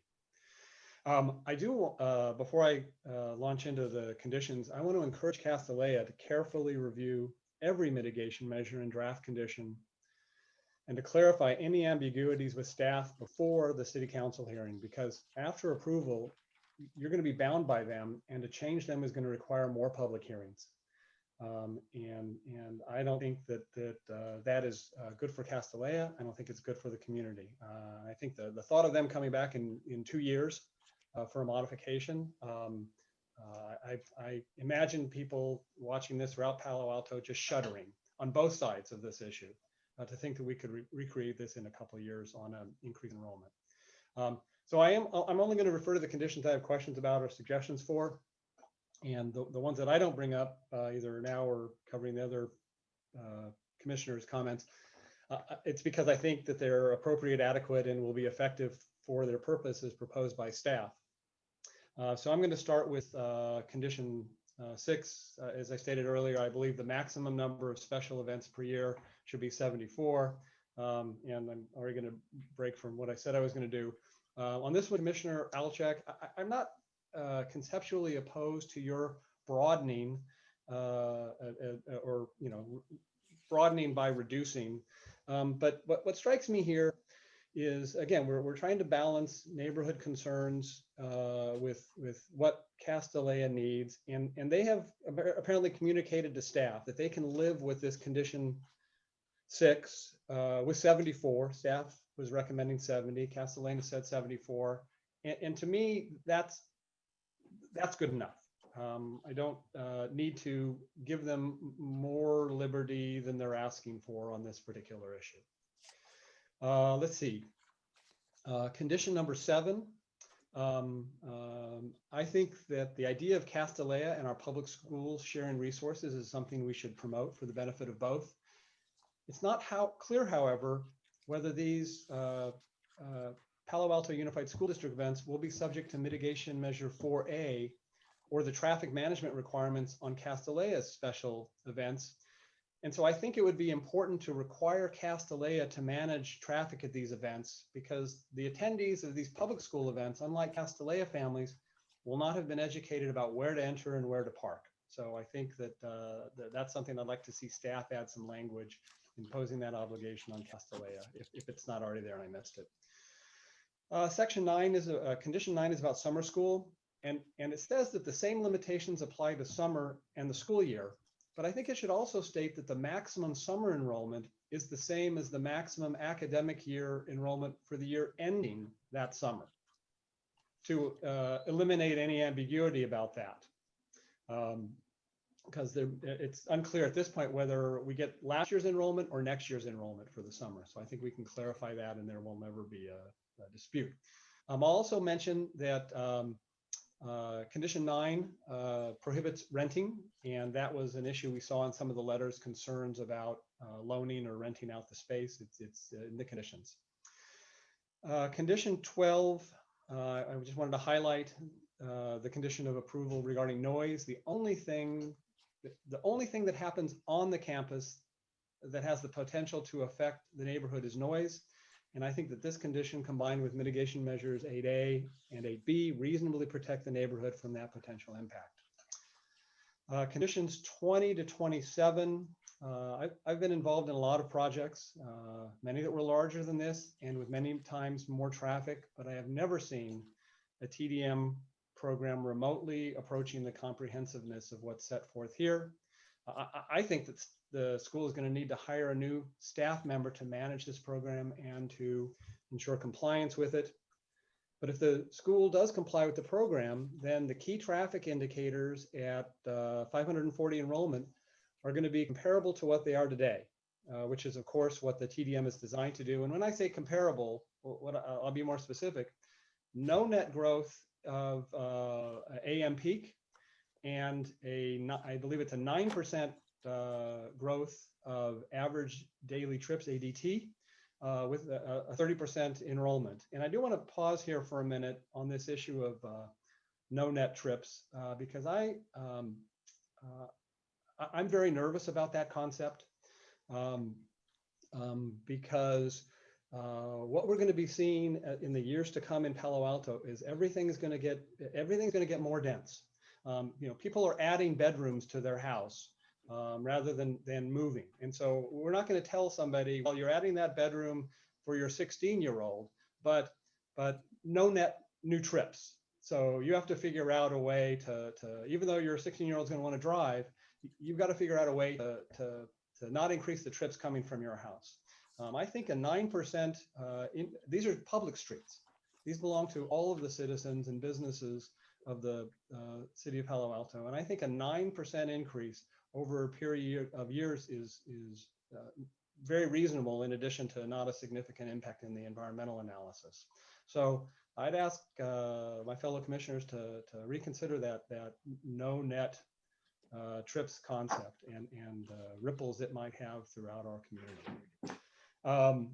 The other, since I'm on this, Commissioner Riggs had suggested some higher tech counting. I've got no issue with that. I yield to your greater knowledge on that. But the idea of the concern I have about counting in other places than on the school driveways is I don't want us to get into a situation where we're comparing apples to oranges. My understanding of the 1198 is that it was counted on the driveways.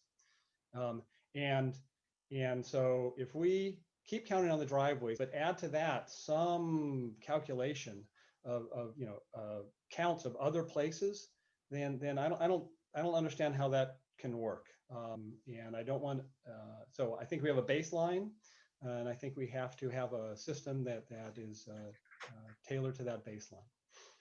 Let's see. Turning to the enforcement conditions, I think it's worth pausing at condition 28, because that provision incorporates all of the mitigation measures into the conditions of approval, and it provides that if there is an inconsistency between the two, the more restrictive one applies. Now that should be of interest to Ms. Moncharch, who advocated for that in her last letter. I also want to talk for a moment about the relationship between condition 29 and mitigation measure 7A. Mitigation measure 7A is a very detailed measure strictly regarding the TDM program. It identifies the maximum ADT and AM peak levels, describes the monitoring, the reporting requirements, and states the progression of penalties for failure to stay below the maximums, which culminate in a potential 10% reduction in enrollment. And as Director Late said, that's enrollment in the incoming class. So that's a powerful measure focused on the aspect of the project that has the most significant possible impact on the neighborhood. When I look at condition 29, it's like a mini generic version of mitigation 7A. And it says it applies to violations of the conditions of approval, including violation of the TDM, but the penalties are not necessarily the same. So I think that condition 29 should make clear that it does not apply to a violation addressed in mitigation 7A, which should be the exclusive method for addressing ADT and AM peak exceedances. Let's see, condition 35A fills in a gap in mitigation 7A, clarifying that the director's enforcement power during the construction period does include scaling back enrollment if the school traffic maximum are exceeded in 3 or more consecutive reporting periods. So I think that's an important hole that staff filled. I think that I covered. Let me mention the concept of the sunset provisions in I think conditions 23 and 31. I like the thinking, but I think that there should be a rather than just a sheer sunset. I like the idea of coming back for a review to decide if it's still necessary. I like 15 years. You know, it's a multi-year project before they're going to get to 540. And I think this needs to run 5-6 years after that. So I like the idea of a hearing in 15 years to determine if those twice yearly reporting requirements should be there.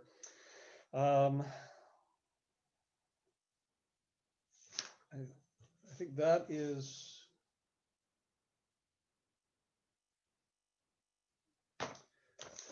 That's all I got for now. Thank you, Commissioner Heckman. So we agreed earlier to check in and see how we feel it's going with our discussion around 10. It's 10:13. I feel like we're making good progress. I'm available to continue going. Any other comments on that?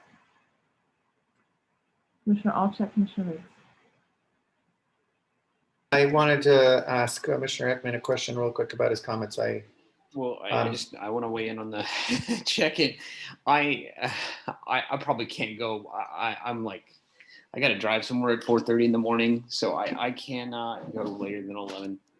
So I just okay. This is I'm exhausted already. So okay. I appreciate that. Can I ask my question real quick? Yes.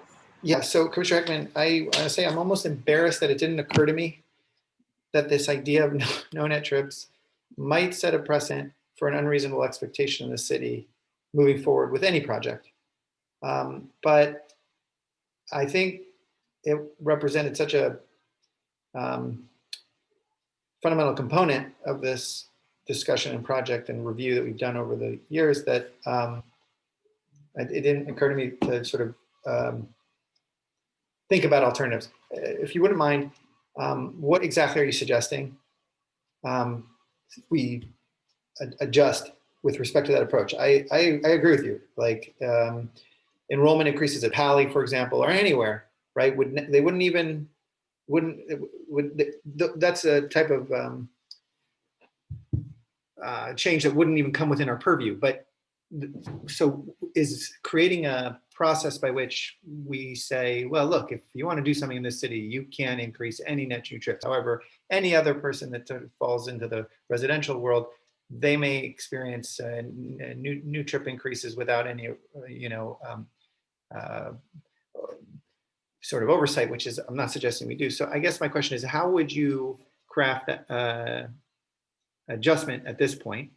And then my second question would be, would you consider, particularly because, although again, we probably have a quorum without you, Commissioner Riggs, but would you consider beginning to formulate a motion with respect to the items that you have in batches, so we can get a sense of where we stand on the conditions of approval so that we can make progress on the findings?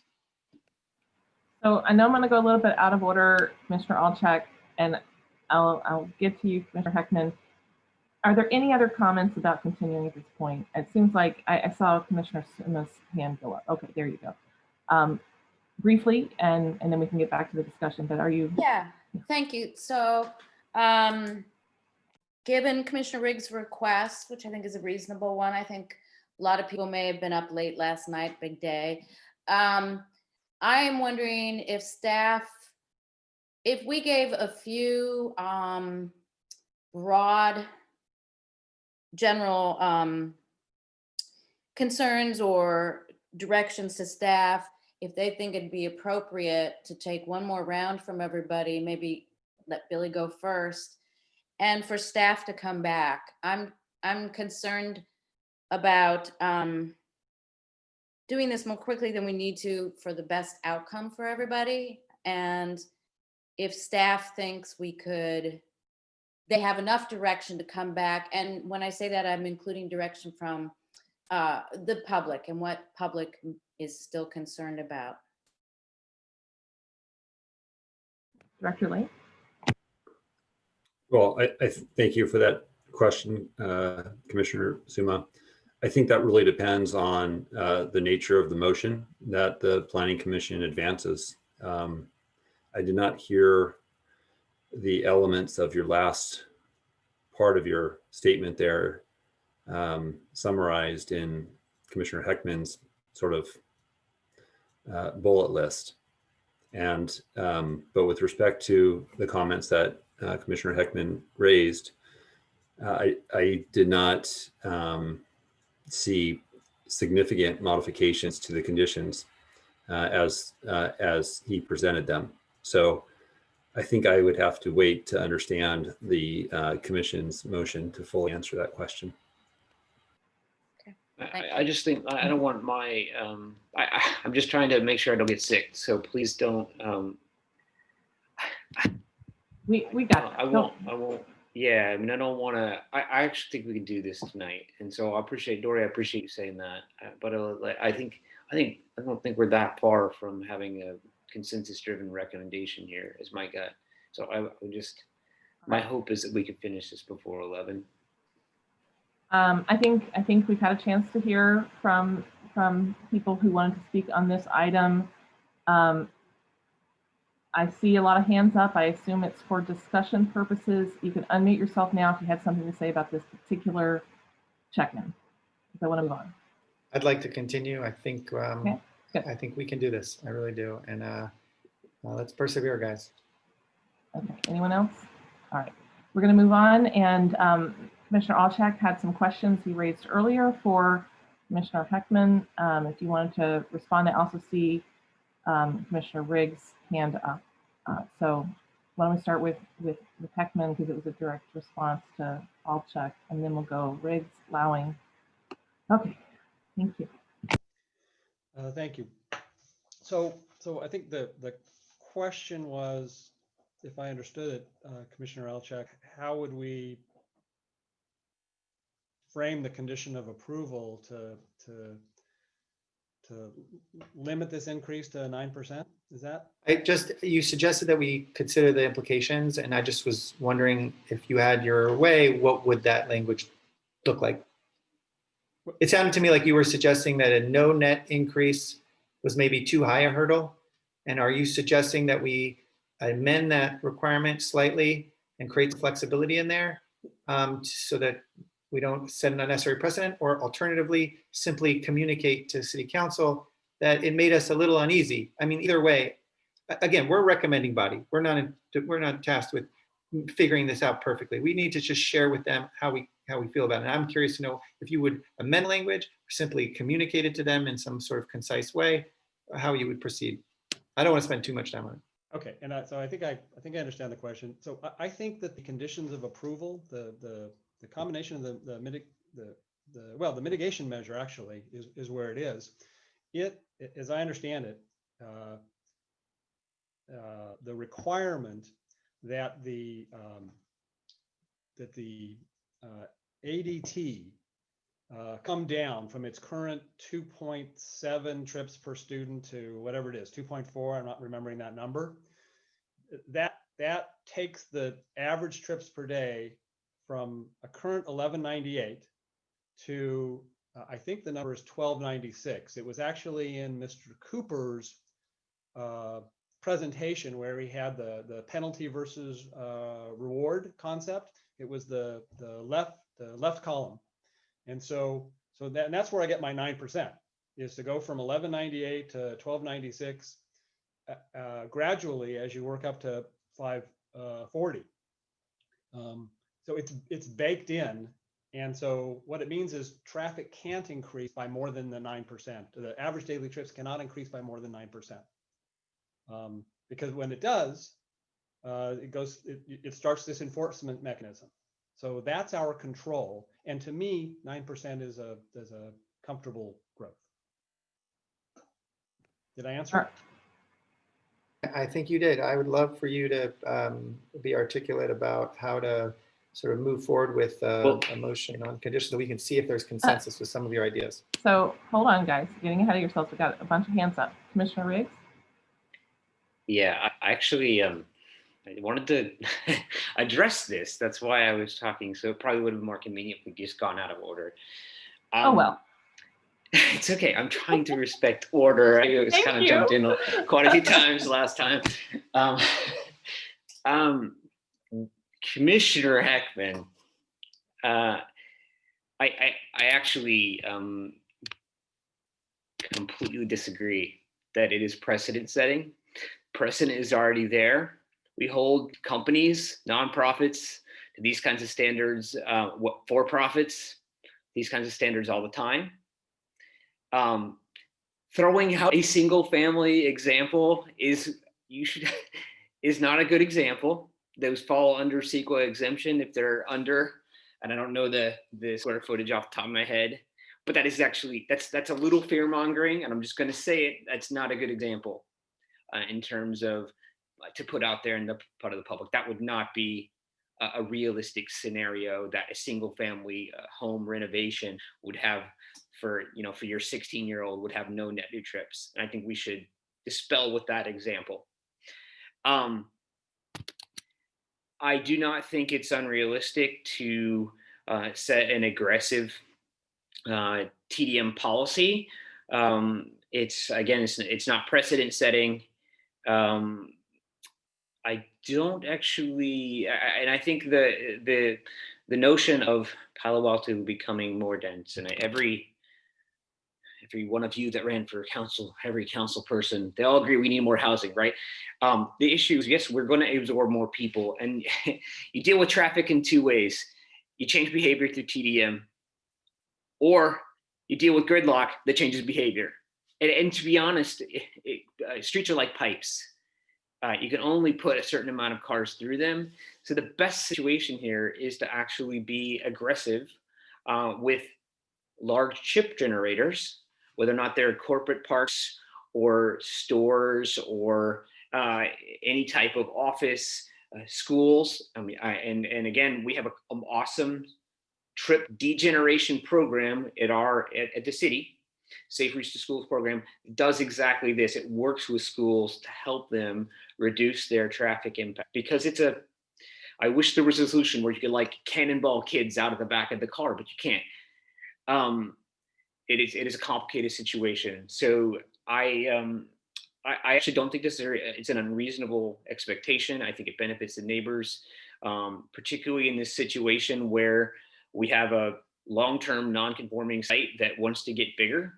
And in my mind, I'll just put this out. I do not think I can make the findings with that impact. And I think that I think it is absolutely accomplishable that this school could expand to their desired, and even, like you said, 1,000, an even higher number of students, and still keep the same number of trips going in and out. And I'm willing to let go of this idea of, I do think there's an effective way. And Philip actually did say that they were going to be monitoring, and I don't know if I want to get him on here. I think he said that they were going to be monitoring neighborhood trips, and I just think it would be effective to have some digital tools to be able to do that, but I'm willing to let that go. But I do think this is a really important condition for us to consider. All right, thank you. I see two more hands raised, Commissioner Lau and Commissioner Suma. Okay, thank you. Yeah, I agree with Commissioner Riggs. I think that's the way to stay with it. So I'm completely aligned there. I want to shift just a second to a process point, because I'm already hearing about motions. Again, my understanding, well, not my understanding, the best way to go from my perspective is to take all this comment, which has been quite constructive, and to take some time to look at the data that came in, I think it was today, from the neighbors. And also, as has been suggested by Commissioner Heckman, we obviously need to go back to Castellea and say, this is now what we're proposing. Is that going to work? I don't think their comments should go directly to City Council. I think they should come to us so we can mesh the comments from them and the comments from neighbors and the comments from us and decide on a final draft that we're in favor of by some vote, and then send that to council.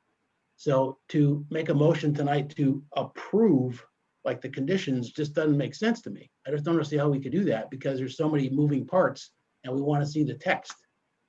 So that's the process question. Back to the other. Can I jump right in with a quick follow-up on that? Sure. Can we see if staff and is the applicant still here to answer questions if commissioners do have them? I didn't hear your question. Oh, is the applicant's representative or applicant still here if you do have questions? To your point, I'm just wondering if they're able to answer questions if you have them. Yeah, so at the chair's discretion, you can ask questions of the applicant team, which is, they are here. Yeah, I thought that was a good point, Commissioner Lowing. I just wanted to make sure you knew if they were available or not. But even through the availability, would it not be more efficient for all of the items to be meshed together and come back with a draft for Castellea and staff and PTC? I think so. So, and I don't think that's going to need a motion. That's going to just mean incorporate to Director Late. And you can't do it 100% because we're not going to be totally in agreement, but at least you can pick one or the other in a couple of cases there. So we can come back to that. Let me just make a couple of comments. I think that the difference here, I'm stating this to three attorneys who are property attorneys, so I'm expecting a lot of pile on here.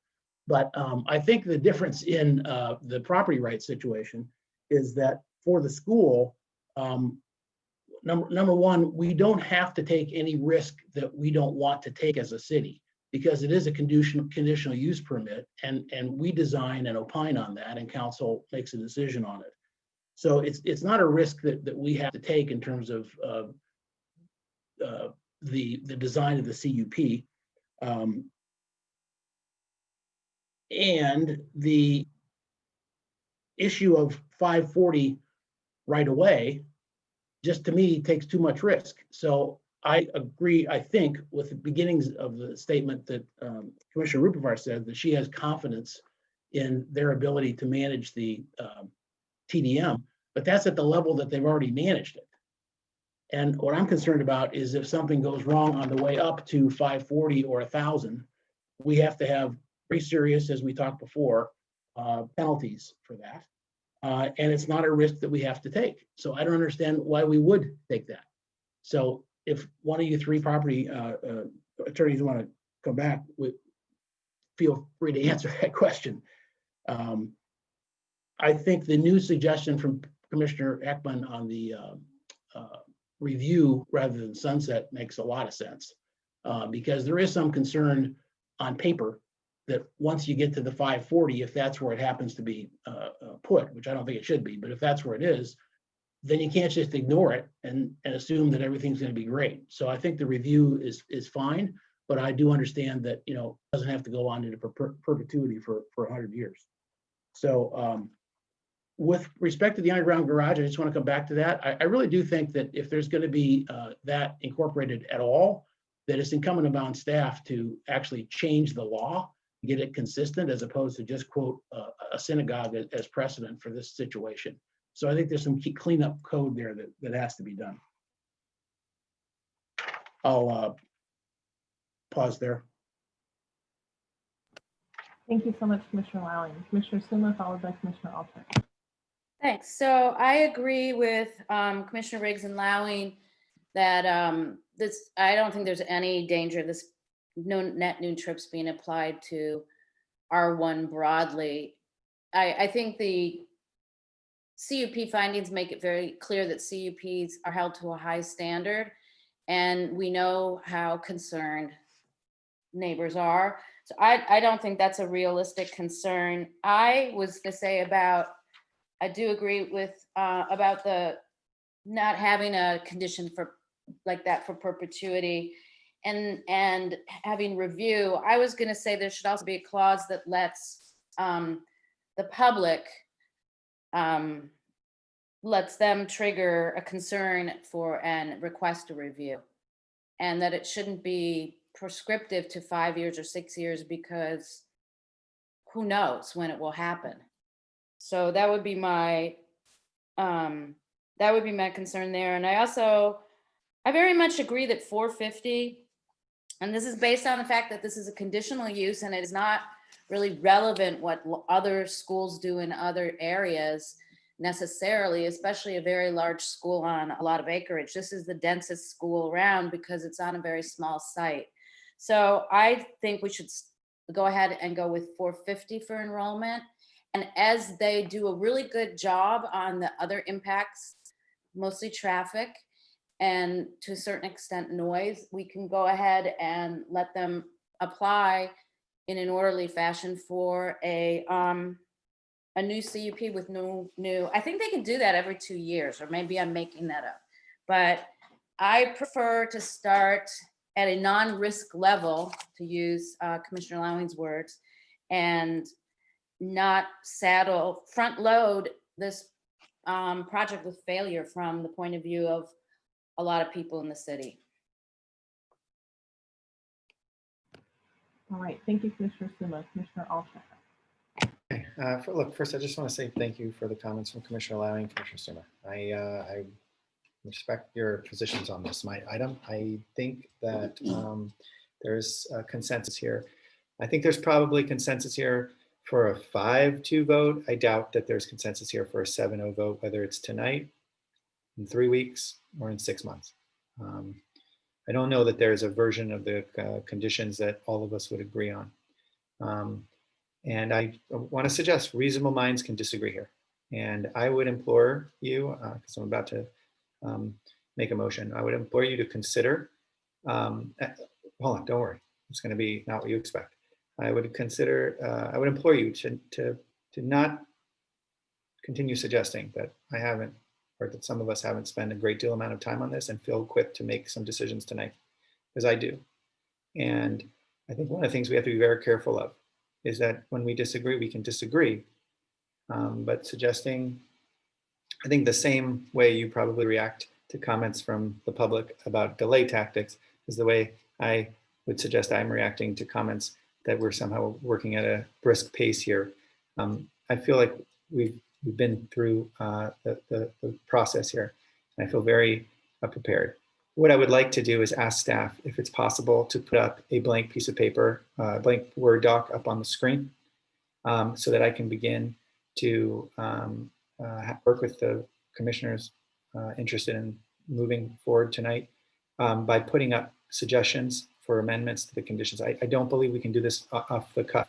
I think we're going to need the way the council sometimes does by having a shared sort of visual and suggesting the changes that we agree on. And I think the best way to do this would be not the straw poll approach that really made 2016 and 2017 hard, but let's get up there a basic set of recommendations that I think there was consensus on, and then maybe we can have commissioners who want to propose some adjustments to do so. So would staff be able to do that? Is there a way for you guys to do that? And I can begin the and again, what I'm suggesting we do is make a motion on conditions of approval that we believe City Council that we recommend City Council accept, and then there'd be a second motion based on the conditions of approval. We should probably determine whether we can make the findings, which several of you suggested, depending on the conditions, would make it possible for you to make a finding that, for example,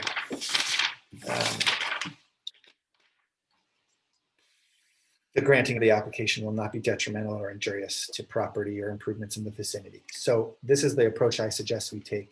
Whether we can get both done tonight remains to be seen, but I think we could probably get a decent way through some conditions so that we don't have to, start fresh. So I see Ms. French there. I'm hoping there's a way. Is there a way? Just ask a procedural question, just to understand. Chair? Yes, Commissioner Lau. So are you suggesting, Commissioner Alchek, that we're going to reconstruct this document live and then, hang on, No. I didn't finish the question yet. That's fine. And it's not a delay tactic. I just want to ask my question. Oh, please. We're going to reconstruct the document with changes, and then we're going to take a vote on that. And whatever the vote is, if it's more than 4-3, you're suggesting that be finished? I'm just want to. Yeah, no. I'm suggesting that I believe that if I made a motion now that we move forward the staff recommendation with respect to the conditions of approval with the following changes. My first suggestion would be all of the non-substantial changes submitted by Commissioner Heckman earlier prior to the meeting that I believe are not significant. I shouldn't say not significant, but not not significant. Let's just say material. And not material. Thank you. And then I would suggest that I would then basically pass the ball and say, is there anyone who would essentially find seconding this motion with slight changes to the conditions of approval? So I am not suggesting, I heard 74 was consensus for the conditions of approval. As it's currently written, it's 70. So there's one area where we'd have to make a little change. I think we can do that. Just to shorten things here, so we save some time. My question is, what happens to that motion? Let's say the idea here is we've got a group of 7 people ready potentially to either agree or disagree on some things. And I would like us to see if there is consensus on conditions of approval that we are reviewing tonight. I'm hoping you'll allow that. You already said. I'm just trying to figure out where this is going to go after the motion. Is it going to be going to staff? The same way it goes every time we do these. Essentially. So may I try to clarify? Yeah, sure. So I think what Commissioner Lowing is asking is, once we have consensus on the edits, are we then doing something like giving them to staff to come back with, or are we? No, I'm not suggesting that. I am suggesting that we move this item with slight recommendations of adjustment for council to accept in conjunction with findings that we would make ideally immediately after that or with a motion, excuse me, that suggests that we can make the findings for the draft CUP and variance so that it can be recorded, right? And the city council can review it with all of the feedback, frankly, that will be included in our minutes. I don't believe we serve the council well by attempting to provide them with exactly the wording that we think or that we can all agree on. I think we do better when we provide staff with feedback on to some extent generally to share with city council, and that's what I would suggest here. So let me do it. I'd like to move that we move forward with the staff recommendation regarding that we recommend the staff report's conditions of approval to city council, incorporating the amendments that Commissioner Heckman and potentially Commissioner Rubenbar, I don't know if you sent something in, sent to staff prior to the meeting. Those would be the immaterial changes. I would also suggest that, I'm getting ahead of you, I know, but I would also suggest that in condition 6, we amend 70 to 74. I'm essentially going through this so that staff has a really good collection of exactly what we're hoping to do here. I would also add that the commission, I would suggest that we include language that allows the provisions, hold on a second, conditions 23 and 32 to return to the commission for review after 15 years to determine whether they should continue for additional years. Can I make a quick suggestion? And also I want to acknowledge that Commissioner Suma had a question. So we're going to get to when Commissioner Altic is finished up. But Ms. French, if you could put each of these in a lettered list so that we can refer to each item, we may want to think about, is your intention, Commissioner Altic, to get input from others on this motion? I'm trying to put forward a motion that I think represents the consensus where we're at.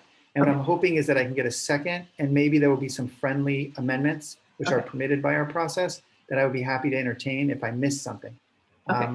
After 23 and 32, I would suggest, and this is a harder one for me to do eloquently, I would suggest that I believe there was consensus, and I would add to the motion that we direct staff to incorporate language that reflects a higher degree of measurement technology. Am I doing this right? For the counts. This is something Commissioner Riggs touched upon. And it's condition 22E. Okay, for condition 20. I think it's just looking for, I would just say, provide for real-time data. Condition 22E also reflected in condition 24. Okay. I think there was consensus with respect to that as well. I'm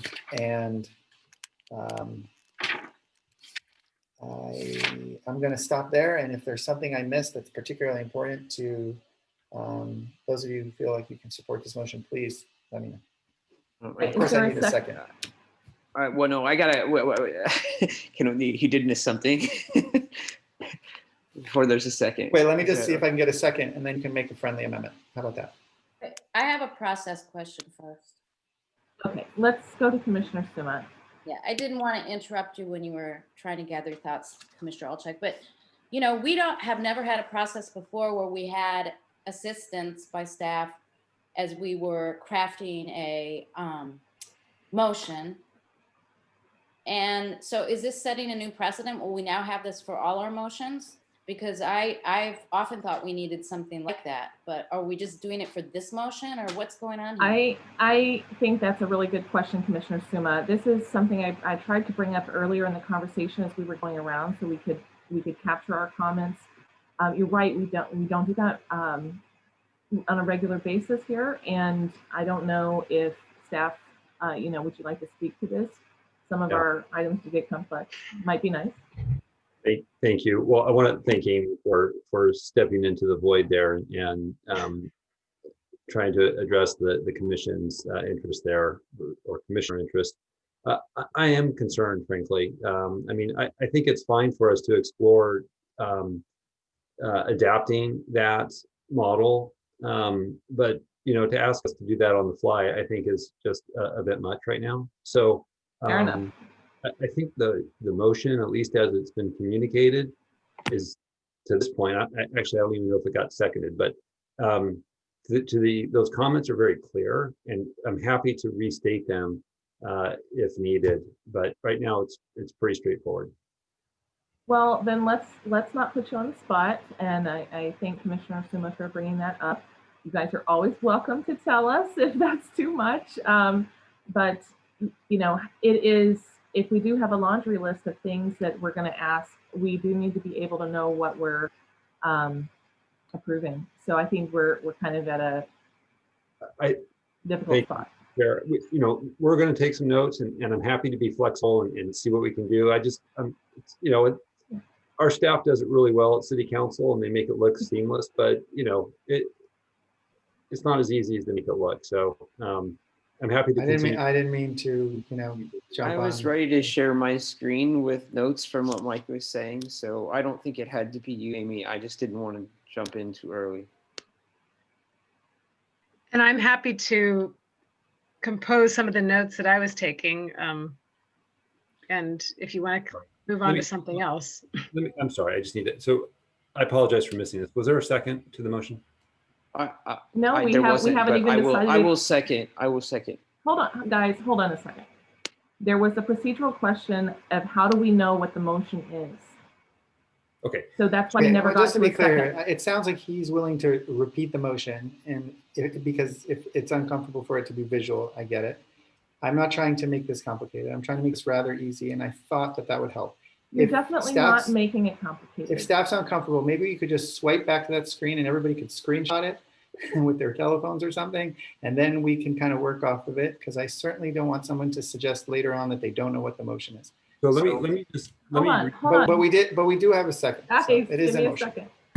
Well, I brought up my objection before you had a second. There's not a second yet, Michael, because we haven't used this process before, and I'm not sure. It wasn't something I think that the chair had contemplated, or the vice chair. I'm not sure what we're doing here. We're just creating a new process, and I'm not 100% comfortable with it. So I would like a chance to speak. Hold on. I'm sorry, Commissioner Lally, I didn't hear you. I said, plus we're losing a commissioner in 15 minutes, and we're just at the beginning of this thing. Yeah, so what I want to say is that I did anticipate that we would have a tremendous number of edits to a, 7-8 page document. Okay, so we did talk about that. And I did ask earlier in the meeting, would it be possible to capture these? It sounds like there are some notes that have been taken. What I am concerned about is, with a long list of changes, it is more complicated for people to process. And I don't suggest that any commissioner has made this complicated. It is complicated. So how do we know what we're agreeing to? And it sounds like we have an alternative that has been suggested. We've got two alternatives. One is somebody displays a screen, and one is somebody reads the notes. I think either one is fine. I think the screen is clearer for all of us, but we don't usually do that. So if we have a fallback plan, which is our normal process where staff wants to repeat the motion back, that's totally acceptable as well. Does anyone have a strong feeling about this? I would just request as the maker of the motion that you choose one and we proceed. Well, I think what we've done in the past when we have a long list, like we do with code cleanup, we actually go down it across the row one by one and staff tries to gather consensus. And I think that would be more appropriate here. This is a very important thing for both the applicant and interested parties. And I don't know, if we're not gonna do this, if we're not gonna have basically the motion up on the screen from now on, I'm uncomfortable with doing it for one specific project. I don't see how that's consistent or fair. So I know we have a motion that we're waiting for it to be seconded. Would it be appropriate, I'm asking staff, but experienced chairs may also want to weigh in, for me to make a motion about tonight having a visual aid for this discussion? Any I don't think a motion is required for that. Okay. This is just then I'm gonna just make the call that tonight, and should be available to future if we can incorporate that somehow into our process. When there's a very long motion or a complex motion, that commissioners or motion makers should be able to ask for the process of having a visual aid to make sure the motion is clear so that voting is clearly understood by all participants. So Ms. French or whoever wants to do it, if you could please share the motion on the screen. We'll go back to Commissioner Olchek. Is this your motion? Thank you so much, Commissioner Chair Duncan. Yes, this is what I'm suggesting, and what I would like is to hopefully earn a second. And if there are friendly amendments, I'm happy to entertain them, and hopefully my seconder will too. Entertain hearing them. Is there a second? Yeah, well, yeah, there was a second with a friendly amendment. So the only thing that was omitted from this, and I know we might have unanimous consensus, was that condition number 22 and 22A and 22D are modified so that the ADT shall not exceed 1198, and the AM peak shall not exceed 383. Is the amendment accepted?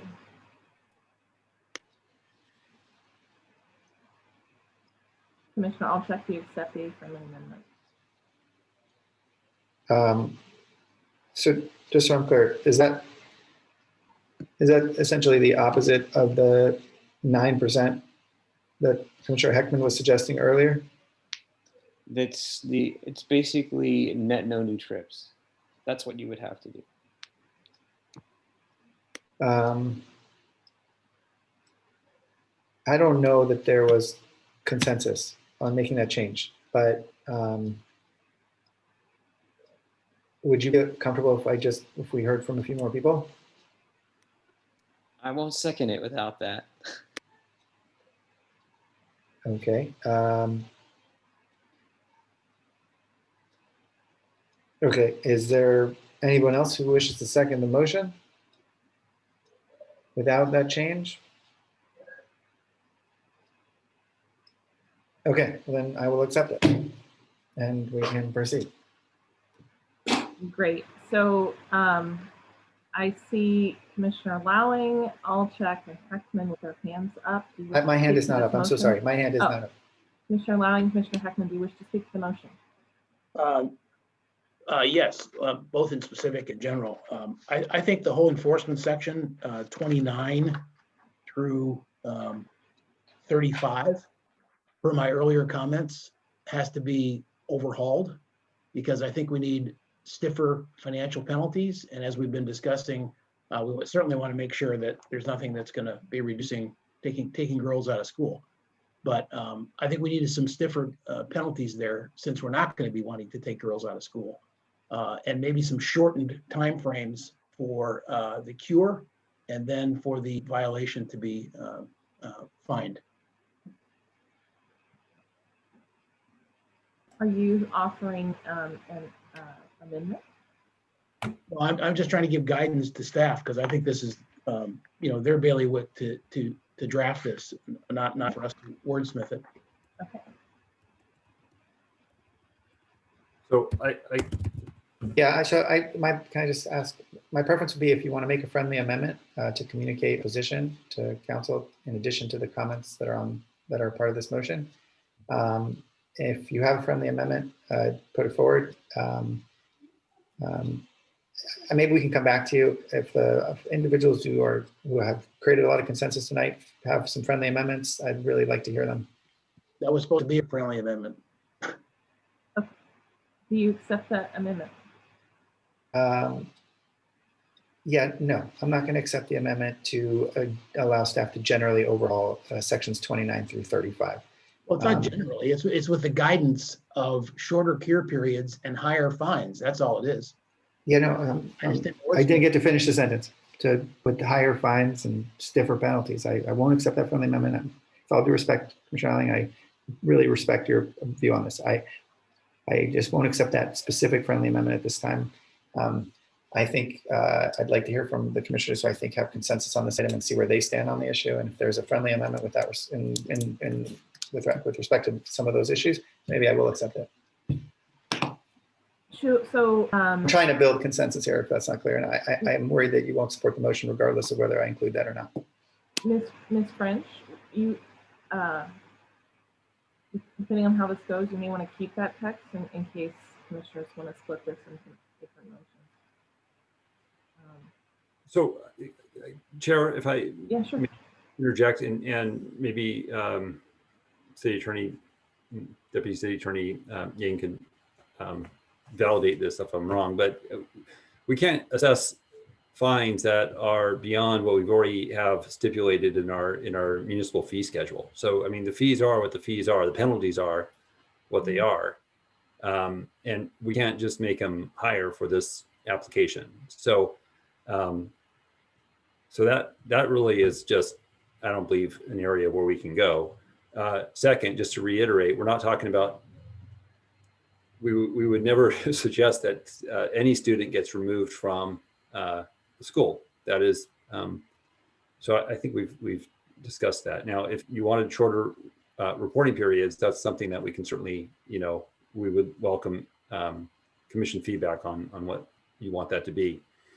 Or you can direct it to us. Right now, it's 3 times a year. So if it needs to be more frequent than that, then let us know. Do you want to make any edits? To be clear, I didn't accept that friendly amendment, Director Lee.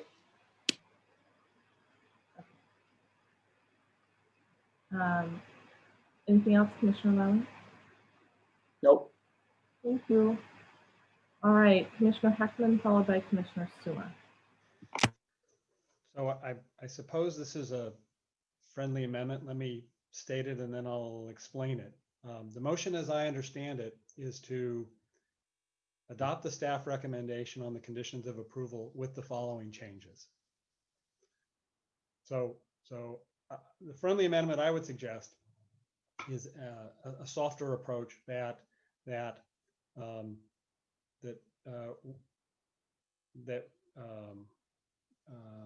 we recommend the following changes to the conditions of approval presented by staff. And the difference is that, and I think this was your intent, but your motion is a terminal motion. In other words, we get one shot at this because we're taking staff's version and only making the following changes, and then it's gone. We get one motion to do all this work. And I think the risk there is that all you need is 4 commissioners to each not like one aspect that somebody else has said. And Commissioner Riggs has added something I'm not sure I'm in favor of. I might like everything else, but I'm going to say no because of one thing I don't like. And if 3 others do the same, the whole motion fails. So what I'm thinking, the reason I'm suggesting this friendly amendment is let's use this as a building block. Let's make the first motion to try to get through all the stuff that there really is consensus on. And then we might have to wrangle on particular motions, like if it's whichever one 22A and 22D that Commissioner Riggs mentioned, you know, if we're going to vote on that discreetly, and I vote no, but it carries by a majority, fine, we move it on. So that's my friendly amendment. Okay, I will accept that friendly amendment, and I will suggest to you that that is very much my intent here. My intent, look, I suggested many times tonight that I wanted to see more than 74 events, but I don't believe that's going to carry the day. And I don't need to create a second motion to see just to what extent that idea is unpopular. And what I think I'm hearing from you is that you would like this language that I put forward to be a little softer, and also potentially not include the item about 22A, because you'd like to have that be a separate specific item that you can indicate your disagreement with. I suspect that the seconder of my motion won't like that. And so I think in order to accept your friendly amendment, I will need a seconder, because if my seconder doesn't accept it. So if you're willing to step forward and do that, then I'm willing to accept your friendly adjustment of the approach here.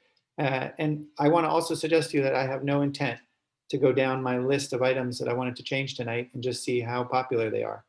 I think the gist of our recommendation is there. And I tend to believe that perfect is the enemy of good in what we do. And so I accept your friendly amendment with the hope that my seconder will allow that change to 22A to be discussed as a follow-up item so that those who don't agree with that change can still participate in our first motion. No, this is a separate motion. So you'll need to either withdraw the motion, Mike, and Bart can actually set up a straw poll for each of these. I'm not going to decouple these. Okay. I think then what I would like to do is withdraw and remove to include everything that you see here, with the exception of the 22A item. I don't think this is good. Incorporating the language that Heckman used, that I would suggest is a softer approach. And my hope is that we get a second on this, and we can move forward on the items that we have consensus on. And then we can come back to these items that are specifically important to individuals, and we can dispense with those in an efficient way. I don't believe we'll be going through very many.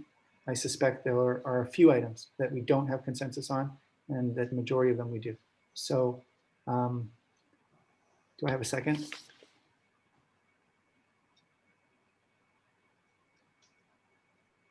If you are planning to second, please unmute yourself. I have hands up already. I can't tell which is the way. I'm sorry, I can't get my hand up, but I would like to second the motion. And I'd like to speak to my second. Okay. And then Commissioner Riggs has a comment after you. Just to clarify, the reason I'm doing this is so that we can cover a lot of the issues, the easy ones by themselves, as a group. And then when we come to your issue, which frankly, I think I may have heard consensus supportive of the no net trips. So I'm maybe on the losing side of that, but let's have that as a discrete item, and it'll either carry or not, and it'll be added to our recommendation. So that was my thinking. Thank you, Commissioner Riggs, and then Appleton. Well, I just think this is we might as well just vote on every one, to be honest, if you're going to do it like this. That's my comment. That is also my comment. I'm concerned about this process. How will we know if we have consensus until we vote? So I think it's potentially going to be a bit of a confusing process if we try to figure out what's consensus so that we can vote on it, because we're going to have to. I'm still willing to hear any friendly amendments by commissioners who share the views that are currently up there. So if you feel like you can get behind some of these ideas and you want to add to them, I'm happy to hear those. All right, hands I see raised are Commissioner Suma and Commissioner Lowry. Commissioner Suma. Okay, so I am unlikely to find this process attractive since it's being designed on the fly by night tonight, and we've never done it before. But I have a question, I guess, for Commissioner Heckman about his corrections. And Commissioner Heckman, I'm sorry, it's really hard for me to hear just you. Everybody else's volume is fine. I don't know if anyone else is having that problem, but packet page 30, under enrollment B, 4B, you changed parking facility to garage. What was your thinking there? I was wanting to have consistency. Can you hear me now? A little better. Okay, yeah. I'll try to speak a little louder. So I always look for consistent language throughout a document, and I think it's maybe in condition 10. Yeah, if you look at condition 10, it talks about below grade parking garage. And so I wanted us to pick a term and stick with it. It's that simple. Okay, and then, and if staff has any opinion on the use of parking facility versus garage versus basement, because we've talked about this a lot, I'd like to hear from them. But then also on packet page 42 under 31, you would change the word annual in the first sentence, second line to periodic. That's a substantive change, not a clerical change. I disagree. That's a consistency change. It's actually the required review is not annual. It's more often than annual. It's twice a year. Okay. So that's for consistency with something previous? Yes, it's the initially 3 times a year review, and then when they hit the milestone, down to 2 times a year review. I'm not quickly finding which condition that is. I'm sorry. Sorry, I just couldn't tell. There wasn't a note saying why. Yeah, understood. Do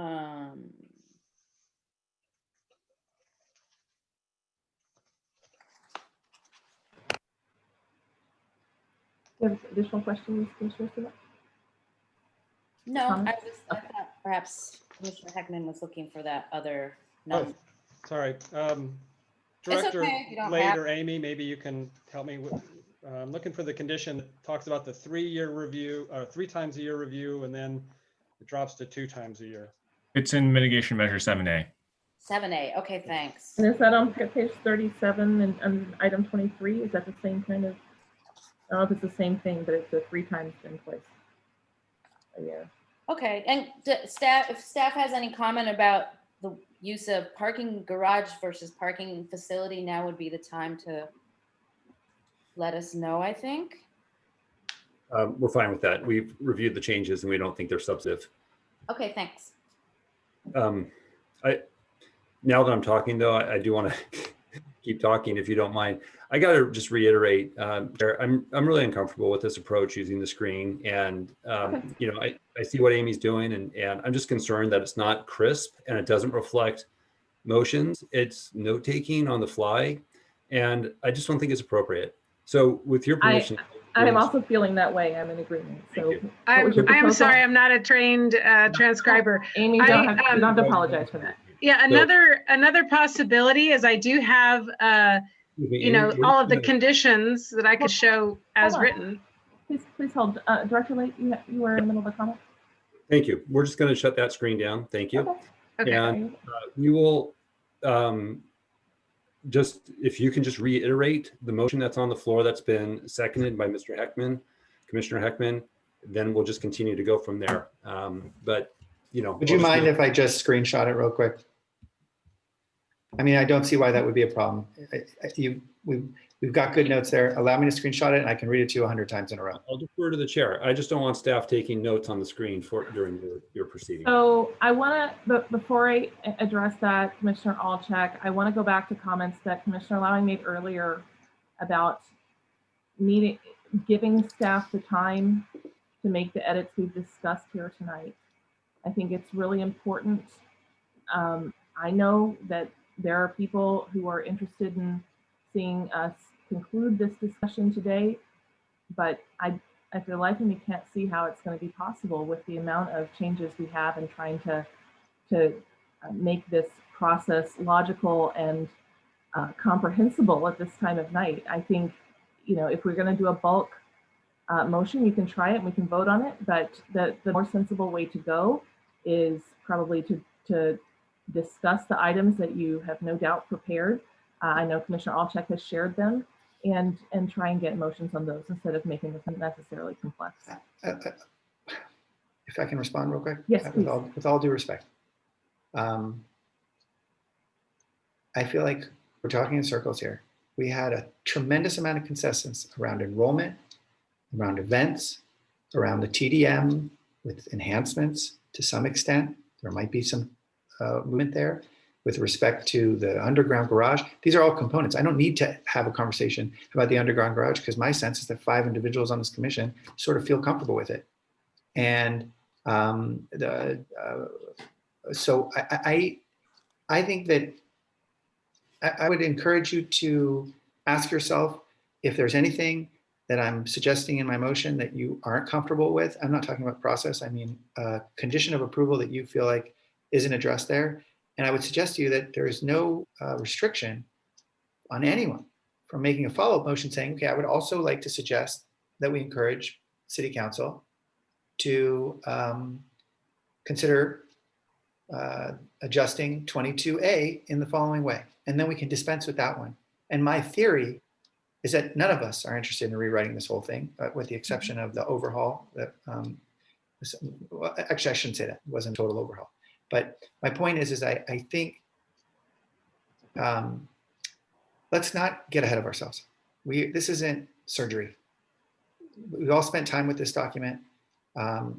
We've all shared a lot of opinions here. I'm trying to put forward something, and it's possible, Commissioner Chair Templeton, that you're not ready to support it, but there's a reason why we have the process we do. And if there are 4 people that are prepared to support it, then we can put to rest the conditions that we've discussed, and we can start talking about if there's any other really important ones to people. And if there aren't, maybe there are still 4 people here who feel comfortable making the findings based on the conditions that we did discuss and have consensus on.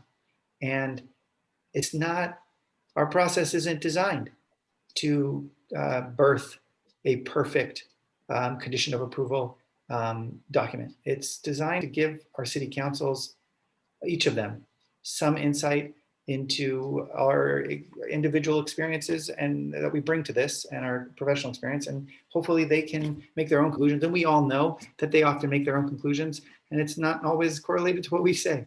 And I feel that I feel prepared to do that. So if other people feel prepared to do that, I think we should proceed with allowing the vote, because that would be the indication. I would like to request that we break those items into individual votes. Again, please. I would like to request that we break these into individual votes instead of a bulk vote.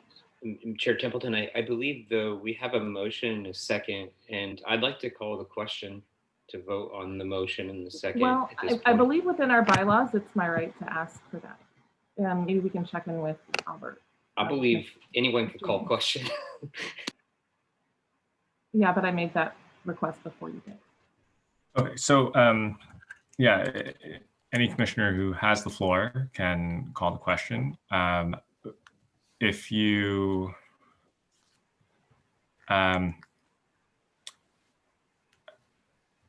guess, Chair, if you're asking if you can, as the chair, ask that the motion be broken up into separate components and voted on individually. Not as the chair, I believe any commissioner can do that. Sure, that would be a friendly amendment, I guess, to the motion that you would have made while you had the floor. So then that's back to okay. me. I received different advice last year. That's fine then. Let's take a vote.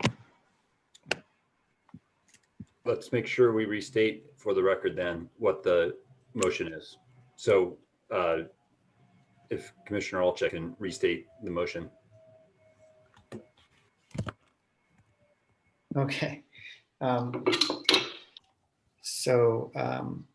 this sort of takes me back to that question I asked you, Commissioner Director Late, which is, can I quickly screenshot the notes that you already had, and then you can take them away forever? So I can. That would be great, actually. For my notes. That would be so great. That would be so great. I'll check. You can tell me if I've got this right. So Yeah. This was a motion to recommend the staff recommended conditions of approval with the following changes. First, the non-substantive amendments that Commissioner Heckman provided ahead of time. Second, to change condition of approval 6 to move the event number from 70 to 74.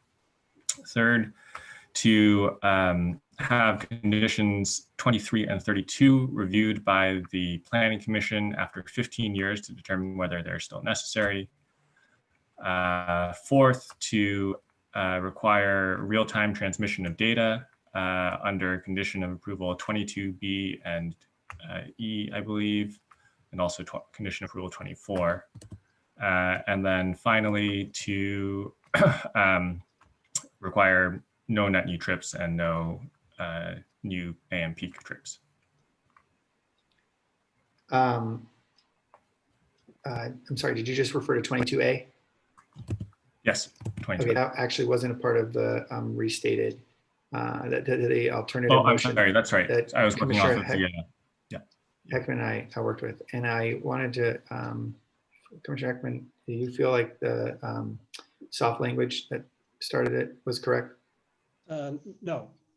Okay. Mr. Yang, Staff, I know this is problematic. I'm just gonna ask one more time. Can I screenshot this? We've got it already. I feel like we're making this unnecessary problematic. I appreciate that you never want to use this process again. But we relied on it in the beginning, and I think it would really improve our situation if I could screenshot this, or if maybe Amy could send, or I don't know, if maybe Amy could restate it from her notes instead of the city attorney, because I feel like she had it. So actually, Commissioner Alchek, I think the city attorney got right the particular amendments. The only thing that, again, 22A dropped out because that wasn't part of the friendly amendment. The thing that he didn't correct for is the change between your original motion, which was move the staff recommendation with the following changes, to my softer approach, which was move that the following shall be a part of our recommendation. So in other words, okay. Right? And so Mr. Yang's restatement didn't capture that element of it. That was, otherwise he got correct that it's the Heckman amendments changing 6 to 74, 23 and 32 are 15-year review, and 22B and I think 24 are changed to require the real-time data right. collection. Yes, that's exactly right. So those are the items I believe we have consensus on that we can move forward on as a group, and then you can pick off the other ones. So do I need to restate that motion? Or are we good? I have a question. Hey, Commissioner Suma, the question's been called. Is it about do you want to speak to the motion or? Yeah. But I think it's been called. That doesn't, so you can't speak to the motion when we call the question. We have to just vote. Well, I know. So we have to vote on the call. Yeah. And then we have to vote on the motion. It's like, so I'm just trying to ask, do I need to restate the motion for anybody? You can just raise your hand if you feel like I need to do that. Okay, great. So let's maybe proceed with the vote on the call. Oh, thank you, Mr. Nguyen. Can you please conduct the vote? This is about whether we want to call the question or have additional comments. Commissioner Alchek, Sure, aye. Commissioner Heckman, Yes. Commissioner Lowing, No. Commissioner Riggs, Yes. Vice Chair Rupavar, No. Commissioner Suma, No. Chair Templeton. No. The motion does not carry. Wait, that wasn't the motion. That was the call. Yeah, The call. Okay, so I see hands raised. We're going to go through in order, get the questions asked that we need to ask, and see if we can proceed through this part of the discussion. Commissioner Lowing, Commissioner Riggs, Commissioner Suma, Commissioner Rupavar. Yes, I continue to be uncomfortable with this whole process. I had actually requested if we could adjourn around 10. Another commissioner wanted to leave at 11. It's now 11:20. We're going to be moving to midnight where we're not going to be fresh, even if we did have any sleep. I don't see the productivity of this, and I don't agree with the process anyway. This isn't the way that we should be sending a halfway done memo to directly to council without any changes. So I would like to actually move continuance of this hearing. I still have a motion. I'm good. I think he's expressing his intention after the. No, he just moved. He can't move yet. It's hard. Yeah, I think you have to wait until after we take a vote on this motion. I'm not disputing that. I'm just Okay. saying. It's kinda good running to out of signal your patience. intention. Yes. Kind of running out of patience. Yes. Thank you very much, Commissioner Lowing. Commissioner Riggs. I just had my hand up because I wanted to be first to talk after because I was gonna make a motion on 22A. We're not there yet. I know, but just if I could keep my hand up because you guys want to parse this out, and so that's what I want to do. So I'll be ready for that. Thank you, Commissioner Suma. Really quickly, I was a little unclear about the new softer language provided by Commissioner Heckman and accepted by Commissioner Alczek. Is the intention of that to propose these changes and have it come back to us? That's what it sounded like to me. No, the softer language is just to make it a non-exclusive list to allow us to have a series of votes to build the recommendation. That's it. There's no part of the motion about whether or not it would come back to it. Okay. Thank you. Thank you. Vice Chair Rupar. Sorry. I'm confused. I'm a little bit confused as to what's going on. I do agree with Commissioner Templeton on breaking it out issue by issue, or maybe like the very non-controversial stuff, like take out 22, whatever, anything, and like the very non-controversial stuff, fine. And then I guess the other issues we can go through. And I also feel like I've spent a lot of time with the documents and the packet, and I've heard a lot and I've given my comments. So I do feel comfortable about how much we've reviewed it. And if we want to go issue by issue, I'm ready to do that and give my vote, and we can give like a comprehensive list, but bundling it is just, and that was why I voted no. It doesn't, because there's disagreement and it's creating confusion. I like Chair Templeton's idea of like the issue by issue or something along those lines. That's my comment.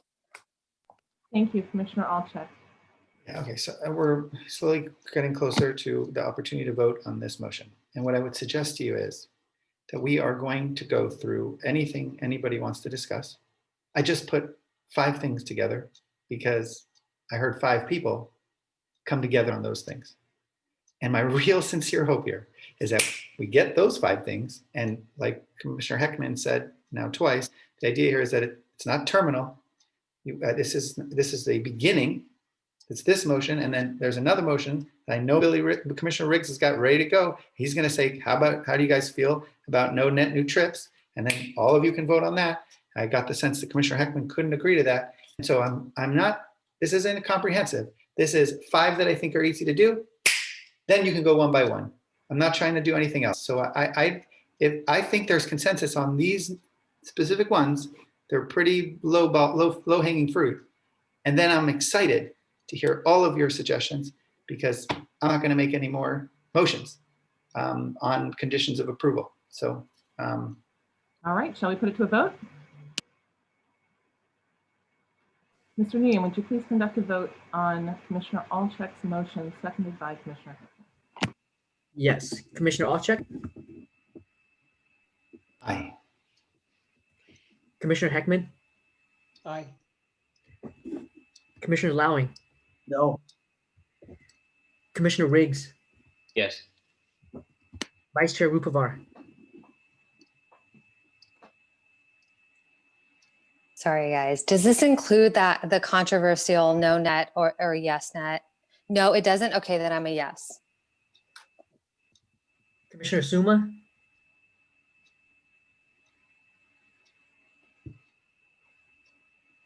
No, sorry. Chair Templeton? Yes. Okay, the motion carries 5-2. Thank you very much. Please clear your raised hands if you need to. Commissioner Riggs, you're up. Want to speak to my no, please? Oh, absolutely, Commissioner Lowing, please do. And Commissioner Suma, do you want to do that after? Okay, please do. Yes, I do not think that a rough draft constructed from the dais at 11:25 at night should go directly to council. All I'm requesting is that we see another draft of that so that we can see what we're sending to council. That's why I'm saying no. Commissioner Suma.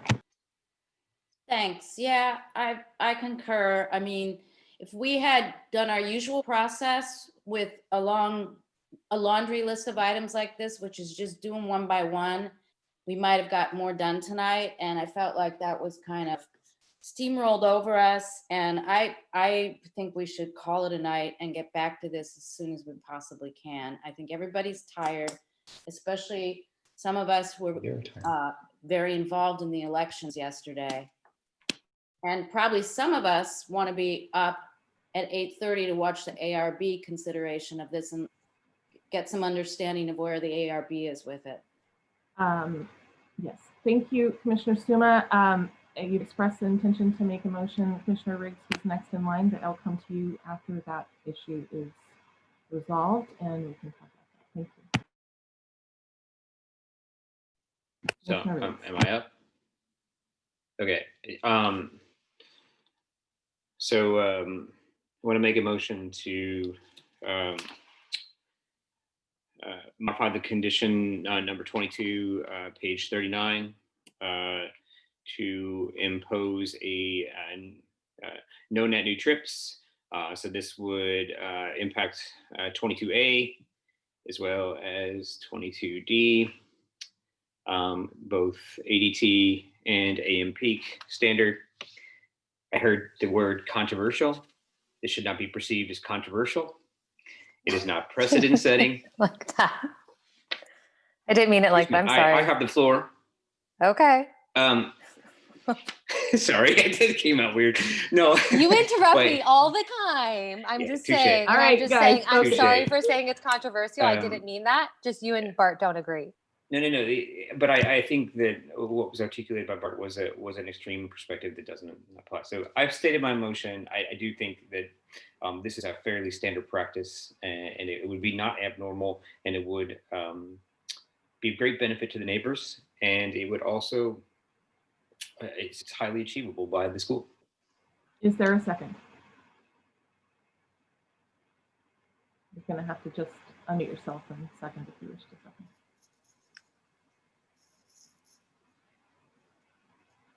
Okay, I'll second it.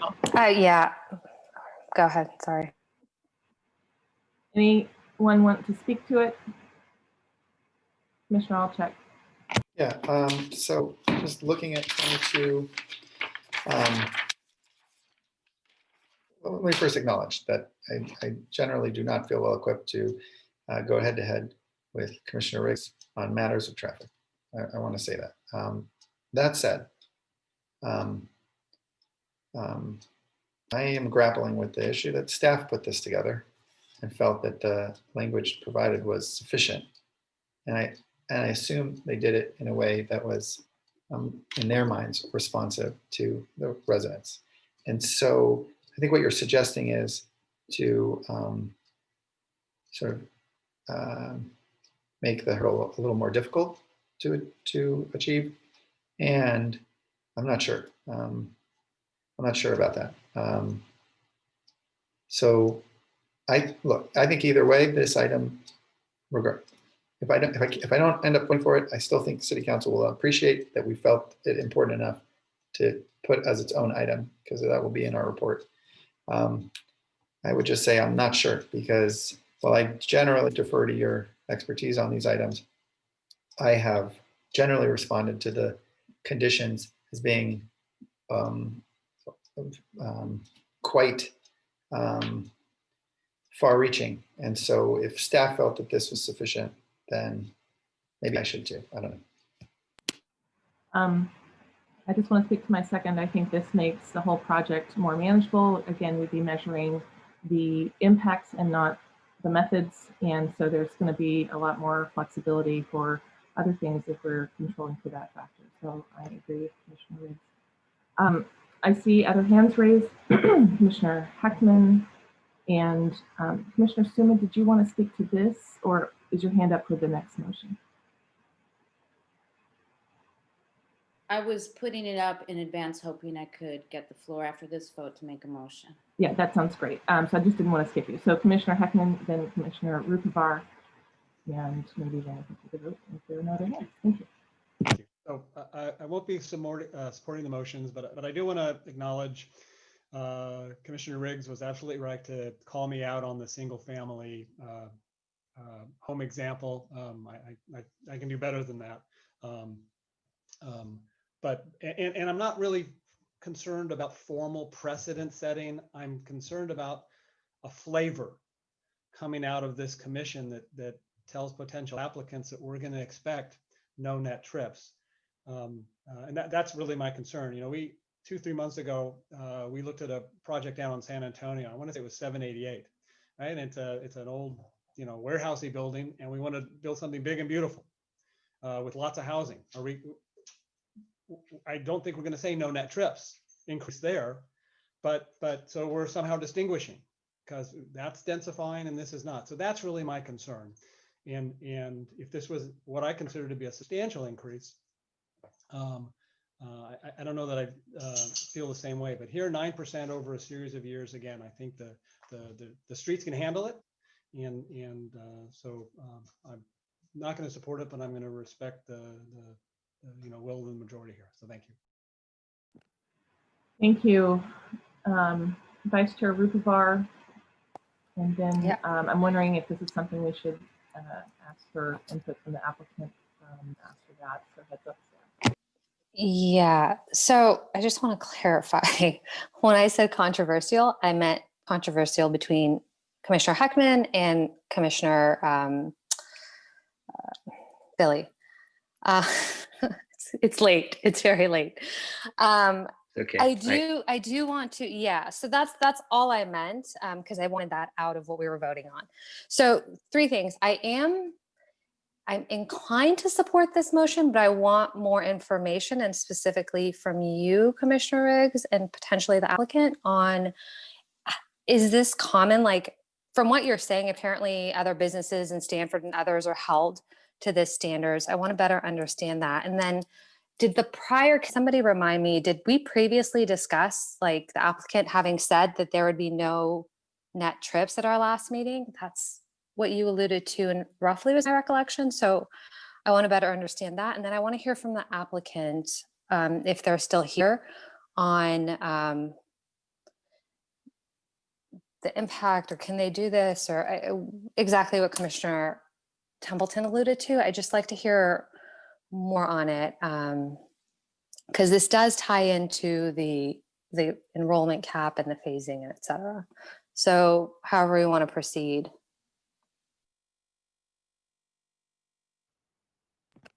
All right, so Commissioner Riggs, do you want to respond? Yeah, there's a lot there.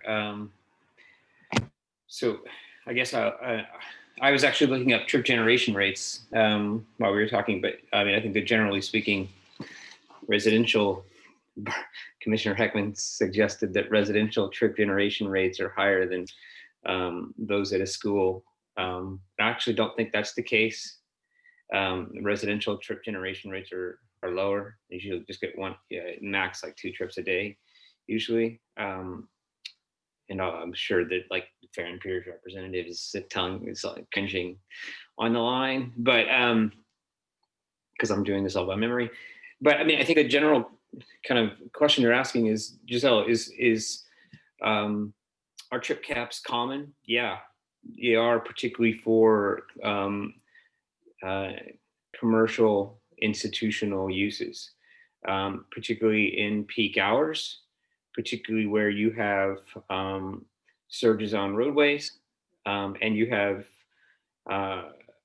fixed resources to deal with that. And the great part is you have You have a campus here that has done a 25% reduction in their driving rate, and you have precedent with Stanford and actually almost every campus in the Bay Area that has close to a.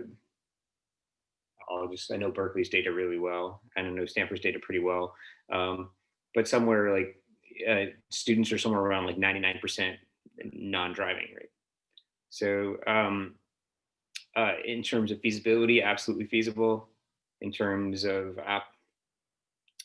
whether or not it's standard or not, yeah, it's done. And so I guess from my perspective, not only is this not abnormal to ask, it responds to the unique characteristics of the site, which require a special look. And so I think that's the perspective I take with regard to this idea of, hey, let's not focus on, you can totally achieve this. This is not an additional requirement. It is additional performance objective to get to as you increase your enrollment. This is Robert. I don't know if I'm raising my hand or not because I don't find the button right now. Is it okay for me to speak? Are you the representing the applicant? Yeah, Robert is the transportation consultant. Right. Oh, well, I'm just trying to figure that out. Okay, sure. All right. So I guess I would start with a couple of things. What Commissioner Riggs was saying is true that it's common for trip caps, particularly in the peak periods when the congestion is highest and you want to reduce the trips as much as you can. It is less common to actually have daily trip caps on projects. And I would just make a point, the no net new trip standard that the county was trying to impose on Stanford was probably one of the reasons that they actually withdrew their application because of trying to grow housing that the county wanted, and it was not going to be feasible to not have trip growth if you're going to add more people to the community. So daily trip caps are less common, and they're sometimes much more difficult to meet because your TDM programs have less effectiveness outside the peak periods.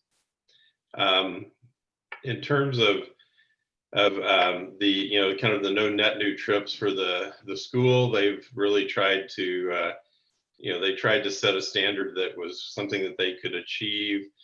They've already begun the process of reducing their trips, so asking them to reduce it more just becomes more and more expensive per student.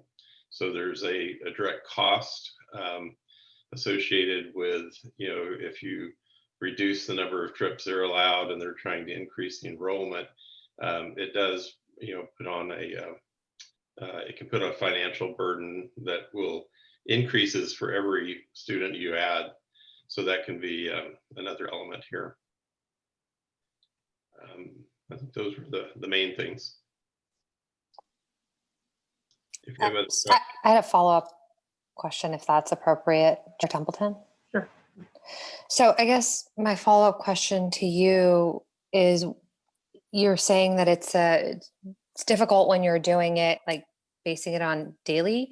Is there how else could you structure this where we still have the same result, the same spirit of not wanting an increase from like 1198 or whatever that target is? Is there any way else to do this where we still I think that can or no? So we had talked with the school, and so there was that small increase of 98 trips from 1198 to 1296. And so that was kind of the room for some growth in the daily trips, whereas they wanted to keep the morning trips consistent.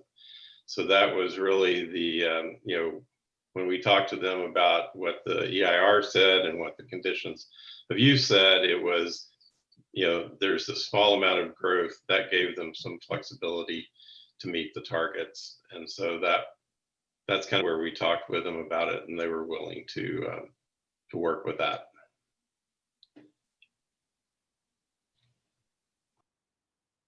Thank you. All right. I see a bunch of hands up for people that have already spoken. Can you let me know if you need to speak to this or before we vote? Okay, great. Mr. Nguyen, can you conduct a vote?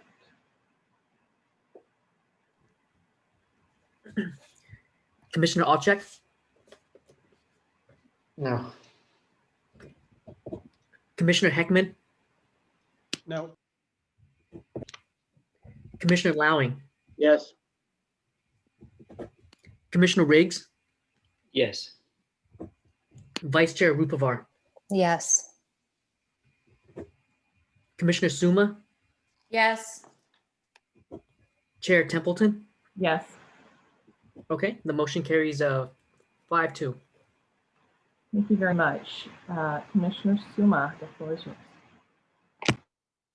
Yes, thank you so much. I would really like to make a motion at this time now, it's 11:40, to continue this meeting. I think we got off to kind of a slow start with the intention of getting through as much as we can at the next meeting. So I'm looking for a second there. Second. Is there any discussion needed at this time? I don't think so, it's 11:40. I think the other commissioners will have to answer. So I see Commissioner Alcheck. You want to speak to this, or is it for something else? I will not be supporting this motion. And Okay. Vice Chair Rupavar, followed by Commissioner Heckman. Sure. I'd like to better understand what else we would discuss at the next meeting, because I feel like we've gotten through a lot. I just want to understand the scope, because if we're pretty much close to done, I'm okay staying up a little bit longer to just wrap it up. What do we envision this next meeting is going to entail, involve? Are you asking the maker or staff? Both, I guess both. Yeah, I'm asking you and then also staff, because like if we can wrap this up in the next, whatever, 15, 20, I don't know, then that's fine. We don't need another meeting, but I want to understand the scope of the next meeting before I vote on where I am on continuing or not. Sure. So my intention was to give us time with odds and ends that might be in the conditions of approval, and then probably even more importantly, the findings for both the CUP and the variances, which I think will take some time. So that was my intention. Thank you. Does staff want to add anything?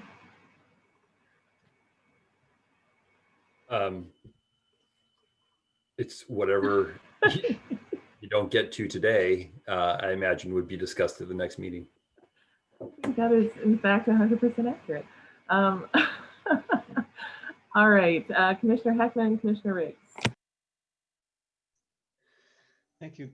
The motion did not include a date to resume the hearing. Was that, sorry, there was no date for the continued hearing. Was it the maker's intention that it be at our next hearing on November 18th or some other date? I thought it was staff's preference. I forget which way it went, but I was thinking that at our last meeting, it was staff's preference to not have the date specific, but staff can correct me if it went the other way. I'll do whatever anybody prefers. I think it would be prudent to do it at the soonest possible. My intention is to do it at the soonest possible time we can do it, because I know some of us really would prefer that. So for staff, we're looking to the Planning Commission to drive the schedule here. So Okay. I would say that if it's just a continued discussion along the lines of what we're doing now, continuing it to the next meeting seems perfectly appropriate. Okay, then that's what I would like to do. The next meeting. So we would continue to a date certain of November 18th, if the motion carries. Okay. That is my intention. Seconder? Is that cool? Yeah, I'm fine with that. I don't know what we would have to bump, but we'll leave that to staff. Okay. I see your hand, Commissioner Alcheck. We're going to go to Commissioner Riggs first and then you. Yeah, look, I. Wait, it was me. Oh, Go ahead, Mike. Unless you're I'm going so to sorry. make a I'm so motion. sorry. I'm so sorry. Hey, I was the one complaining about being super tired, and I am. I'm still tired. Trust me. I had to lay down like a few minutes ago. I haven't had a chance to vote on this item in the past. I canceled class to be here tonight. I won't be able to cancel class twice in 1 month, so I cannot, definitely not be here on the 18th. So we gotta just finish this tonight, in my opinion. And I'm not going to support this because I will basically never have voted on this item if it continues. Thank you, Commissioner Riggs. Commissioner Alcheck. Yeah, we did get off to a slow start. I think throughout the meeting, the maker and seconder of this motion have expressed an interest in not moving forward on almost every moment. And I really appreciate that we have a difference of opinion on this. And that's okay. Reasonable minds can disagree. We didn't like this part of the process. We wanted more time. We wanted to send it back so staff could bring us a different draft. I get it. I disagree. And that's okay. And my intent if this motion doesn't carry, is to put forth a motion that suggests that the findings can be made with the conditions of approval that we've agreed on, and we can move this item to City Council after its long history with us, and City Council can make its determinations. And I think even if it doesn't get a vote, that I would rather have it not get a support and have that be the reason why we have to come back, than to suggest that there's some incapability of us to conclude. Because I don't believe that when we come back in 2 weeks, there's going to be a number of conditions that will satisfy this group that are dramatically going to change the nature of the conversation we've had. And I think we owe it to the community, frankly, and the applicant. And they're picking up on it. A number of comments, like a serious number of comments, are beginning to suggest that the delay is intentional. And I'm sensitive to that because I believe I'm prepared. I'm very prepared. And so if other people are prepared, then they shouldn't support this motion. Thank you. Commissioner Heckman. I just want to set expectations because, again, I'm inclined staying till whenever, but I think it may be whenever. I think that it's not 10 more minutes to finish the draft conditions. I think there are a few, there are a few particular motions. We're going to wrestle with things, and then we have to go to the findings. And I know I've got 5 minutes of remarks on the findings, just describing the changes that I'm looking for. And no one else has talked about the findings yet either. I think that's going to be a lengthy conversation. Maybe it's a worthwhile goal tonight to see if we can finish up the conditions. So again, because we need the conditions to set the table for the findings. And so maybe that's a way to parse this. I do sympathize with our commissioners who were up late and after exhaustive campaign. Nope, looks like we. So I'm a little flexible. Okay. You froze at the last minute of your comments, but I think we can infer. I just said I'm flexible. Okay. Here. All right. Commissioner Lowing. Yeah, on any normal night, we would not go to midnight. There is no intentional delay tactics here whatsoever. Put me on the stand. It is almost flipping midnight, and we've got a lot of tough work to do. It's really that simple. Thank you very much. I'll speak to this as well. I think that there is more work to do than we have time this evening. And as much as it frustrates me to continue this item, it is a complex item and it deserves our due diligence. And I'm not sure we're going to be giving our best at this time of night. Circumstances are what they are. We can wish they were otherwise, but this is where we are. It's almost midnight. So I'll be supporting this motion. Mr. Needham, would you please conduct the vote? Yes. Commissioner Alcheck? Nay. Commissioner Heckman? Yes. Commissioner Lowing? Yes. Commissioner Riggs, No. Vice Chair Rupavar, Yes. Commissioner Suma, Yes.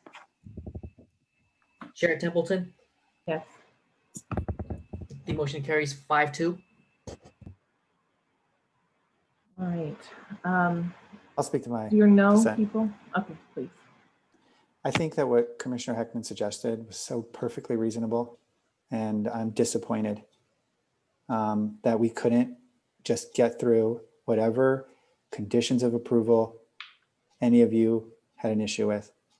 And I think it speaks to the lack of preparation or unwillingness to deal with this item.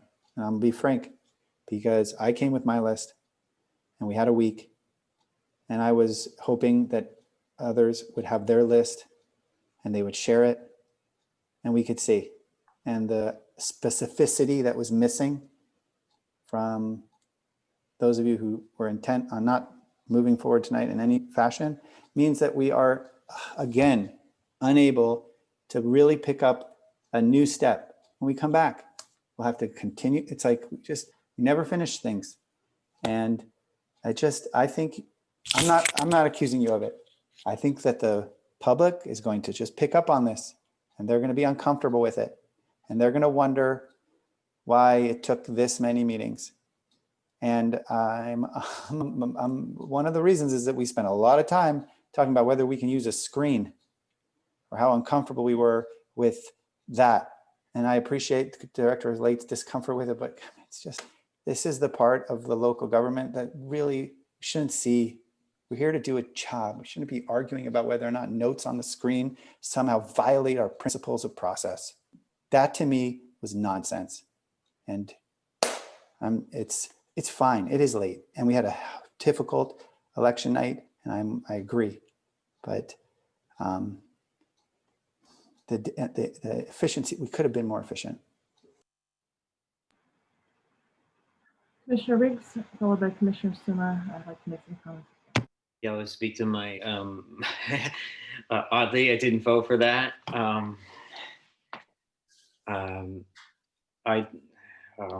I was actually, with the addition of the second condition that we added, I was ready to make the findings.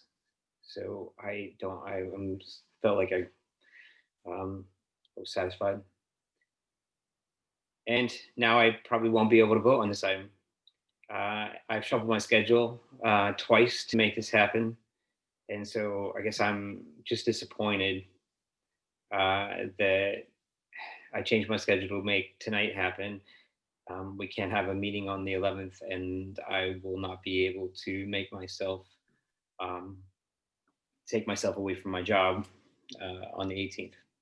So I guess I feel boxed in, and I feel like this process was a little unfair to me as a commissioner. Thank you, Commissioner Riggs. Commissioner Suma.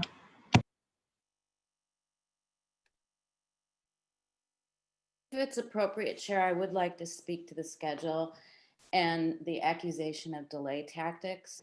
I don't think it's fair to say that at all of staff. I think staff, this project took a really long time because it's a complicated project, and Castellea needed to nail down what they wanted to present. And it took them a couple years to do that. They finally got it to us. Staff got it to us, and I feel like staff tried to not rush it, but really expedite it. So I think it's really unfair to say that of anyone. And really, I tried very hard to get everybody included in all these meetings because I thought it was, Commissioner Riggs, because I think it's important for, especially on these complicated, big, contentious issues, for as many of us to be here. So I'm very sorry you can't make it. But I did just want to put that on the table because there isn't a Palo Alto process or delay tactics or whatever you want to call it, did not delay this project at all. It has gone through the hearing process really quickly. There's just a lot of steps it had to take. It took a long time for the applicant to know what they wanted to apply for precisely. And then the CEQA process is long. So thank you. Thank you. I would also like to say that I appreciate all that staff has done, and that we as a commission were able to come together this week unanticipatedly after continuing last week. It is a complex project. It has, you know, like we talked before, numerous pages of the cup. Many of us did come prepared with comments, and there's complications. I don't think there was any intentionality behind this. I think a lot of us are looking pretty weary, and it's unfortunate that we couldn't get it done. I don't think it was in any way intentional, Commissioner Riggs. It just, you know, timing, and it is what it is. You know, we're only human, and we can only do so much. We've been here for 6 hours now. So I would like to just say that I have no hard feelings. I think that we have tried in earnest to get through this. If we couldn't get through it in this amount of time, and we all, well, the ones who voted feel that they need more time to go through and provide feedback on what is in front of us, then we have a responsibility to do that. And you know, I wish we could have finished it today too. I think we've spent a lot of meetings on this project, and it would be nice to start working on some of the other things that will be coming before us. This is what we need to do, is to finish it and do a good job. So that's where I stand on that. Okay. I don't see any other hands up. So we have continued this item. I think we should make it clear that we're not, well, actually, staff, are you preparing another packet for this continuation? Okay. That's not our intent. So you won't be making revisions on the cup based on the feedback you received today? Well, I guess I would look to the commission. I mean, I think we're still collecting data, and at this point, it's pretty straightforward. I think the edits so far. Okay. If you wanted us to put that together in writing, I suppose we could do that, but not to my knowledge. I'm just trying to clarify so that we can set expectations about public comment for the continuation. The public comment for this is closed. Last time when that happened, a packet came out in between the meetings and caused some frustration with the members of the public. So that's not. Sorry that it caused for. I mean, sorry that it caused frustration. I think that was sort of the, you know, the intent in the beginning, is to have some initial comments, get some commission feedback, and then come back and have more public comments. But at this point, the commission's still deliberating, forming motions. I would just suggest that we reprint the current, you know, the existing staff report and go from there. Okay, so then just to clearly communicate with the members of the public who may still be here, that we are going to continue our deliberations, and the public comments will remain closed, although you can and are encouraged to send in emails to planning.commission@cityofpaloalto.org. All right, next items. Do we have minutes this week? I'm not sure if I have I don't think we do. We do not have minutes to approve this week. Okay. Any committee items? Seeing no hands raised, we'll move on. Commissioner questions, comments, announcements, or future agenda items? None? Okay. This meeting is adjourned. Thank you all very much. Thank you.